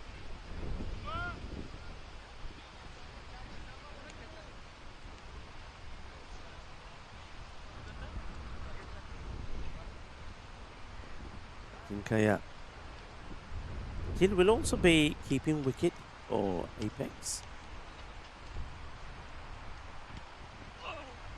And it's nicely played away. The slower ball guides it to the third man area, and quite smartly the Sharks have deployed a fielder out there because of the pace that Watto can bowl at, and they'll do the same to the left-hander. So third is back, sweeper on the offside, nobody at long off, and then they've of course got those 3 men there on the leg side boundary as well. Long on, mid wicket, square leg. Sweeper goes more at the point area. So kind of signalling to the batter that this is going to be short and wide. Oh, it definitely was short. And I think the umpire at square is saying it's over the head, and it will be called a wide. So wide, one for the over. At least he didn't bang it in at his toes, but it's still, according to Mr. Skinner at square leg, he feels that this has gone over the head. So you can see umpire Adnan just getting the clarification. Here it is again. Make up your mind about it. I would say, watching the replay, which the umpires don't have, by the way, that it probably wasn't over the head, but definitely one for the over. Oh, well, that's a no ball now. That's a no ball.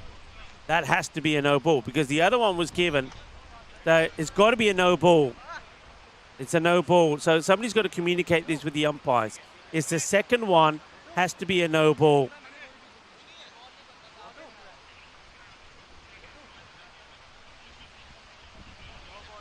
And there you have it. So, yeah, Mohamed Adnan overturns the previous decision for wide and now gives the correct call of no ball. I think this got missed. You remember me talking yesterday. This got missed once yesterday. So the difference is it becomes a free hit. I mean, they still get the extra, we know, but it's a free hit now. And not able to do too much with it, actually. Just worked away. Coming back for the second. And we'll get there. You can get run out of a free hit, remember. So the free hit, but they only take 2 runs from it. So things are starting to slow down here. Ismail Watto.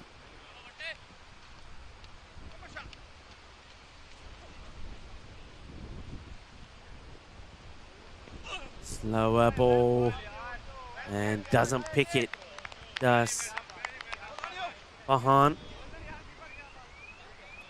Very good over so far, this from Ismail Watto. All right, he did go for the bounce the second time round when he shouldn't have done, but considering he went for 25 in his first of all, he got the man out that did the damage at the very first ball. And now he's kept it pretty tidy. 1 for 30 with the ball to go in his spell. And Apex United struggling to get to a big score here. Well, now that's another one that's been banged in. And I reckon, now look, I get the feeling that this probably should be called again. Now, what do you think? I think this should be another no-y. I think this is another short ball. He shouldn't be bowling it. I think the batter's absolutely right. Now, I think this should be another no ball. Honestly do. Can we see the replay maybe? So he's bowled 2 short balls already. He's banged this one in. It's on the... I mean, I don't know. What do you think? What do you think? He's being caught. I mean, he's recovered well. Once again, not taken cleanly. Is in, is out. Shake it all about, but he's able to pick it up with the one hand before he hits the floor. So good recovery there from the fielder. Usman Shafi, he's not taking it cleanly. Does take another. There's going to be no heroics this time from Farhan Kiani. So he's another batter that's just going to go disappointingly. But, it's one of those. It was that short one again from Watto.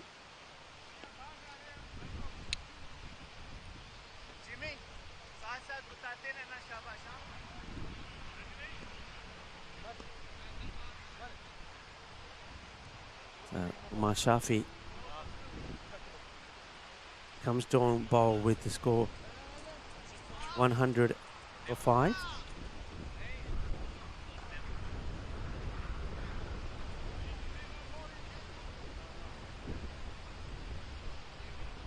So Patil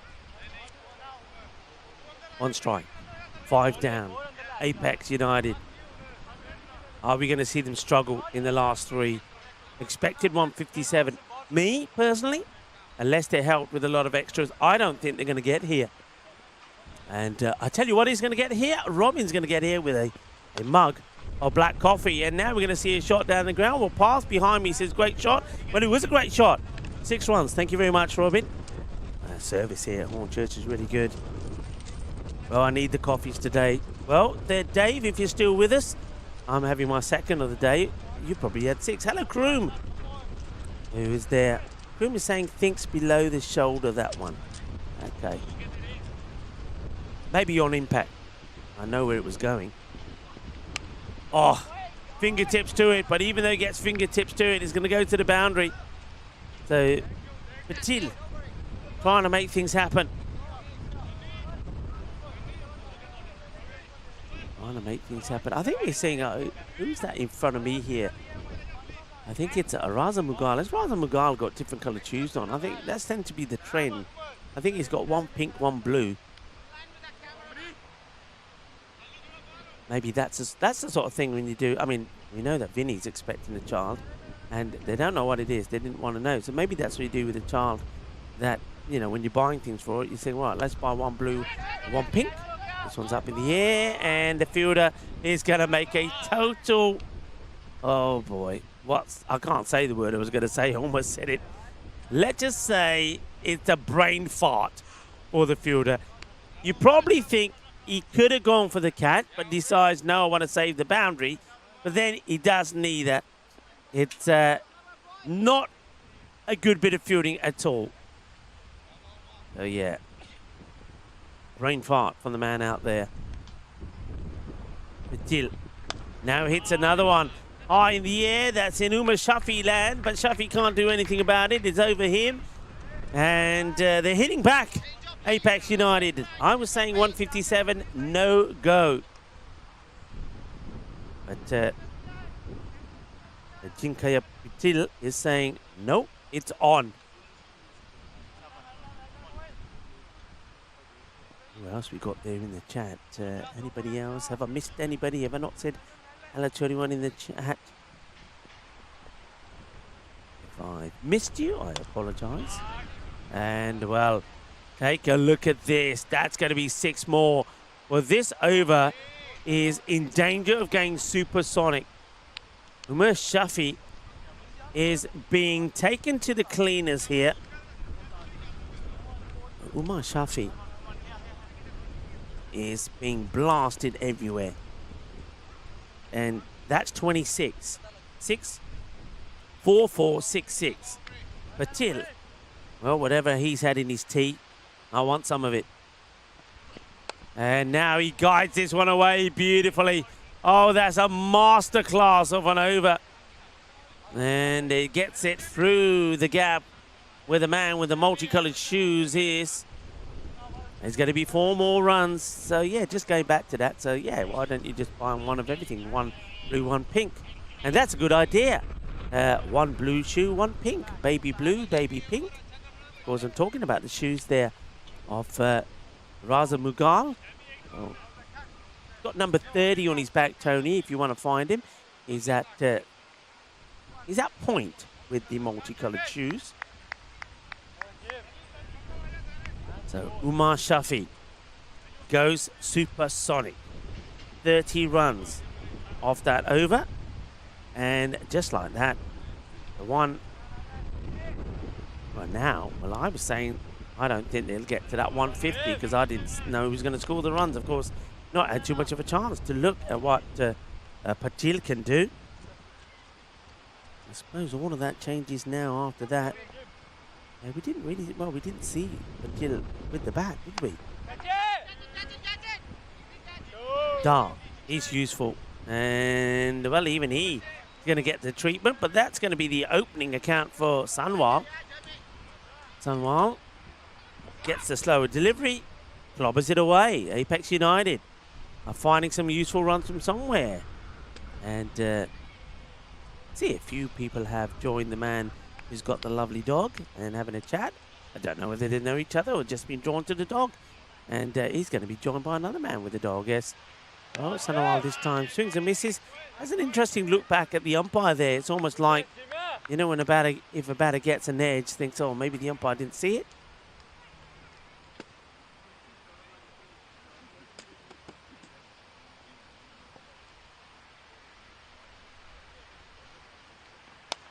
High in the air. Chasing, trying to get there. They can't. And they will come and get 2. I thought for a moment as the 2 fielders were coming together here, there could have been a possibility of a slide tackle on the other. But fortunately, they avoided that. If it was going to happen, it would have happened today because everything's been happening today.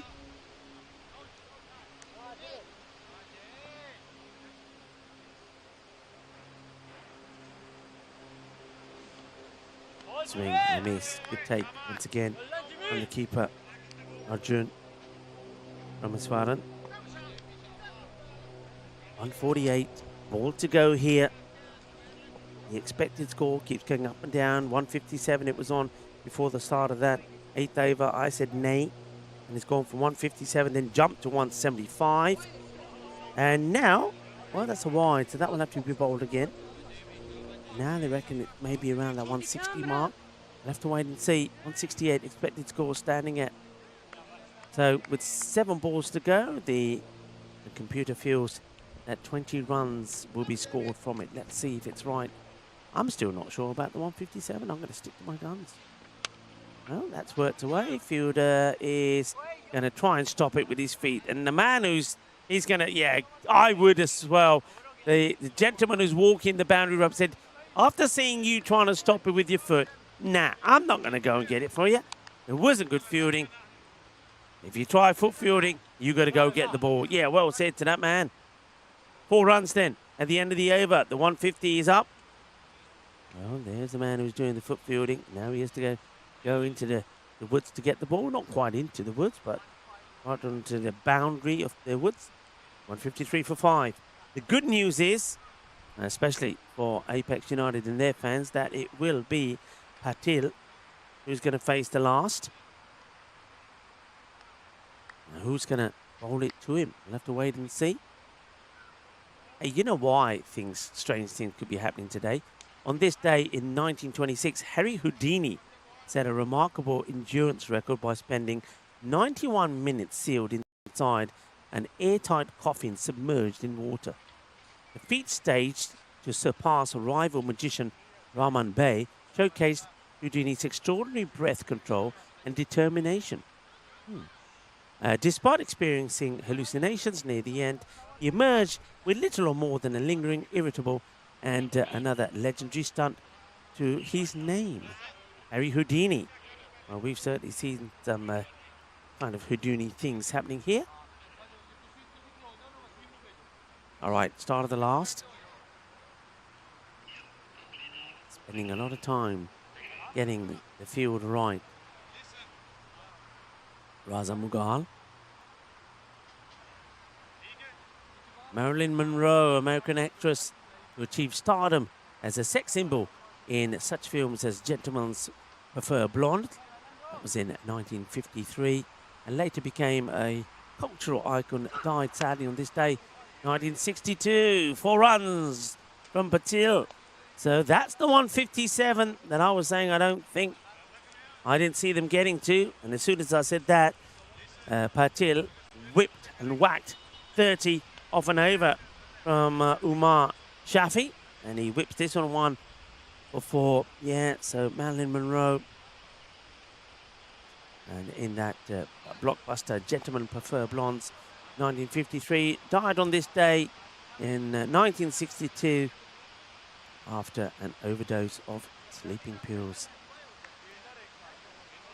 1981, US President Ronald Reagan fired more than 11,000 air traffic controllers who went on strike. How dare they go on strike, said Ronald Reagan, and he fired them. And as the ball gradually comes back, they didn't go to the moon, but 1930, US astronaut Neil Armstrong, the first man to set foot on the moon, was born. Neil Armstrong on this day, 1930. Right, that ball does come back. Didn't go to the moon, but went to the other side of the road.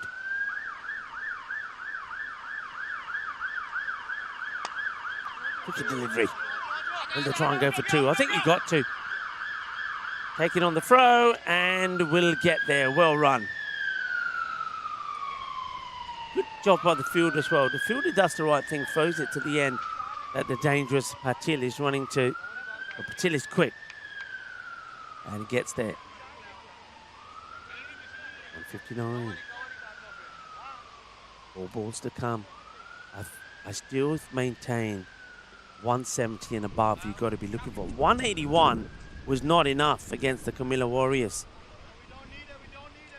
Apex United.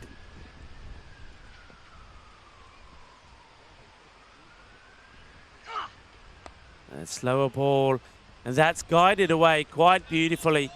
It's a very, very good shot. It's a slower, short delivery from Mughal, but see how he changes the shot? So he's getting ready to play the scoop, but he has enough time. Because the ball is so slow, he then has enough time to change the shot and just guide it into the gap for 4. Patil, 41 of 11. Now plays this down the ground. He wants to go for 2 again. In comes the throw, and he's going to be gone this time. Just run out of steam. Good bit of fielding. Patil, you can see he went quick for the first, but by the time he turned around to go back, he was already out of puff. And a fine knock from him, a very important knock as well. And we'll know the importance of it when we see the run chase from the Sharks. But it will come to an end. He gets run out going for the second. He'll go for 42. But 42 very valuable runs. 42 of 11.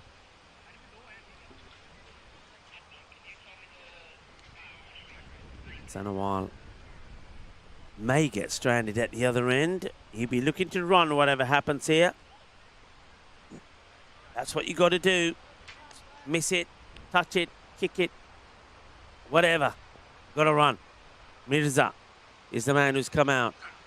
He hits it pretty well. They will run. They will get one.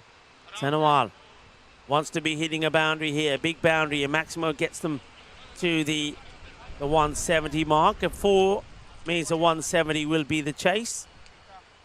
A lot of short deliveries when you look at that. Look at that. Look where that 18 is in the middle there. 22 short deliveries. That's pitched up. Is it a legal delivery? Well, let's see what the call is from the umpire. It's going to go all the way down. It's got off the pad. Leg by, so it will be 4. It takes the score to 169. The last 5 overs have been hard work. They've only scored 76 from that, 93 from the first 5.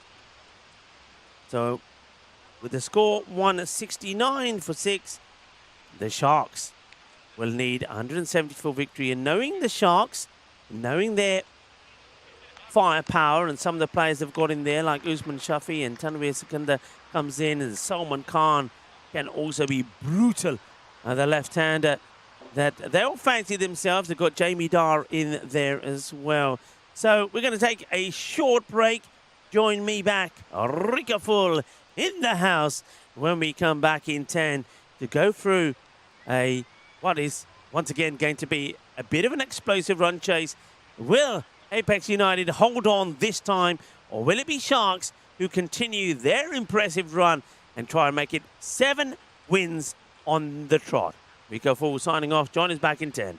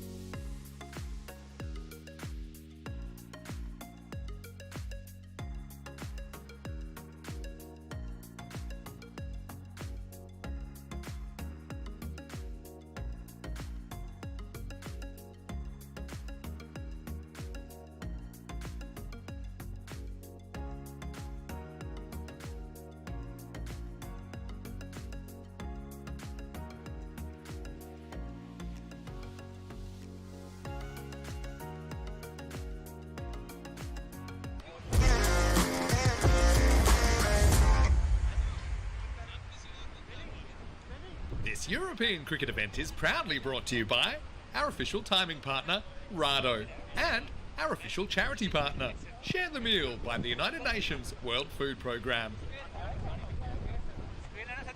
Hello viewers, we are back, and are you ready for some more fireworks from the European Cricket Series here in Hornchurch? I'm Rico Full, and alongside me we have Path, we have Polo, we have Tony, we a little mini blue crew. We also have the umpires out there. You can see that just Adnan, who's walked past your screen. We also have David Skinner out there, and also a massive shout out to Graham and Ollie, and also to some of the staff working hard downstairs, to Robin, and I think Tom Fletcher is also around somewhere as well. We're having a wonderful time at Hornchurch. The weather has been great, 24 degrees at the moment, but much more pleasant for the players with this gentle breeze blowing. We're ready to start. Usman Shafi is going to start with the ball.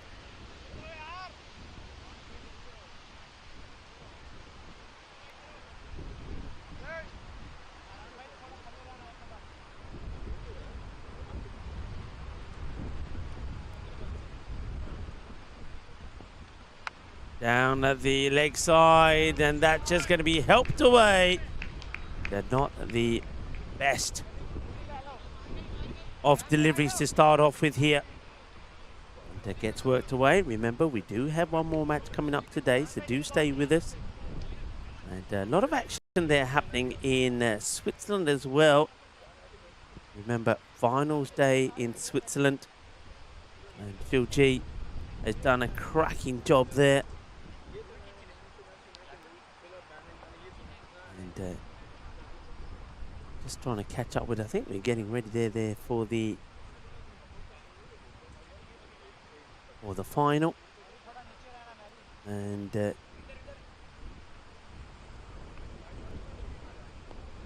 ball always takes a bit of time to come back when it goes there behind. And we have seen Abdullah Ahmad making a 95 not out there today in qualifying number 2, and where they got the win against Alton. Alton gave it their best. One's going to be whipped away. It's going to be 4 more. This one also will take a little time to come back. That means I can carry on talking about what's happening there. And in the final, by the way, let's go to the finals. The final being played just now. Give you the news in the final and get the update of what we've seen there. We see another century for Malya Stanakzai, 124-33. He scored 124 to 189, and the only other batter, well, just 2 other batters getting in double figures. 25 from Numan Ahmadzai, and Nur Khan Ahmadi gets 11, and Kugani Sher gets 12. So 189 put on the board by the Zurich Mavericks. Gawal. So Basil Afghan leading 190 for victory. As we see some more doggy watch here at Hornchurch, and some of the youngsters out there as well. Well, the football's been put away now. Maybe they're going to get a bat and ball, but it's great to see plenty of the youngsters here. So the final in play there also in Hornchurch. Not in Hornchurch. Of course, Hornchurch here, the final will be this Friday, but they're in Switzerland, Zurich. And we see an older dog was walking by the clubhouse. Can see that another dog right at the far end of the ground. The one that I was admiring earlier, very beautiful dog. I was saying it's kind of like a white Belgian Alsatian. High in the air. Fielder coming round, but ain't going to have a play on this. He's going to go all the way. Well, that's the dog I was talking about. Be careful. Be careful. Don't go clutching at it. Nicely done by the person who knows the dog and knows the owner. And I think the fielder pulled a handbrake pretty quickly. We've already had one incident where hand met doggy's teeth. And this time the fielder says, uh-oh, pulled the handbrake.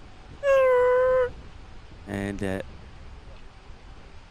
the friend of the owner gets the ball back. Swing and a miss this time for Usman Shafi.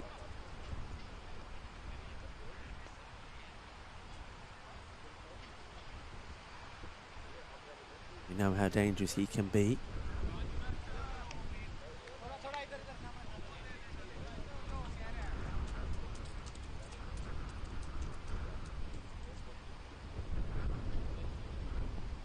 Fuller delivery, played well. But to the fielder, no run, dot ball. And ball to go then. Well, that's been given as a single.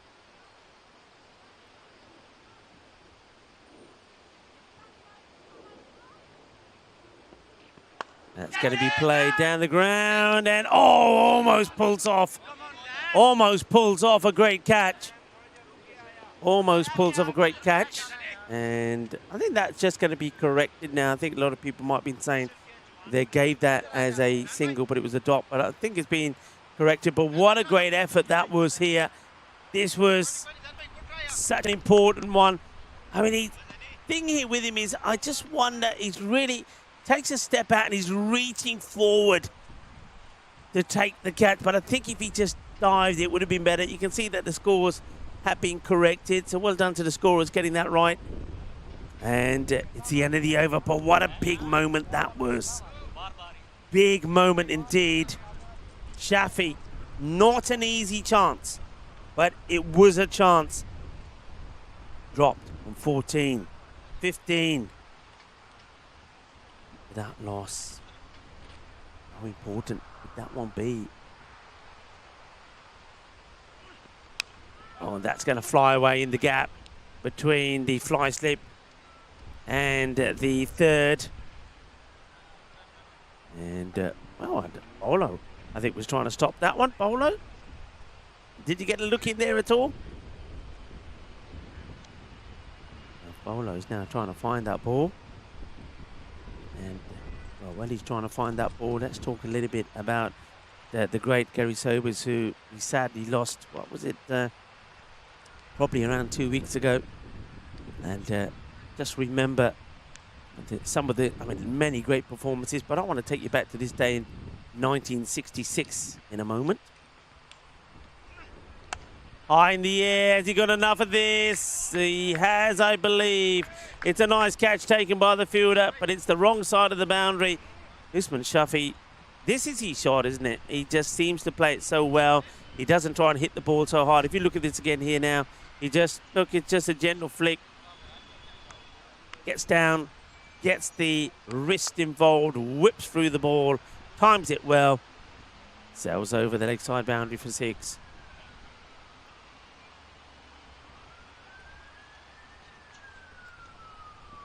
Short to 1. Played down the ground. Not going to get a boundary this time. It's going to be plucked one-handedly by the fielder that had that spicy chance to take a catch. Wasn't able to do it. Shafi finally stops hogging the strike and says to Jamie Dar, there you go. I'll give you a couple of balls in this over if you want. Up against Sunwal. Played and misses.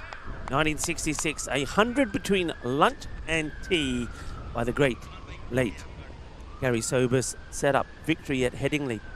That fetched West Indies the honours in a series he dominated with the bat, ball and the coin. He scored 722 runs at 103.14 and took 20 wickets. No run. He also won all 5 tosses. In this match, Sobers took a 5-foot. That forced England to follow on. In the second innings, he took 3 more, but it was Lance Gibbs who did most of the damage, taking his best figures against England. 6 for 39. Gary Sobers, the greatest all-rounder that lived, will never be forgotten. Oh, well then. 1 for the over, says Adnan. The batter on strike. Can't believe it. I think it's the right call. I don't think it's going clearly over the head. What do you think, folks? Close one. Close one. I think also you got to give those decisions, and this is very important for people who are watching. You got to give those decisions based on the batter standing in his regular stance in his normal position. So if he's ducking down and moving around, that changes that slightly. So umpire's call. We've had some that we thought are being about 50-50. Maybe that was one of them. 26 without loss. Good over. Just 11 off that one. 15 came off the first. Kiani comes on to bowl. Kiani, the leading wicket taker, has 11 to his name. They bring him on earlier than they did in the last match. Makes sense. If he's going to get the breakthrough, if he's the bowler doing the damage at the moment, then let him do it.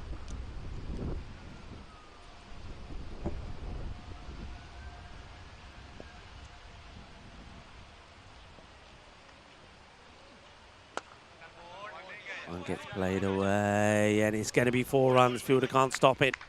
Quattro mas. Jamie Dar does get off the mark with a boundary.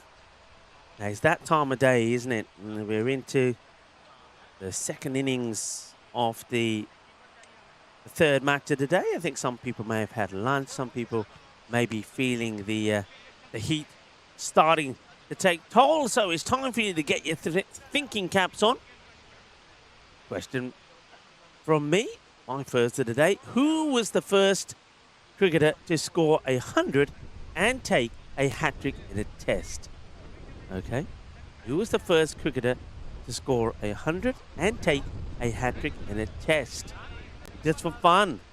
Get your thinking caps on. What do you think, folks? A little bit of a change in the field here.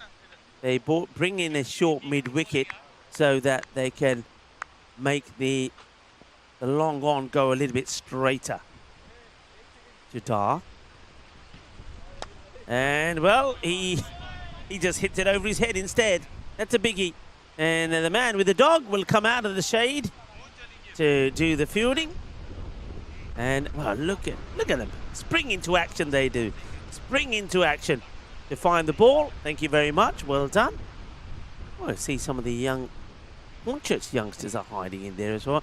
And, yeah, it's a good place to be. I bet you they're in there finding those balls and thinking, yeah, here we find one, we find another, we keep one, you have one. Yeah, we don't mind that. It's only fair. There goes the ball, and there goes one man and his dog to go and find it. Kiani will go in the same place. Well, don't go too far, man and the dog, because here's another one. Come on, let's go. This time, yeah, they will get there this time. And this time it's a dog that wants a piece of the action. He's saying, all right, I'll get it. I think that's lovely. That's one thing I've really liked about being here. Whoever it is out there, they all get involved. Everybody gets involved. People on their way to work, people just coming back from work, people pushing the stroller around, walking their kids, walking their dogs. If the ball comes by, they get involved. Cricket is for everybody, we always do say. Short. Hit hard.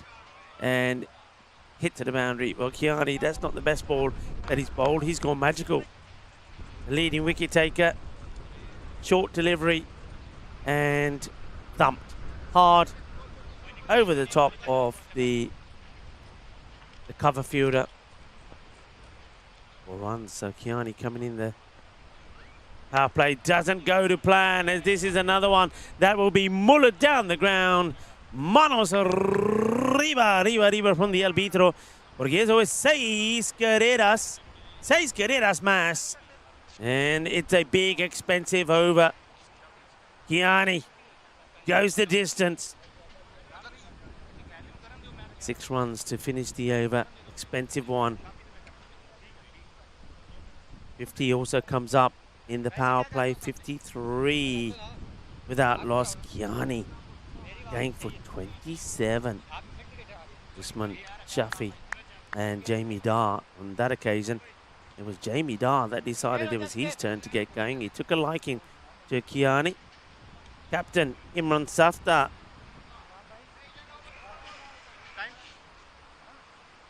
needs to come on and make a difference, needs to make an impact.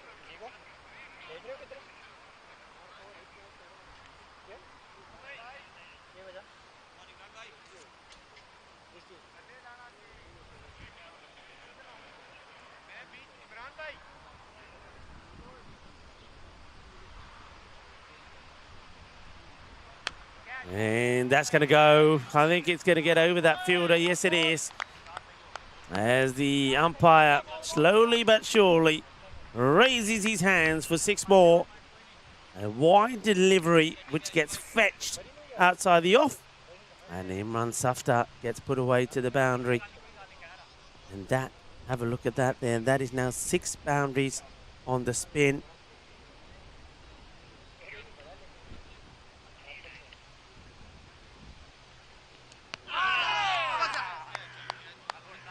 Well, there we go. Wicket. Safdar with the breakthrough. And it is a big breakthrough. Usman Shafi has gone. Here's the swing. And he loses his balance. You can see, well, it's losing balance. It's the umpire. So that's obviously given out as caught behind. I mean, could be both. So here's the swing. It's been given out by the standing umpire as caught behind. Now, he's got no object. I think he thinks he's been given out stump. It'll be interesting to see what is going to go down in the book. It's going to go down as caught behind. So after giving a very difficult chance on 14, going to be the end of Usman Shafi. A very powerful Shafi. Goes for 33, ball number 12. Captain Safdar gets his wicket. So that plan of Safdar's does work. He doesn't always get it right. Trying to get that ball wide outside the off stump. Well, the pigeons go scarpering. Well, they were pretty close, those pigeons, and the fielder's now messed his up. Oh, boy. Shocking fielding there. No pace on the ball at all. Pigeons have to get out. Well, maybe he was distracted by the pigeons. That's just lazy fielding. There's no other way to put it. It's lazy. Slow to get there, slow to get down, and lets his team down quite badly. Not the way to do it. My signee who's not having a good day at all. Now there's a wide from Safdar.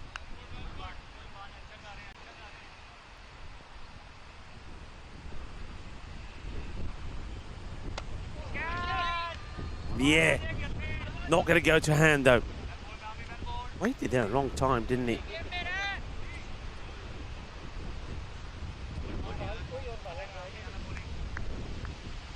Thought he thought that was going to go to hands. But he doesn't. A little bit of luck from Sikandar. Now back to Dar. And back to the boundaries. He's muscled another one. Brutal. I wonder if David Skinner expected it. David Skinner and Adnan and all the umpires that we've had here. Let's think who we've had. We've had Dick, we've had Vikash, we had Nitin, of course. I think we've had another Dave as well. I think all the umpires. Oh, don't forget Drew and Barry. They'll all go back and said, they're all being signalled here.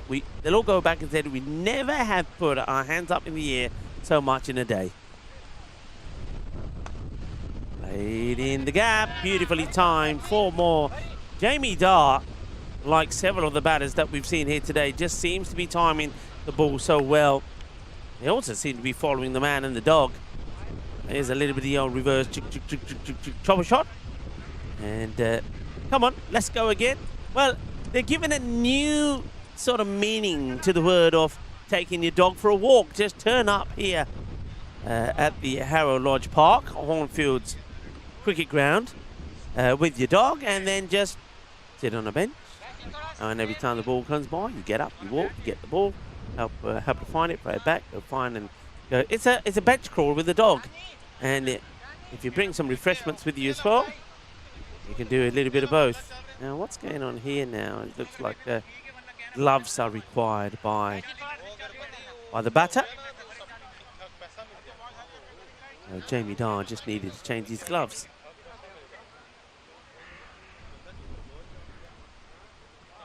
$75 for 1.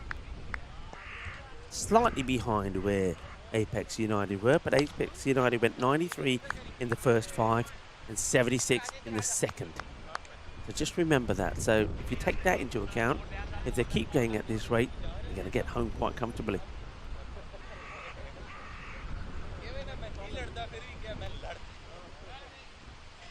Zain Akhtar will try his hand with the ball.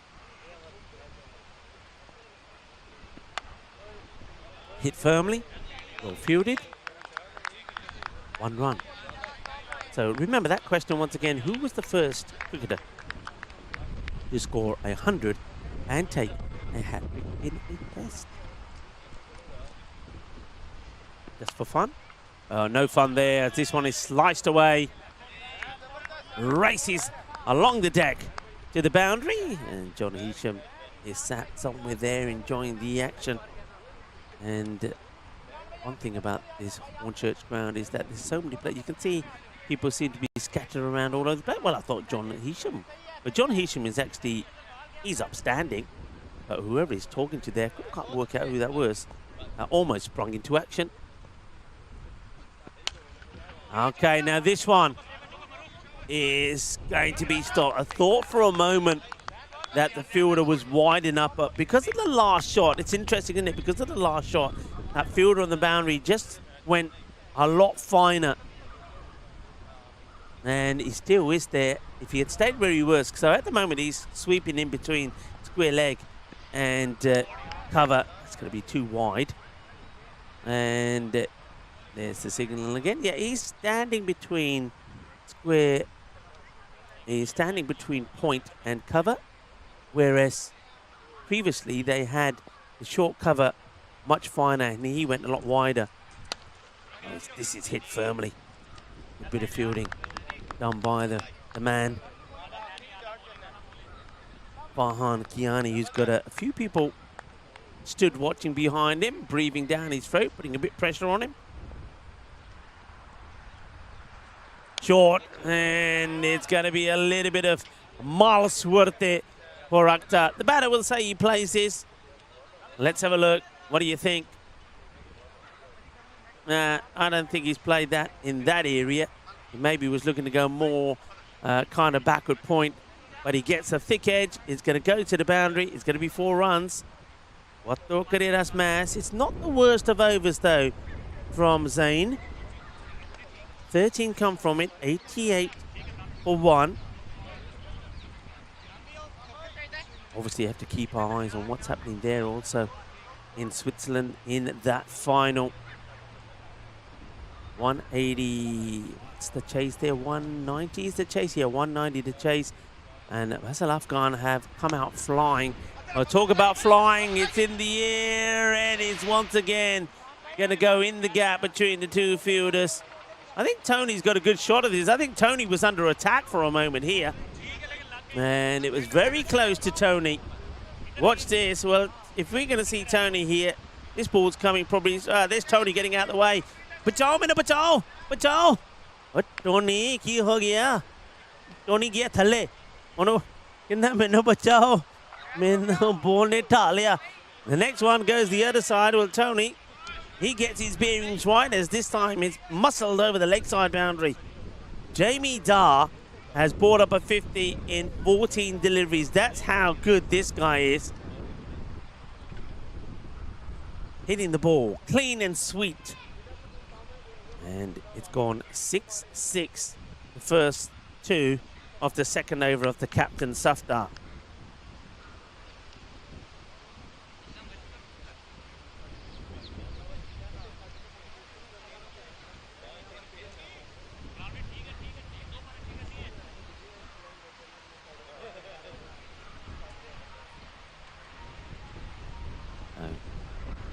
What does Safdar do here now? The ball finally comes back to him. He's going to have to chase to get it. Fielder who had to go and fetch it. Not too impressed that the man and the dog have disappeared, so he had to go and get this one himself. Thank you to the man and the dog. One dog goes, another one appears. On that doggy corner. Get the dive in. Well stopped. Well stopped. And well watched there by Tony as well. Comes the throw. Oh, the captain and the batter, they're just having a little chat, and I think that's when Safdar says to Dar, "Oi, you kicked the ball away from me," and Dar says, "Oh no, go get it back." I'll get it for you. Passes the back. Secunda makes the stop. Yeah, so very exciting final there. As I was saying, Basel Afghan, they've made a cracking start. They have lost a wicket, but they're 64 for 1 in the power play, chasing that 190. Go well there, PG. And I know that people who've got the dual screens are enjoying the action there. Well, there's fireworks in Switzerland and there's fireworks in Hornchurch as well. Plenty of action for you all to enjoy. What a day of cricket it has been, actually. Centuries galore. But are we going to see a bowler have some success today? Started off a bit overcast and I thought, well, maybe. Good shot off the breeze that's flying out there. I wish we'd get some of that in here. That's why we're not seeing too much of Bolo. I said this yesterday, he's enjoying the breeze. While myself and Path, we are being cooked in here. It's like being in a sauna. And all still to go in this one. Safta has been expensive, especially this over. And that's going to get worked away towards the square leg fielder, who does a good bit of ground fielding this time. Gets the throw in. Watch out, back it up. As the two buses go crisscross, it takes us to the end of the over. 43 then, coming off the two from Imran Safta.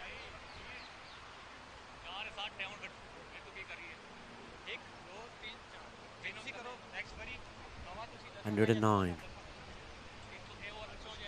for 1. This is when now the two teams are basically getting to neck and neck.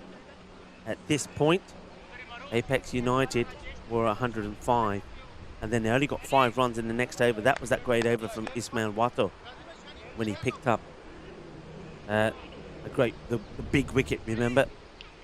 The big wicket there of Faizan. What have we got there in the sky? Have we got, is that a kite or something up there? We might investigate later. It's definitely, or has somebody lost their balloons? Up in the air, catch it, it's a shout, but it's again going to get through. Great effort to try and take the catch from the fielder in the first place. Came running in to try and get there. And couldn't make the catch, and then slides and dives to try and see if he could get something on it to save the ball going to the boundary. Really good effort.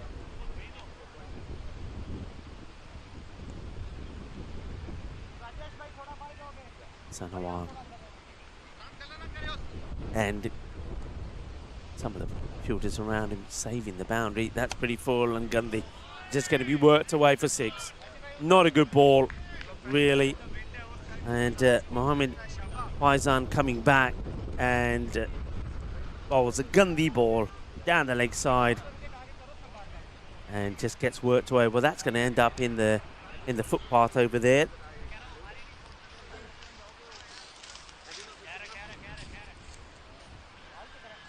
Faizan single off the first, but now 6. Sikandar. Man can explode at any point. We know he can. Apex United, not the return that they wanted. A team who won 4 out of 4 last week, and this is going to get played wide off the keeper. And Jinkaya Patil can't do nothing about this. This one he definitely plays. There's no doubt about it. Sekunde knew exactly what he's doing. It's a clever shot. It's a shot that we see played a lot in the one-day game. Oh. The kite has disappeared. I think it was a kite. The crows have appeared. The crows are now back. So I think it's time for the crows to take over as the dogs disappear. Got somebody sat far part of the ground under a tree. Found a nice spot to sit and maybe enjoy a bit of the cricket, the sound of the bat on the willow, and maybe doing a bit of reading in there as well, I think. Short delivery, played out. Early call of 2, but I think that was more just to try and put the fielders off than anything else. Sharks. The only thing the Sharks will be thinking, so imagine the thought process here perhaps from the Sharks and their captain Salman Khan, who by the way hasn't come out to bat as of yet, which is quite interesting.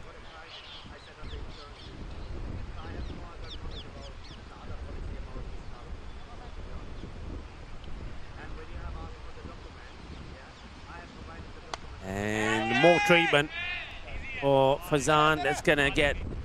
Well, hang on a minute. Well, can you believe it? What I'm going to say here, folks, is this is the second time that I've done this today where the ball's been hit and I'm kind of calling a boundary. I was just about to say he's going to get put away again here. The catch gets taken in the boundary. Now, myself and Parth said this yesterday. When we went downstairs yesterday and finally got outside, there was a strong wind out there.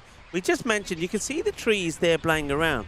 Now, I reckon that it's the same situation as what we had yesterday. With that wind blowing the way it is, any of these shots that are being played straight down the ground, if they're going aerial and more aerial than being hit hard and flat, the wind is slowing them down. And that is definitely, without doubt, what's happened there.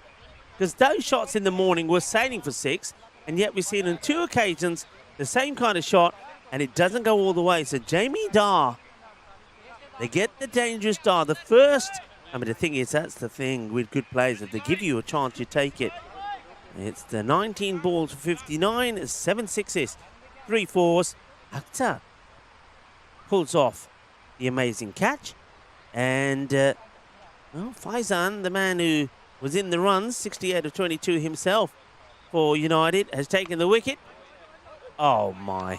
Well. That's not the way to do it. Gundy fielding once again. I mean, it's more than just the, it's not just bat and ball. But fielding also can lose you a match. And some of the fielding that we've seen here today, it has to be said, from Apex United, has not been good. Well, Blaster Shohag saying that it was going to be an easy chase. Well, when you've got fielding like that, that certainly is going to help it. That's not good. It's a bit shocking. It's, I think the word they use in cricketing terms is village. That was a bit village, very village. And it allows Khan, the captain, Salman, to get off the mark with the boundary. 125 for 2. Akhtar does want to come back and have a bowl, Zain Akhtar. So whatever happens here, once again, Apex United have achieved a point. But the team that was taking all the points, first 2 days we saw them getting 4 points from every game. Well, catch taken is going to be Secunda who goes. Now, could this be a bit of a game changer? 45 still needed.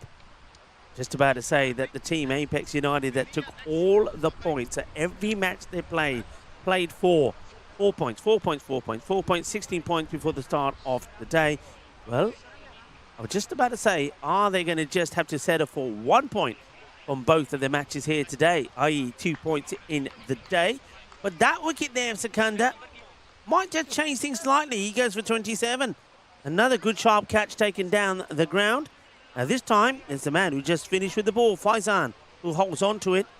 Okay, he's been so far 68 with the bat. Picks up a wicket, though. Was a little bit expensive.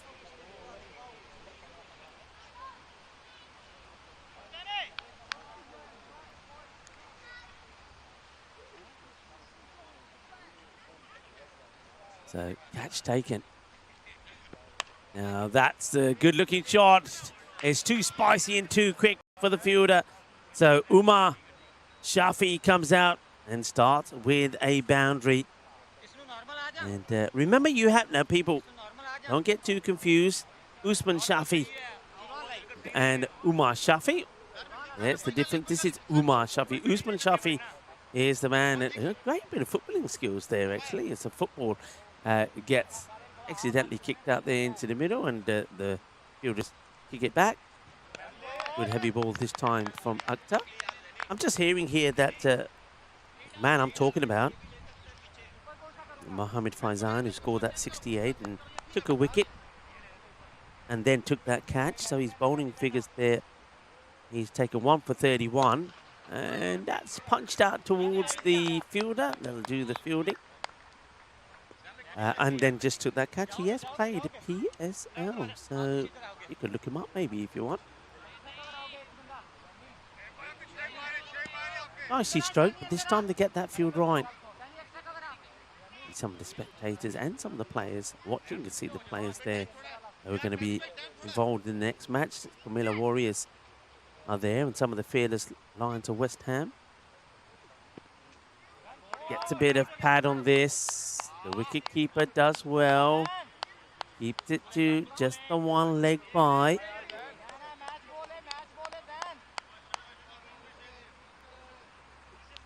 (39 of 13). Akhtar wants to finish well. Oh, well. How has he stopped this? How has he stopped this? I don't know. I don't think he knows. I don't even know if he got it on the replay. It's happened so quick. Look at this. He's made a foot. That was 4 runs. If he hadn't got anywhere near that, he saved 4. And it's a dot ball. Weird, bizarre things like that can make such a big difference. And seem to have lost display for a moment here. Oh, we're back. We had this a bit earlier, didn't we, when the black screen came up. 131. 3 down. Umar Shafi's just come in, and Salman Khan has just come in. 2 practically new batters who've only just faced 6 balls between them. Sanwal will come back. Went for 11 off his first. Salman Khan plays it away. Good, I got to dive in to try and stop it. They will stop it. They haven't been great in the field at times, but just here, just lately, they're starting to pull off some good saves. Important saves. Apex United desperate to get back to winning ways. Sharks want to make it 7 wins on the spin to finish in the group stages. A team that won an final. This year they've been pretty good in the group stages. I wonder how they feel about that. Short and played for 6. 6 runs. Good powerful shot. Goes wide, but a little bit too short, Sanwal. And he's onto it pretty quickly. That's a very good shot. Gives himself, creates some room for himself and hits it over the boundary for 6. Please, Guerreras. Are we going to have another last over finish? We have seen 1 golden ball today, but it wasn't in England. It wasn't in Hornchurch. It was in Switzerland, in Zurich. And why would you bowl the same ball again? Sanwal, after being hit for 6, a backward point, he bangs this one even shorter. And this time it's a bit more of a thick edge than anything else. But if you haven't got a field set for this, why are you bowling it? 4 runs. Hello to mum and daughter walking by and watching some of the cricket. Those 2 deliveries there, I mean, they've just saved, made some great saves. Getting 1 from what could have been 8. Or giving 1 away from what could have been 8. And now they've just, with that bowling from Sanwal, they've kind of given this away again, haven't they? 28 of 9. Sanwal's got to come back with a couple of good ones. All right, that's 1. 1 dot.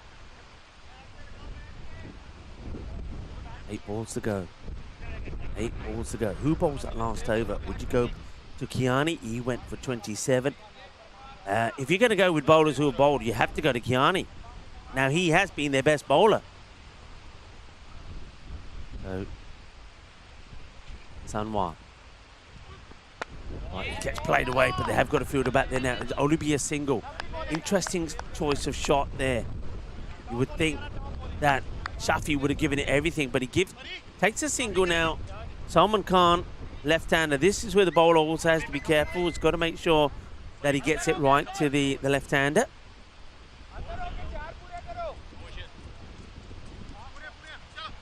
Question was, who was the first cricketer to score 100 and take a hat-trick in a test? That I'll give you at the end of this over.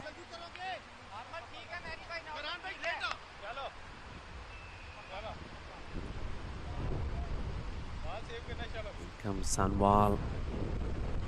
Goes full. Gets played down the ground. It will just be a single. It will just be a single. So that over 13 come from it. And that means that 26 are going to be required from the last.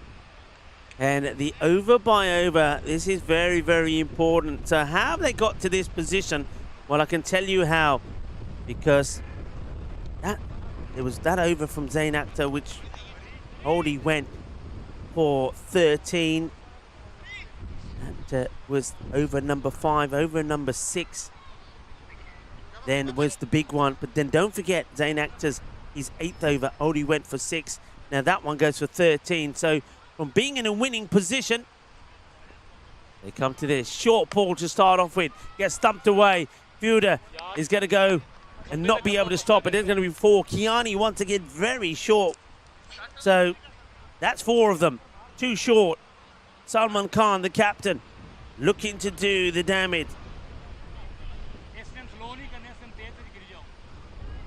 What Guerreras makes it 22 of 5.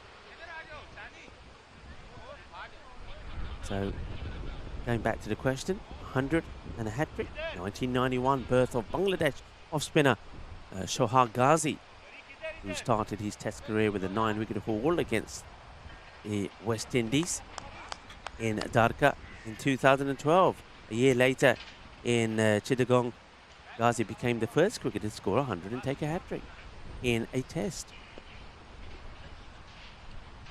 Back to the action. Tossed up, played away. Shouldn't be a boundary. Will they try and take 2? Just a single. Just a single.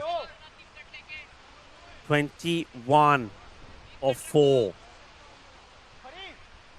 21 of 4. But the elation didn't last long. In October 2014, Ghazi was suspended from bowling after being reported for a suspect action. He modified it and was cleared by the ICC in February 2015. So Shohag Ghazi was the first in Test cricket century and also a hat-trick. And now we see a Gandhi ball from Kiani.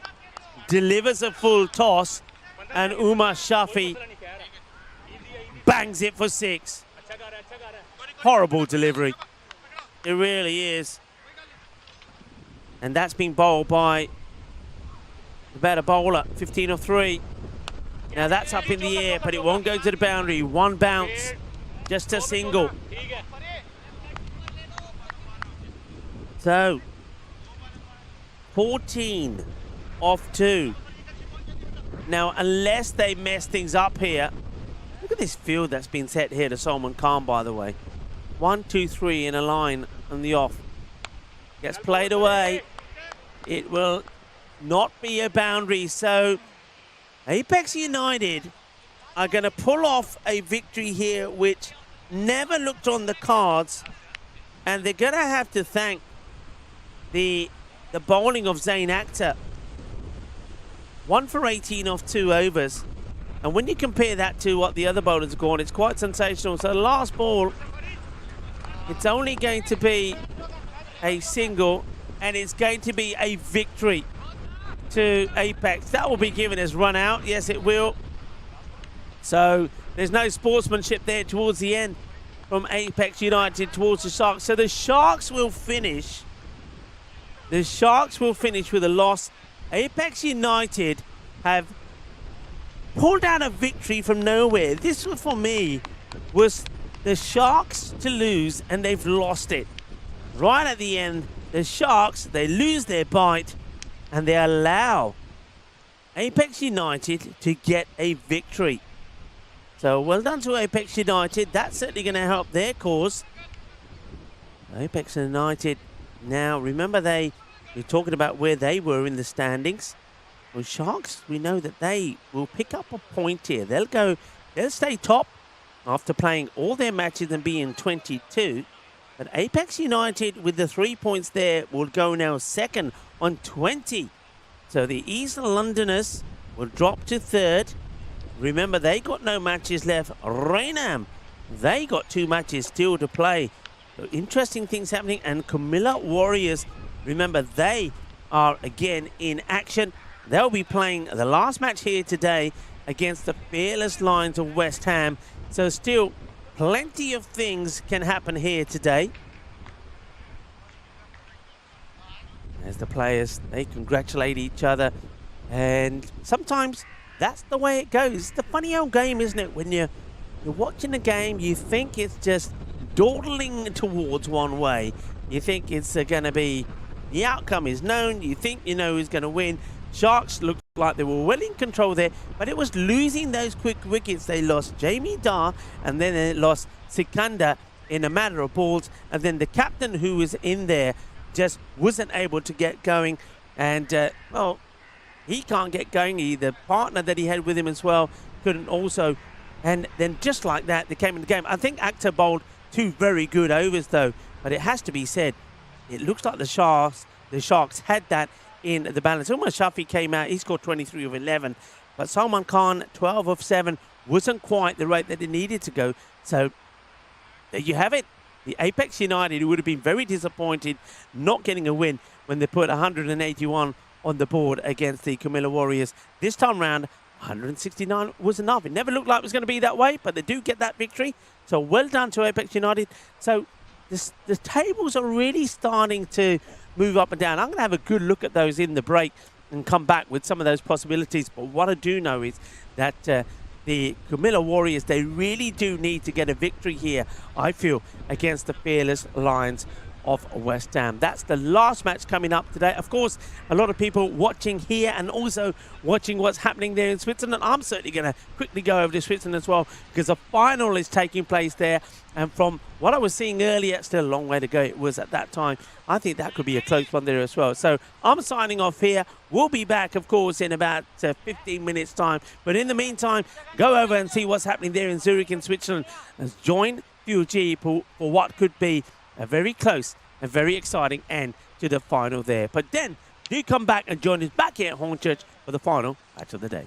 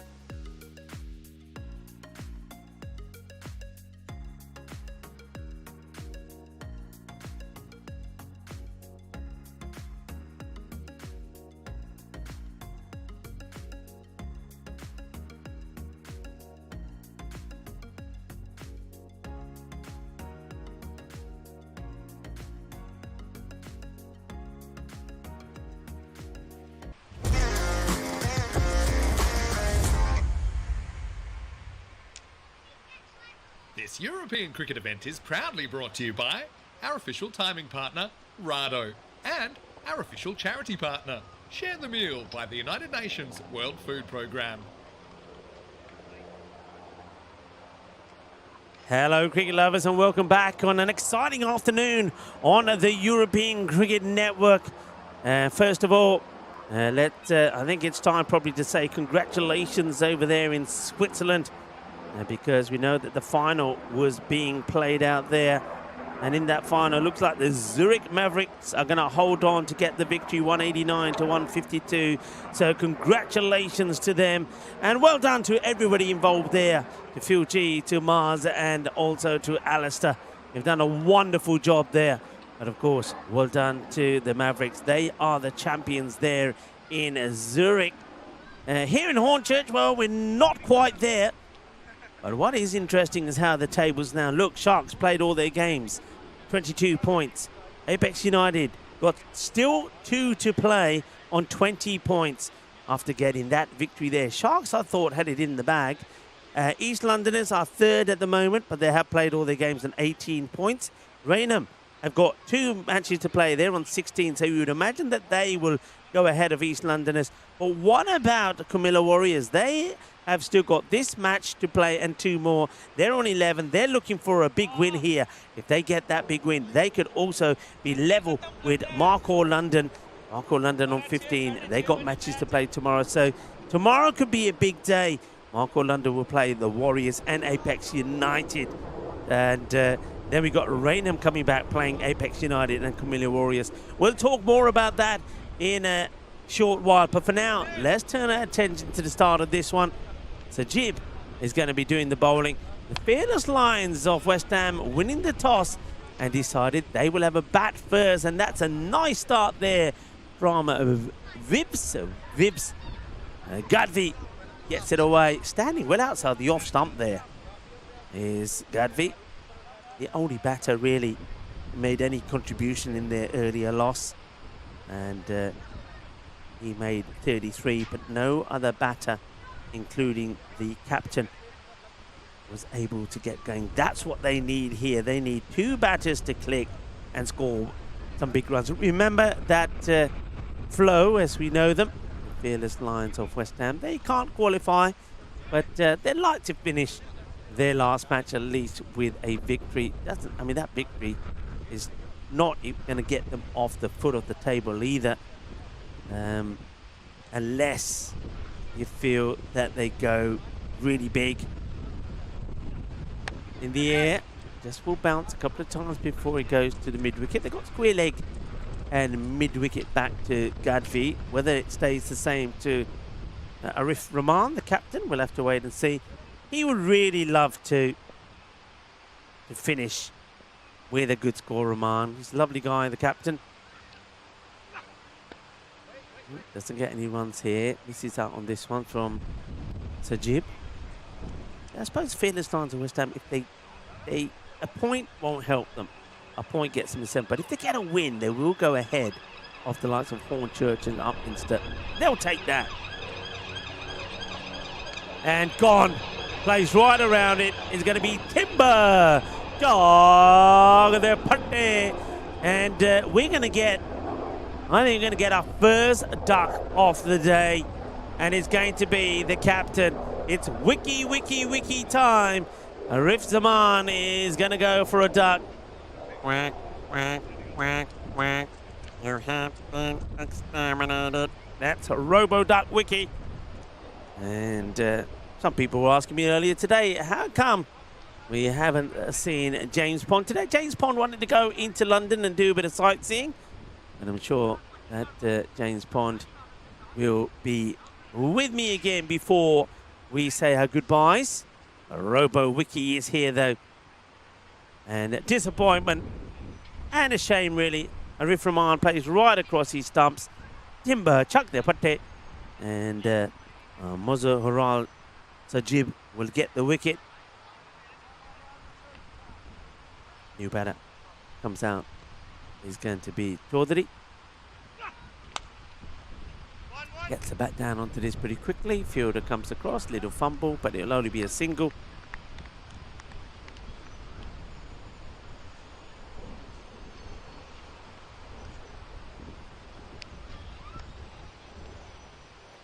hard Chowdhury gets off the mark. Oh, well. Standing well outside again, the off stump. I can see all the pegs when Gadvi is batting. He's showing all the pegs here. He's a candidate being, look at that, candidate being bowled around his legs the same way that we saw Arif Rahman. End of the over. And it's 7 for 1 at the end of that one. 2019. Let's go back to that. In the end, the boos didn't make a difference, or perhaps they spurred him on his return to Test cricket after a year's ban for ball tampering. Stephen Smith made 200s, taking Australia from 122 for 8 to a 251-run win at Edgbaston, where England had lost only one Test since 2022. Let's play down the ground. No run being taken here. Smith was the 5th Australian to make twin centuries in an Ashes Test. The first was particularly impressive, coming on a tricky day one surface. And his second was chanceless. It did help Australia that England lost the services of injured James Anderson, as that one gets played nicely for 4 runs. Good shot. Doesn't try and hit this one too hard. Yeah, James Anderson was injured. But opener Rory Burns' maiden 100 gave England a slim lead. Then, along with Matthew Wade, Smith set England 398 to chase in a little over a day. It was plenty for Nathan Leon and Pat Cummins, who wrapped up the proceedings shortly after lunch, the final day. Here comes Khan again, and a little bit shorter, and played in the gap. Fielder doesn't want to get down, doesn't want to get the dive in, feels that he's still not going to get there. There's going to be 4 more runs, so back-to-back 4s. And it wasn't just England who had a poor test. The umpires were under the spotlight for all 5 days, with over 15 of their decisions shown up by technology. Well, fortunately, our umpires don't fall into that category. We simply have the best. And David Skinner and Mohammed Adnan, this Adnan on your screen there, have been absolutely brilliant here today, as have all the other umpires.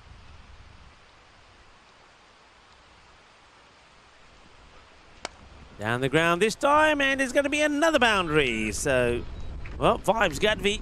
He's certainly getting the vibes as he plays this one down the ground. Bowler reluctantly walked back to his mark. Well, who wants to be a bowler bowling in the power play? Umair Khan. In his head, he's thinking, I normally have a fielder there. I would normally have a fielder there as well.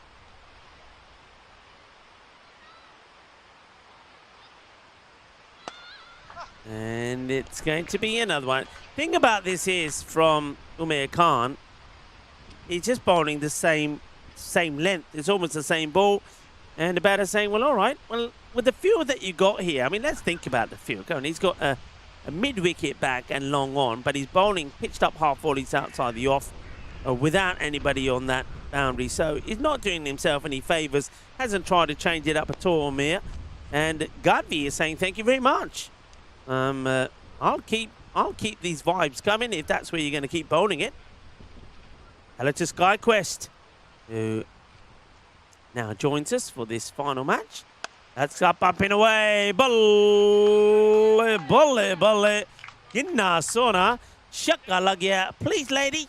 Oh, he's going to clock ya. He's going to clock ya. Duk, duk. What happened there? She says. Can we please have our ball back? She ain't moving. She don't know what's happened here. Or maybe she bites as well. Remember, we have seen one of the fielders get bitten by a dog. And be nice. Just politely say, look, here it is again. She's on the, what's she on, a laptop there or something, isn't she? And watch this. It's like the pinball machine. It goes. Why can't we just stay on some of these replays just a little bit longer? Just to see the whole ending of it. But there was a little bit of the old ping, 29. 29 for 1 after 2.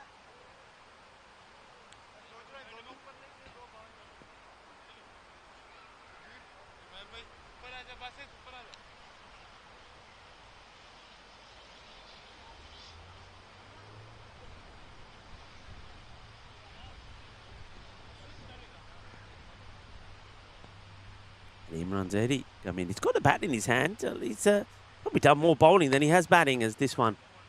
He's just played down the ground, bobbles away. Nice bit of fielding done there by Mozaral Sajib, who bowled a good first over. I'm surprised they didn't go back to him. After seeing an array of boundaries, 4, 4, 4, 4, 6. Zaidi, just a single to start.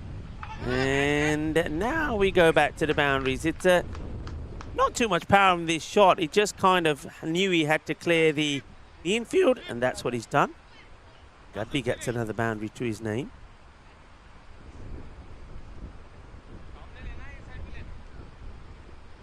I find it interesting that the bowlers are not really looking at the stance here of Gadby. So watch Gadby here. Watch what he does till the ball comes in. Maybe that was this time saying, well, all right, that's what he's going to do. I'm going to fire it outside the off. I don't mind that actually from Zaidi, the man with the orange pumps.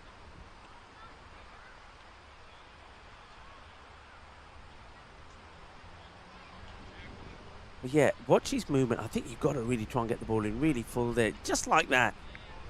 Because otherwise, you know, if it's a little bit shorter, what he's looking to do is he's already going across. He's a long way across. And he's just looking to play the ball out there on the leg side. So actually thinking a little bit about what he's doing here, Ali Imran Zaidi, as he gets that dot through. And it's going to be another wide this time. It's a casual take by the captain. Manol Shihan, who goes back to being behind the stumps. And Gufran Hassan did the job pretty well, I think, in the previous matches. Zaidi again. Flat batted into the ground. Single gets taken. Means Chowdhury. Chowdhury wants to get his first boundary away. Well, he's skied it up in the air, but I think he's going to get lucky. He's going to spin away for 4, so that will be his first boundary. And it kind of goes into the Western Coal tent. One of the proud partners of Hornchurch. There it goes, and it gets pretty quickly thrown back again.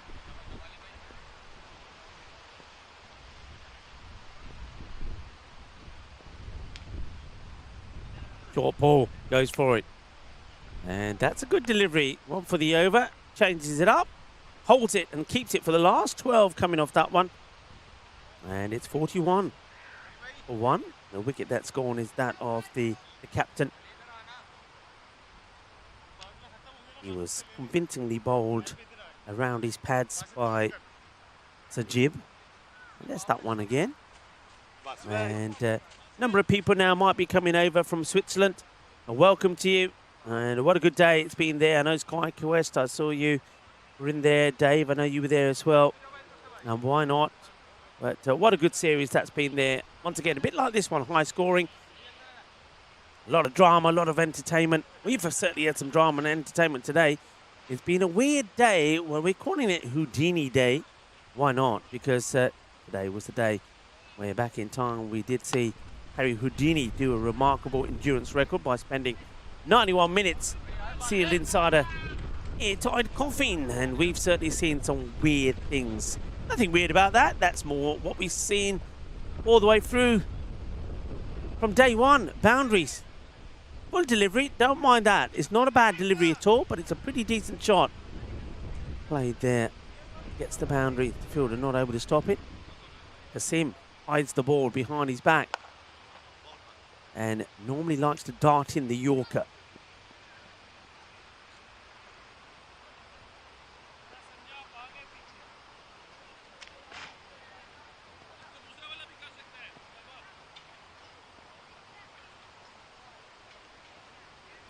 That's high in the air, fielder coming across and just decides at the last moment that this catch is not on. I think it is on. I think he's bottled this.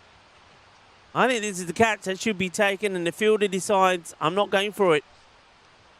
Weird choice. Chowdhury gets a chance now. Will there be a chance given here? This played straight down, and the same fielder that didn't want to go for the catch now has to give this one back. Kind of holding his leg a little bit there.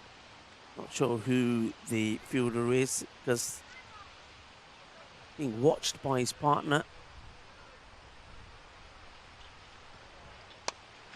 Scuffed out on the leg side. Yeah, I don't know who that is out there. And the duct tape method sometimes works, but sometimes, especially if the tape starts to come off, isn't very reliable. So I'm not going to hazard a guess.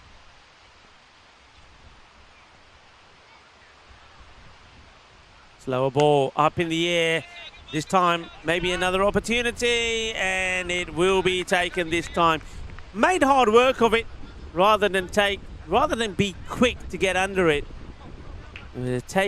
Took a while to get there, so ended up having to lean right over to take the catch, but does hold on to it, and they will get a wicket. And it's going to be Chowdhury, who probably should have gone a bit earlier if the fielder wanted to take the catch. So Chowdhury goes. Go for 7 of 6 balls, just the 1-4. Bassett, dangerous. Bassett takes the catch, and it's a good wicket there for Mohammad Qasim. It's going to come right at the end of his over as well, so it's 54 for 2.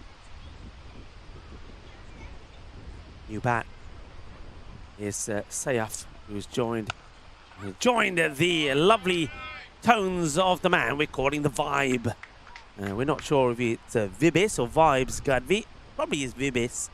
But he's got the vibes today. He batted well in the earlier match, and now he has brought up his 50. So it's the vibes of 50 around this Harrow Lodge Park cricket ground in Hornchurch. Well batted. Bahut badaiyan. Gadvi nu apni half century puri kar li. And he scored 51 of the 60 runs on the board. 2 have been extras. The other batters haven't really contributed too much as yet. Wide ball from Mohammad Basit, who earlier took the catch to remove Chowdhury. Safir Sayaf is the batter who's at the other end.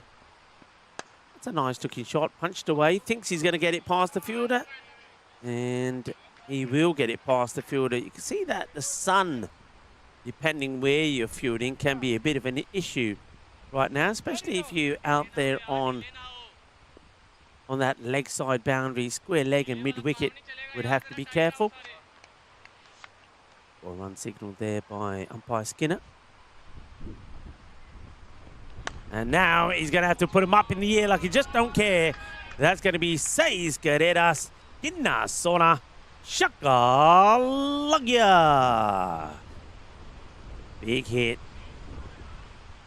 Once again goes to standing well outside the off stump. Clobbers it away. Lovely doubly. Gadvi doing all the hitting at the moment. Oh, Bassett, he better be careful. He's going magical. Good comeback, much fuller. Hasn't been able to deal with that one. They're the sort of ones that he's got no vibes to those. As Gadvi.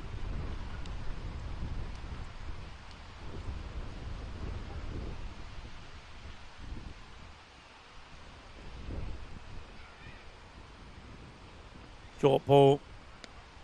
And called a wide by the square leg umpire because of the height. Looked a bit leggish as well here. No, just on the height. And good call once again there by Mohammad Adnan.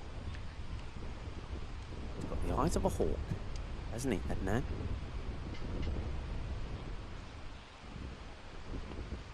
Now this one, up in the air, catching opportunity and easily held. And that's going to be the end. The vibes come to an end. Gadvi is going to go. It's another shorter ball from Mohammad Basit. who was and still is in danger of going magical, but he will pick up a wicket on the way. Once again, you can see that's the issue. As I said, he's looking to play everything out there. He's fetching balls from outside the off and trying to deposit them on and over the leg side boundary. But sooner or later, you're not going to get enough power, enough timing on it, and you're going to have to go. So, Gadvi, a useful knock. He's going to get 61 for his efforts of 22 deliveries. And it's a good catch, made to look easy out there by Kasim. And Bassett will prevent himself from going magical. It was going to be 1 for 18 off the over. 72 for 3. As it's going to be Jewel Rana, the man I was calling the Jewel the other day. Can he be the shining star for the fearless Lions of West Ham in this one and help them get to a score that they can potentially defend?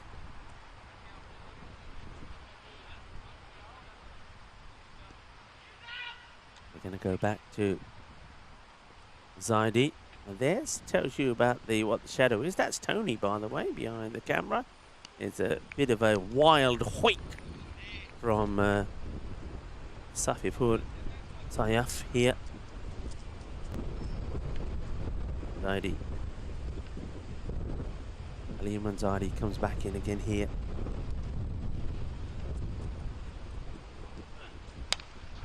Played down the ground. It should be one bounce and picked up by the fielder. Still trying to work out what that number is. I think, is it supposed to be 141? Is that Imran Ahmed out there? I think it is. Imran Ahmed.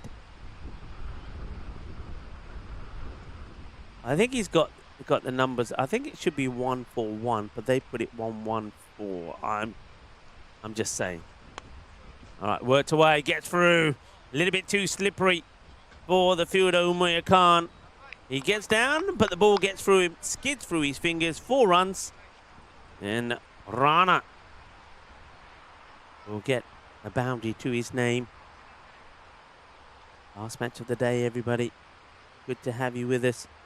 1965, a superb innings of 125 by Graham Pollock. Full of classical strokes. And this one, it's going to be stopped well by the fielder. They want to take another. Oh, it could be run out. And I think it's going to be. Oh, dear. Well, Rana. Rabbit, rabbit, rabbit. Rana, of course, means frog in Spanish. Well, he might as well. He might as well leap back. Because look how. I mean, he's never looking for 2. But look at his partner. His partner just turns and runs. Sayaf turns and runs without even acknowledging him. And then you can see Rana thinking, oh, I better go then, otherwise he's going to be stranded. And it's Rana who's going to be run out. He's being barbecued here, folks. He's being barbecued. And what goes well with a barbecue? How about a little bit of couscous, as it is a National Couscous Day. Couscous is valued for its simplicity and health benefits. It's quick to prepare and can be part of any meal, acting as a base of flavorful stews and refreshing to additional salads. Well, Rana, he gets barbecued, he gets couscous out of here. Rich in protein and fiber, couscous serves as a nutritious alternative to pasta and rice. A National Couscous Day, but yeah, that just... word I was going to use, I stopped myself. And the jewel has been run out. And get played down the ground. It's bobbling away. And Tony captures the fielder. The jib. He's going to come back and bowl this one. Maybe the next one. Let's wait and see. He bowled a very good first over. Well, he does the fielding this time. 79 for 4. 6 overs completed. A batter who's got to be careful as he's come out there to join Sayaf. The man who's running like a headless chicken is Rahman.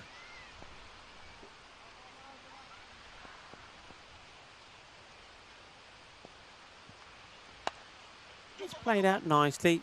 out on the offside, and it's bobbling away. That's going to be a couple of runs taken there. So Khan does come back to bowl. His next hit is here. Just, yeah, a bit of a misfield this time from Sajib. I told you should have come on and bowl. But no damage done. One's up in the ears. Watch the spin on this. They'll take one. Rahman just keeping an eye, a beady eye on his running partner. So this is Oliver Rahman.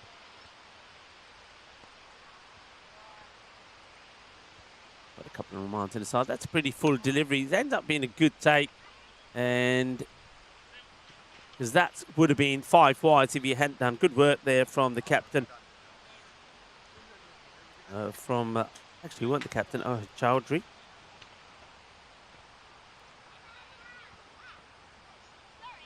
It's a fine save. Work this one away. Just going to be a single.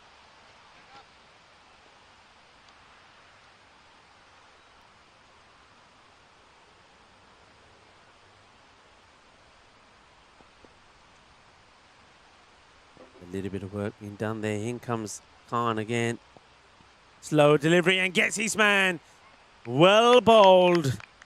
बहुत अच्छी ball की थी अपनी है ना जे सारी पूरी change कर दी थी स्लोअर बॉल से हल्की ball and Oliver Rahman has played all the way around this. Very good delivery. We probably haven't seen too much of that. The good variation of pace gets the wicket. Very well captured there by Path and by Tony, who are spicing up the replays for this final match. Here it is again. Rolls the fingers on it.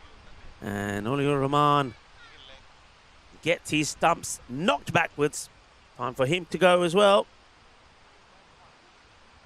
Good bit of bowling from Khan. Clever stuff. And this is the next batter. He just pushes this out onto the offside. They'll just take the single. You can see the fielder there waiting to see if they're going to quit. Look at where a lot of these runs have been scored. Now, a lot of that is because that's where Gadvi was hitting them. Now he's gone. You're seeing more of the batters pushing out the offside. But very few being scored behind the keeper. That's where you normally see. And gone. The umpire says you got to go.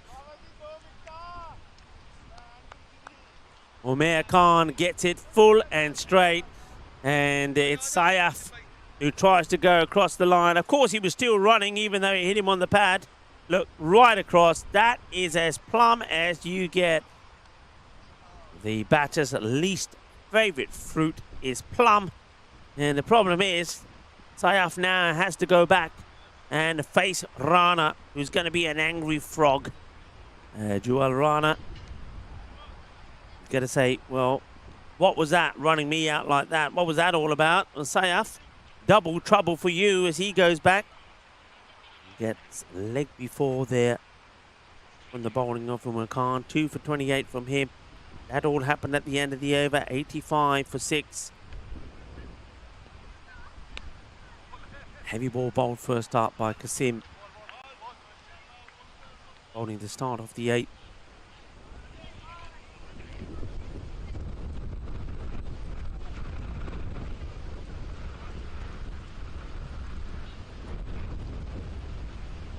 Started telling you about Graham Pollock, never got there. Well, I might get there now because this one is going to go into the road. And I don't mean it's a massive 6. I mean it's going to roll into the road.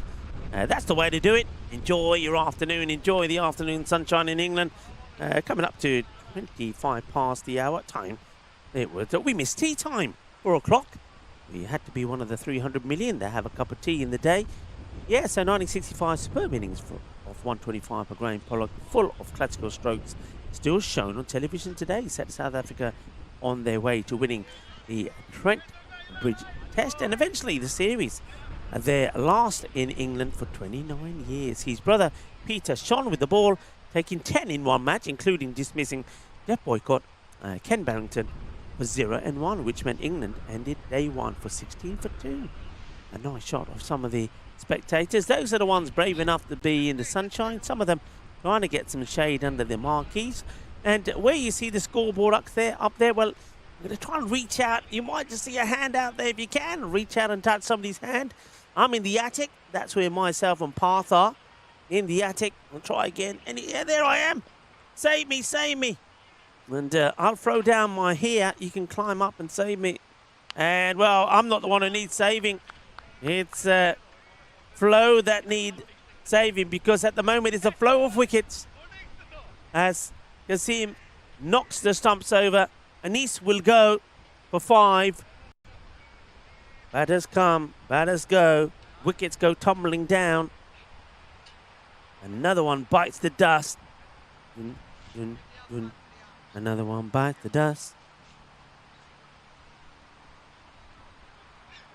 Well, that's the end of Anis now. Who's going to be the next batter who's going to come in? Let's see. 7 down now. Kasim once more. Oh. Asking how many to come. 2 to come, says the umpire. So this is Jay Adai Khan, who's in there with Ifti. And it's another one. It's another one to go. 3 for 17 now for Kasim. And it's going to be another wicket.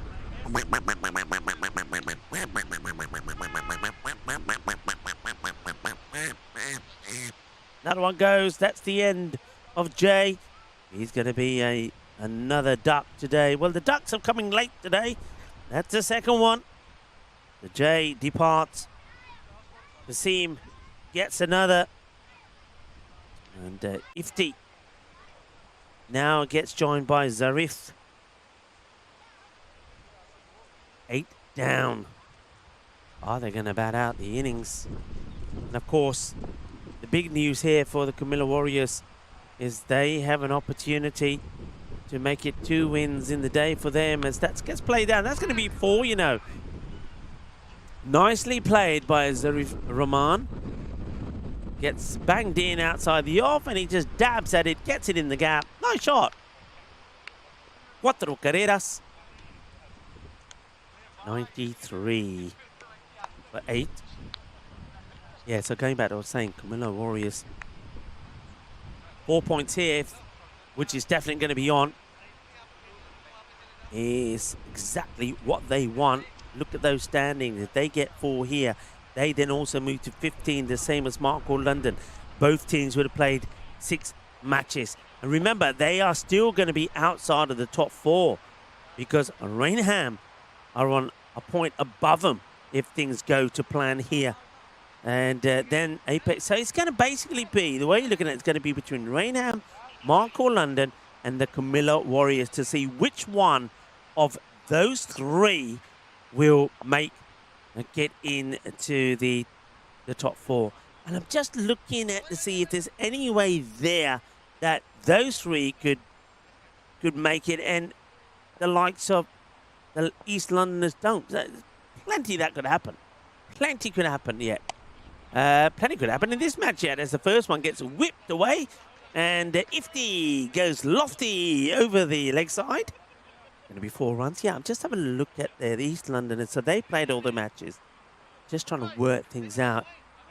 I think it's, yeah, if the Warriors get 4 here, they'll be 15. Marco London 15.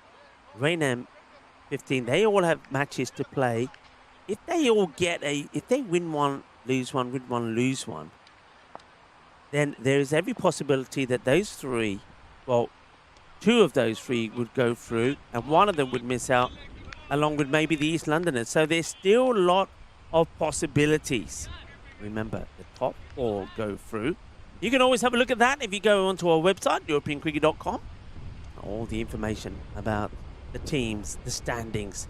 And if you want to have a look at all the scorecards, they're on there.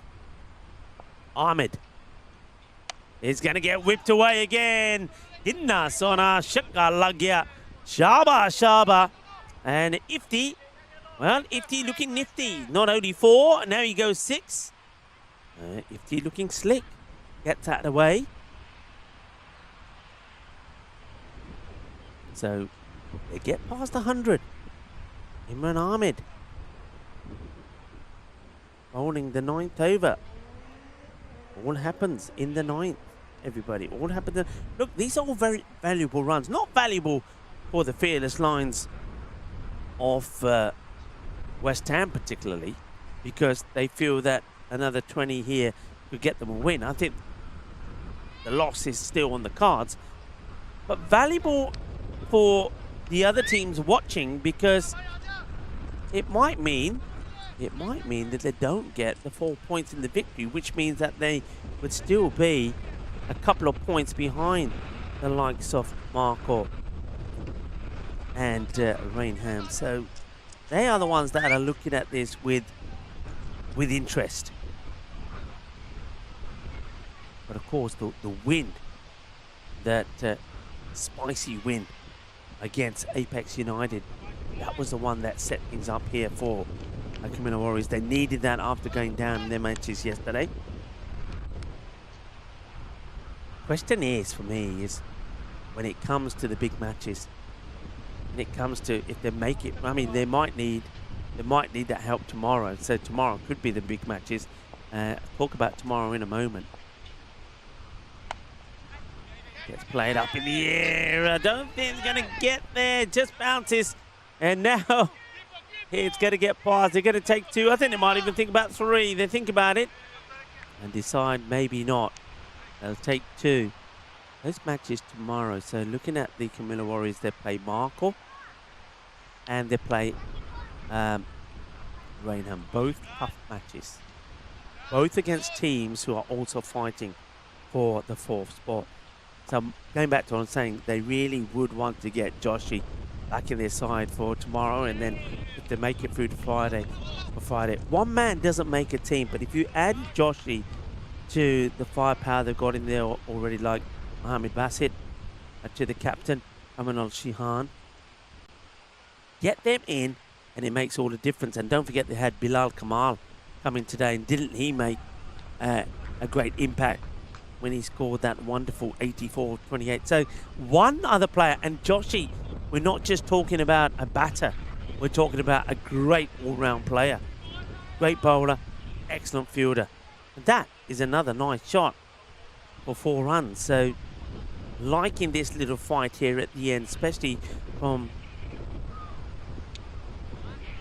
Ifty.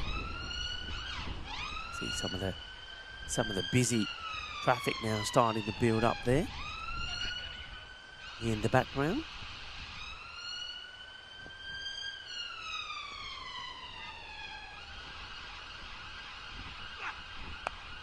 Oh, they're taking on the run, and the fielder just decides, okay, I'll let him get it, because he doesn't want to throw the ball away.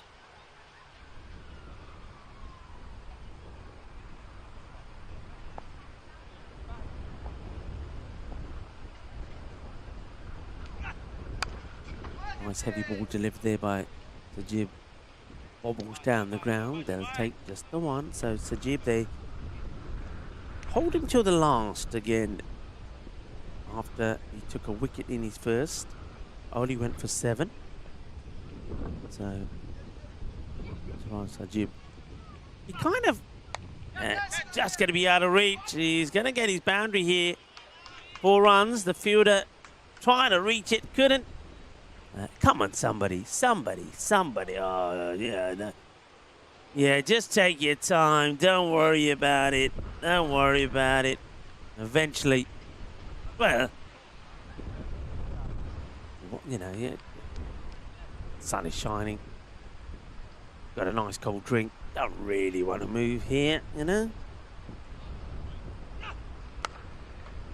Will he hit? Will he miss? He hits. That's out, I think. What does Adnan say? Well, can't believe that. Unless I'm getting blurry vision. Adnan is looking. Here's the throw. I mean, let's slow this down here. Yeah, I reckon he's gone there. I don't think he has the bat down. But, hey, the umpire cannot use technology. Adnan was on the move. He gives benefit of the doubt to the batter. Rahman survives. 50. Can he get another one away on the leg side? He'll have a go. This time he tries to go down the ground. It's just going to bounce before the fielder. They'll take the single. So when they get to a 120 here, Rahman, he survived. He's taken his guard again. Welcome to Chris Smith. He joins us in the chat. Hello, Chris.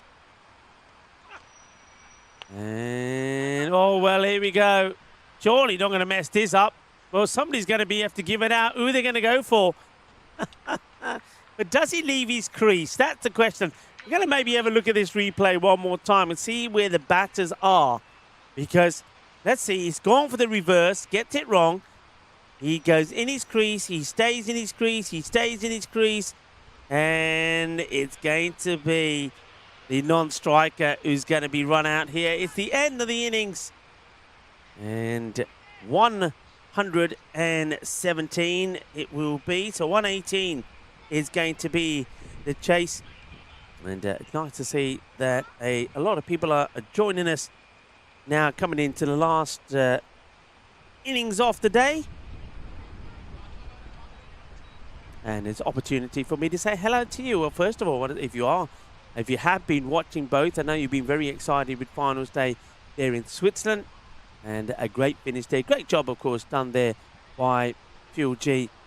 And a good final, a good day, but well done. Congratulations to the Zurich Mavericks. And you've joined us for the final innings of the day as well. And it should be a quick one, I feel. I think the Camilla Warriors are wanting to try and wrap this up as quick as they can. They're after 4 points. 4 points here, I think, could be crucial to seeing if they are going to finish in that all-important top 4. That's what the teams are going for here. And as you heard me say, I think any one of 4 teams could miss out on that. So very important innings coming up here from the Warriors. I think they'll go for it from the go. But if you are just joining in, it's lovely to have you with us. And if you've been with us all day, well, thank you very much. And I hope you have liked the video when you came on YouTube. And as we always say, like it, subscribe. Our numbers are going up all the time. Tell your friends, tell your family, and do get involved. And if you haven't sent a message yet, do send a message. Tell us who you are, where you're from, and we'll give you a shout out as well. How about that? Join me back in 10 to 15 minutes time for what could be a very exciting run chase.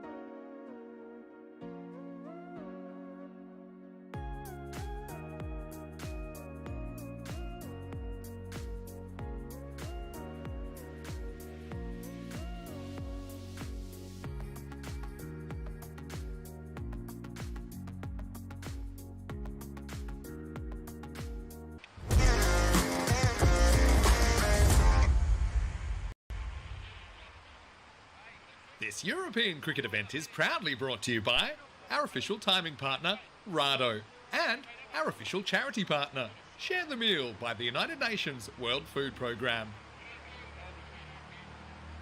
Hello, everybody, and welcome back. And a special big hello to all of you that have made this special trip along the Alps to get here. And that's what John Gray was saying, a bit of a hike across the Alps, but made it in time for the last innings of the day. Hello, John Gray, and everybody else has done it. And don't forget what I said. If you're watching, send us a message, who you are, where you're watching from, as we get ready for the reply and the run chase. Bilal Kamal is opening up with Mohamed Basit. And if you have been following the action, you will know that both of these players have been in outstanding form lately. Bilal made a crunching score in the 80s earlier today. We thought he was going to go on and get a century, and that's what he was doing. It was just effortless hitting through the ball, hitting it out of the park. And a big hit that's been played there. Well, he's been boosted by having spectator here watching him. Roshna is here as well. Hello to Roshna, that's sat below and watching and enjoying the performance of Bilal. 84 of 28 in the run chase against Apex United. Now it's just lifted his head here a little. It was a wide ball anyway, but you see he just lost his shape. Head went up and he's missed it. But he'll get it bowled again at him. We also had Gurfan Hassan score a very valuable, very important 52. He was the one who hung around to get the win. And it goes down the ground again. Boom! Shaka lagya. Ginna sona. Says Gurridas. Idda Roshna. आज shot देख के स्वाद आ गया कि नहीं जबरदस्त hitting from Bilal. That one's gone a long way. Hey, let's talk about 1944 double international. Maurice Turnbull died on this day, sadly. He scored some valuable test runs for England, including his only 50-61 in Johannesburg in 1930-31. He was also an international rugby scrum half, one of 7 new caps who helped Wales beat England in 1933. And, well, we'll have time to talk about a few more things. There's his boom shaka, boom, boom, boom. Sweet Caroline, or Maximo, as Dave says. Well, whatever. He's gone for 6. He's been absolutely hammered. And that was Maurice Turnbull I was talking about. What about, why don't we talk about a youngster? Well, he was young at the time, 1972. I'll leave that there for a moment. Oh, that's just awful. That's an awful ball. And this is now going to get a warning from the umpire for a full toss. That was right at the head of Bilal.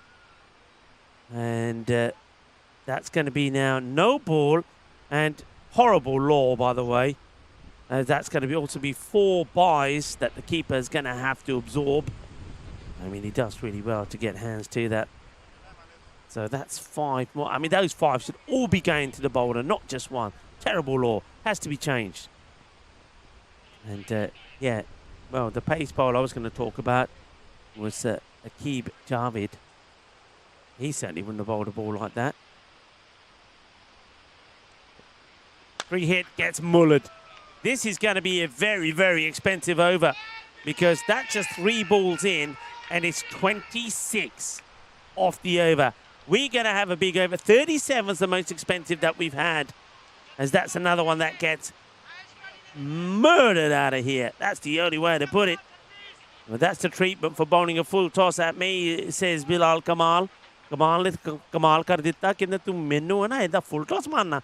उन्हें मैं तेनों चंगी तरह कुटना. आजा हुन. 26. I just got the balls going wrong there. It's 1 to come. Will it go supersonic? In 1972, pace bowler Aqib Javid was born. He played in his first one-day international at 16. He made his test debut at 17 and helped Pakistan beat England in the 1992 World Cup final, in which he conceded only 27 runs in his 10 overs, which is not what we're going to see here from the bowling of Nis, because he's going to go supersonic. It's going to be 30 off the over. And this match is going to get done pretty quickly, you would imagine. So 30 coming off that one. And he's getting it all wrong. And 34, actually we say 30, 34 is correct. Now, those buys, I mean, they should be going down to him. I'm going to say 34. It goes for 34. Arif Rahman doing the Ronaldo celebrations in his profile video. The captain. He wants to bowl the second.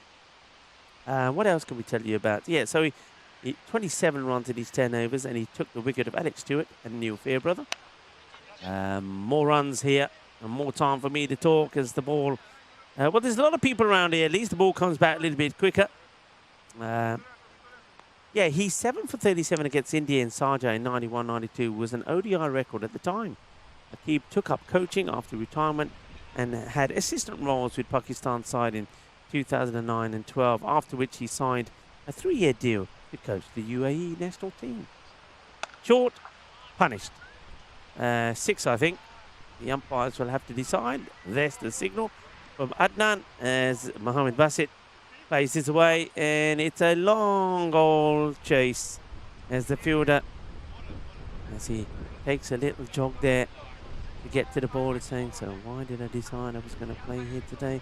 That's not, he's given up. He's not going. The man who's going is still on his way into the woods. The dangerous woods. They are dangerous woods. Ball number 7, match number 2 in the day. We'll tell you all about it. But he does finally catch up with that ball.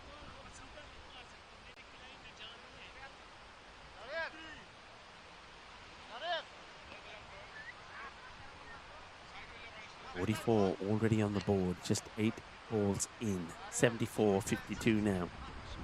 Wanting to do it in 7, on course to do it in 7. Wanting 4 points, which will make tomorrow the last day of group stages a very exciting one indeed.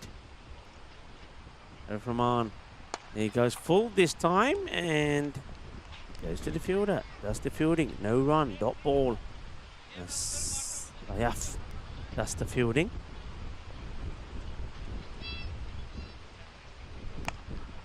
And that's going to be another boundary. 4 runs this time. Just too many gaps, isn't there? Especially in the power play. If you're not bowling a good line, and if you're up against batters who are seeing the ball the size of a football, they're just picking their spots and putting it away. I think Flo know that these runs are going to flow pretty quickly against them. And get out the power play and then try and fill some of those gaps. He's saying, "Pata nahi kidhar gayi hai. Main hun ki kara? Ida andar chal gayi hai. Kidhar labba?" Nah, he's saying that's gone in there. Probably might have gone into the brook. There is a brook that runs behind there, so that's gone into the brook. Give us another ball to say. I like the way that Arif Rahman, the captain who's doing the bowling, is a hard ball there though. Maybe the next ball is going to be a lucky ball. Maybe it's going to be a better one. Do follow us, by the way, on social media. And thank you if you do so already. Thank you for your lovely messages. Shukriya. Jerry भी सानू follow कर दे बहुत अच्छी तुहाडियां मैसेजां मिलदे हैं. Thank you ਤੁਹਾਡਾ support ਦਾ. ਤੁਹਾਡੀ ਬਹੁਤ ਮਿਹਰਬਾਨੀ. This is of course our platform to say thank you. Now I don't see another ball coming out there. Now why is that? What's going on? New balls please. I just have to kick the floor here in the attic and they'll know what I'm saying. Still waiting for... Oh, well, what's going on here? Have we got no more balls left? Come on. Got to be another ball. Who's going to take this long? I would talk about 1969, birth of Indian pace bowler Venkatesh Prasad. Well, we do come back, but the ball will then go away. This one's played along the deck. That's going to be Cuatro Carreras. It went pretty quickly. And Tony couldn't find it there. There's the shot. That's a better look at it. In the gap, 4 runs. Or more. Yeah, we were talking about the Venkatesh Prasad, born on this day in 1969, who was often Javagal Srinath's partner with the new ball. All right, a little bit of encouragement for the captain, who also, well, he might not go supersonic, but he will go magical, you think. Yep, he will go magical as that's a late cut there by Mohammed Basit. It's going to get past the marquee, the Western coat. Big shout out to Jeremy West too. I don't know if Jeremy will be back before finals day. I know he's on holidays at the moment. Well, that Grizzly's gone on a bit of a holiday. Well, he's taken a bit of a hiding as well, as has the captain. The 22 of the over, 56 off 2, just needing 62. Yeah, so Prasad took 5 wickets in each innings against South Africa in Durban in 96-97. His 5 victims were 5 victims in the World Cup match against Pakistan at Old Trafford in 99 were all big names: Salim Malik, Saeed Anwar, Moin Khan, Inzaman Al-Haq and Wazim Akram. After retirement, Prasad took up the role of bowling coach for the Indian team and featured in successes of all sorts that he didn't enjoy during his career. Series wins against England and New Zealand, for example. Oh, that's an interesting action from Rahman Zarif. I think the umpires will have a good look at this one as the ball comes back. He was axed, though, after India's disappointing performances in the T20 and Champions Trophy in 2009. Of course, talking about Venkatesh Prasad, born on this day in 1969. Down the leg side, probably will be a wide, and reluctantly, Bilal will be forced to go to the other end. He wants to stay on strike. Of course he does. See some youngsters walking across the other side. They've got some sporting gear with them. Can't quite work out what they got. Maybe they've got golfers, golf clubs. I hope they're not going to start hitting golf balls this way. And, oh, well, a bit of dirty fielding, dirty dancing style there from the fielder. Loses his cap, but at least he doesn't lose any parts of his body as he stops this one. Almost does the splits. There we go, dirty dancing. Time of my life. Look at this. Great bit of work. And here he goes again. This time he does it the orthodox way. Well done, that man. Getting his little bit of camera time. Malia Stanekzai. Wow. What a series he had. And well done, of course, to the Zurich Mavericks. Champions there. Big wide. 576 runs. 446. Not bad from Abdullah Hamdard either. That's a big wide. It only just stays on the pitch, actually.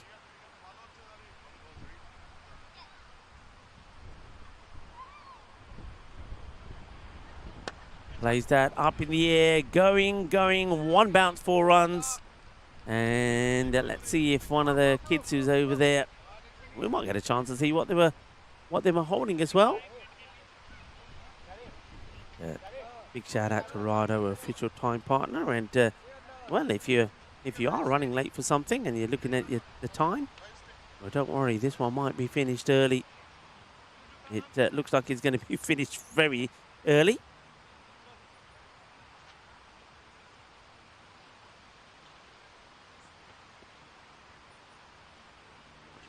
That's played out in the offside. It's a lovely shot from Mohammed Basit. Oh, the bowling action may be a little bit suspect from Rahman, but I think the batters are saying, leave him on. Leave him on. We got no problems. कोई गल नहीं जिद्दां मर्जी bowling करे असीं तां छक्के ही मारने हैं. And time to perfection. What a hefty power play this is going to be. And that is going to be another wide, so that's 70. Still a ball to go in. The power play, so I don't think it's the highs. I think we've had a 72. Back to the action. That one gets played in. The gap in the offside is going to be 4 more. You can see that it's going to be a busy time for Robin. It's going to be a busy time for that over there in the road. Be careful, young man. It didn't quite go all the way. That's good. But, yeah, I think be a busy time in the bar, I think, as people will make the most of the late afternoon sunshine. Well, certainly once we pack up, we'll be there. That was the wide, the ball before. And had to be bowled again. And the extra ball goes to the boundary for 4. So 74 it was. And And we just hit the ball just hitting the window of the clubhouse a moment ago. Was that the one, the 6, was it? The big 6 that we saw played at the offside hit the window of the clubhouse. I hope it hasn't done any damage. Maybe it's one of those, reinforced safety windows. Been wonderful having your company here. 44 required of 42. I think this one's going to be done pretty quick. The big welcome to everybody that's joined us over from Switzerland. I know some of you had the dual screen as well. Full toss. Hammered. Boom. Shaka Lagia. Gandhi bowling. 6 runs. Manos arriba there from Adnan. Big shout out for the umpires. Mohammed Adnan and David Skinner been outstanding today. Long day for them as well out there in the middle. Especially when, like David Skinner, your cap won't stay in your head and it keeps getting blown off. I hope he slapped on a load of sun cream today, Mr. Skinner. Well, look at that. The fielder had a chance to have a quick workout in the gym before he comes back. Not that I'm saying that he needs to. He's had plenty of workout running backwards. You guys just sit there. Don't you worry, the men in white. You just sit there and, let the boys go and chase the balls that go just past you. That's going to be another wide. Some of the days that we celebrated today, if you've forgotten about it already, and if you're not shy, you can celebrate a National Underwear Day. Embrace your day by dressing it up in your favourite underwear. Parade around the house, or if you're feeling confident, post a picture on social media or take a walk here around Hornchurch or Havering Park. You might get nicked though, mightn't you? 6 more. Seis queridas más. Shaka time, from bras to panties, corsets to boxers.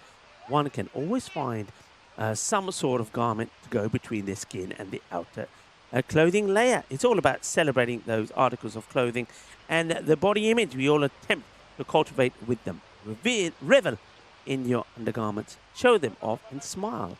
For you should be happy with who you are and embrace the body. So if you're not shy, you can walk around in the underwear. What else? Regatta Day, known as the largest garden party in the world. It offers a lively atmosphere filled with exciting and community spirit. Regatta Day honors maritime heritage. It honors the long-standing connection between the community and the sea, showcasing traditional sea skills and boatmanship. It's going to be another wide here from man who made a bit of a put a bit of an effort in with the bat, didn't he?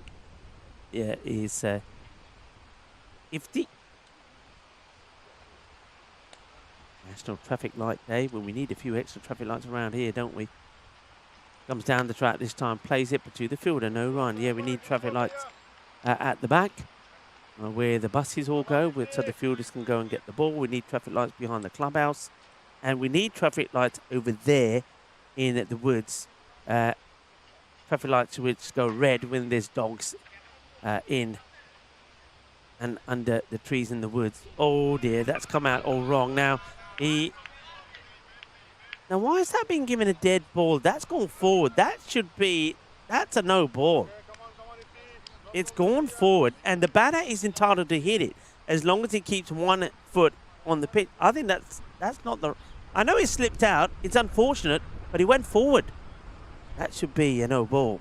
Anyway, Ifti gets given an opportunity to bowl it again. It's going to just be a single, which, well, Bilal is taking a long time to get to the other end. They're not going to think about going again. Bilal says, do you want to? Mohammed Basit says, no, I don't want to. Yeah, so we do need traffic lights. And by the way, you do have traffic lights for animals, so we can have it for dogs there, because there are traffic lights in Kenya for the elephants. The system alerts drivers when elephants are nearby, reducing accidents and protecting both animals and humans in wildlife-heavy regions. Good shot. Going all the way. Well, that's been couscoused on National Couscous Day. And if you are struggling what you want to eat today, I know that Path and Paolo are trying to decide what to have. Well, it is Couscous Day today. National Couscous Day brings people together through the love of couscous, a versatile dish that pairs well with almost anything. And couscous is valued for its simplicity and health benefits. And rich in protein and fiber, couscous serves as a nutritious and alternative to pasta and rice. So you can have couscous. Today we take our hats off to the professional as the engineers, because it is Professional Engineers Day. Experts mastering the craft, solving complex challenges and shaping the future through their innovations and their skills and their solutions and engineering excellence.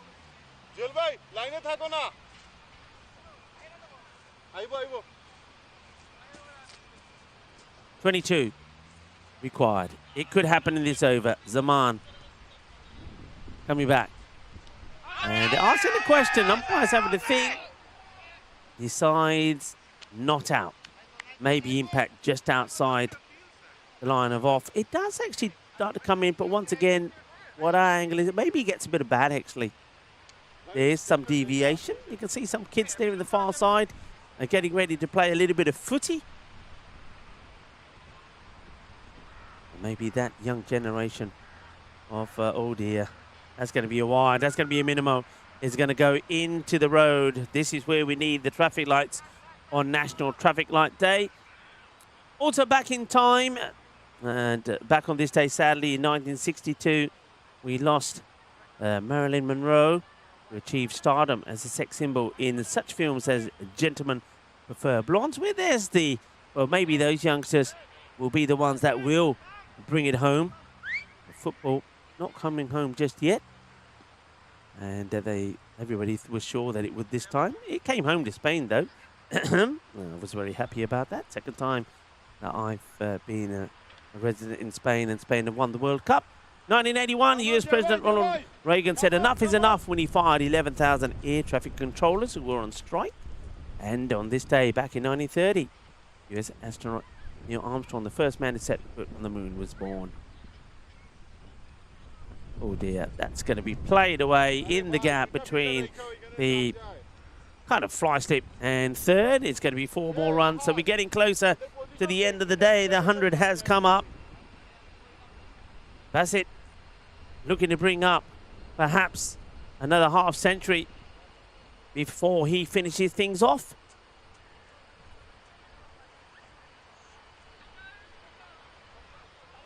Goes under the covers. Hello, Paul Kempin. I hope you're well. Hello to everybody, actually.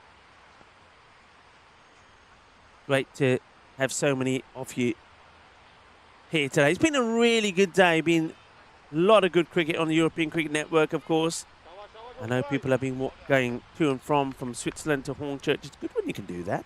A bit of time travel. We've all been time travelers today. I know that I've been doing it. It's been exciting over there. We had a golden ball there in Switzerland as well. So what are we here now? I suppose we're now, what, 3, 6, 7 matches into golden ball? So well done to Phil G. Did a great job there. And to Marzi and Alistair. Single gets taken. So, well, that's it. Hands over the strike. It was a race between, look, they need 12 and 8, 9, 10, 11 runs for the, so they can work this out that both get their 50s if they want to. So that's played along the deck and all along the deck, and that's going to, well, I'm getting dizzy. Going to be 4 runs. 4 carreras. So, okay, that's Bilal. He's brought up his 50. Well done. Back-to-back 50 for him. Now, will he be a sport with 8 required and allow his partner to do the same? What a lovely shot that is. He's drilled beautifully along the ground, all along the deck. 4 carreras.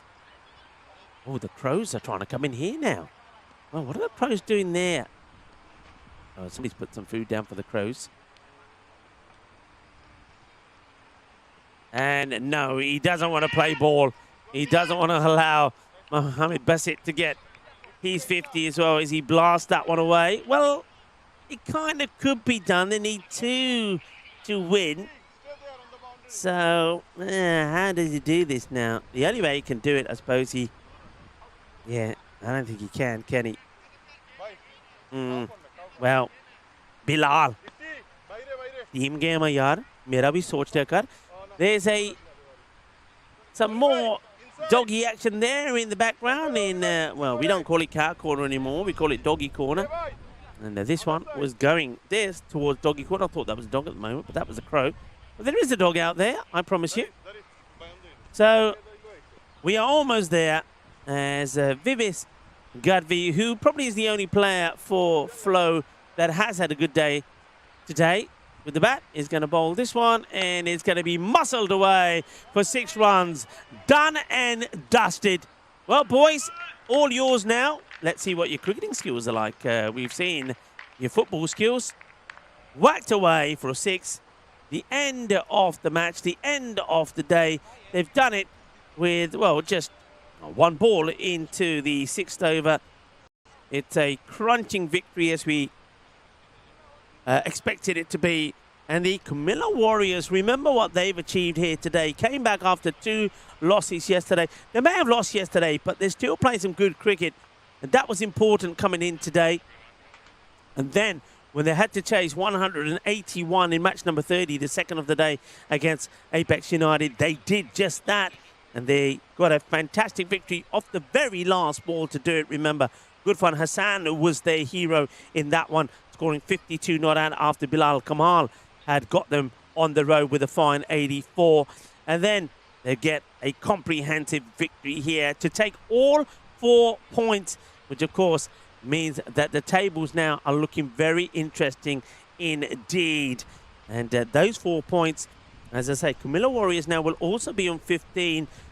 Net run rate, I reckon, has boosted their net run rate, and they might even go ahead of Mark or London in 5th. But 5th is not good enough. So tomorrow, any one of, I'm going to say this now, any one of East Londoners and Raynham and the Marco London and the Camilla Warriors, there's 4 teams I've mentioned there.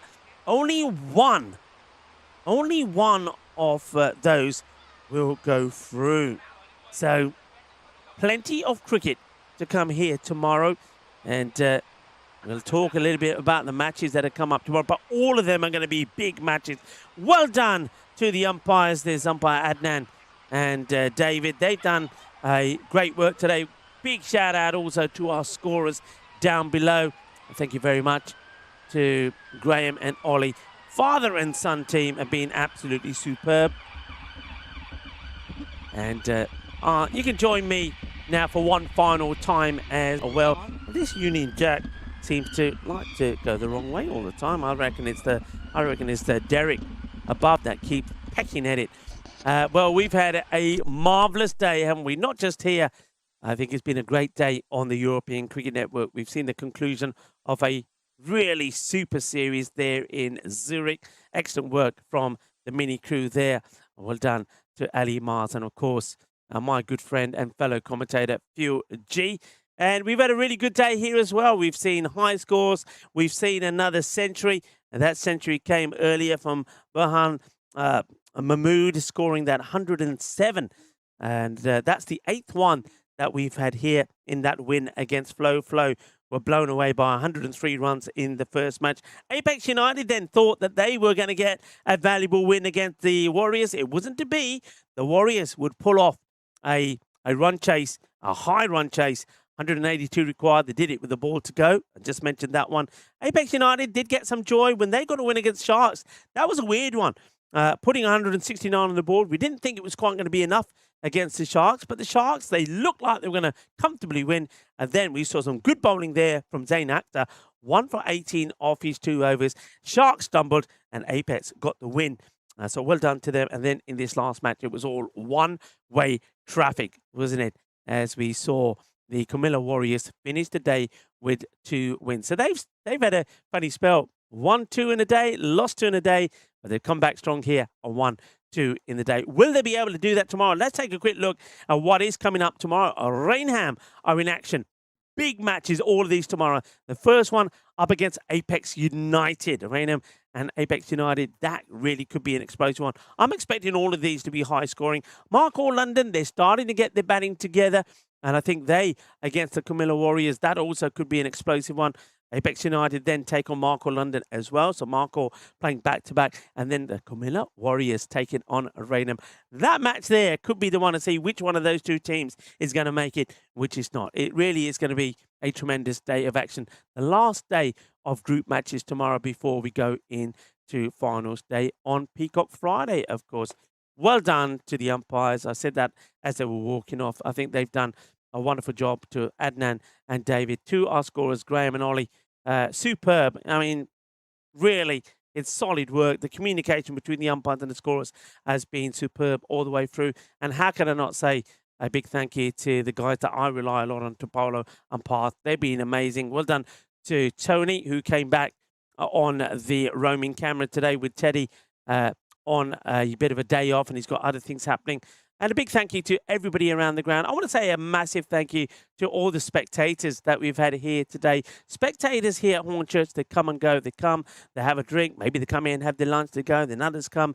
They distribute themselves around the ground. They've been absolutely amazing. And I want to say a big thank you to all the ball retrievers that we've had. Some of them voluntary, some, well, they just had to do it because the ball just clocked them. It's been a funny day today. And some of the highlights of the day are going to be quite crazy. We've had a little bit of everything. It's been it's a day where we've been getting horny with it here in Hornchurch. But lastly, and of course, most importantly, a big thank you to all of the viewers out there. You have all once again been brilliant. Shukriya. Thank you for watching. And do join us tomorrow when, again, 4 matches coming your way. And I think the action is going to be pretty explosive. So on that note, be good, be kind, be safe, be happy. Thank you for watching. Hasta mañana, mi familia.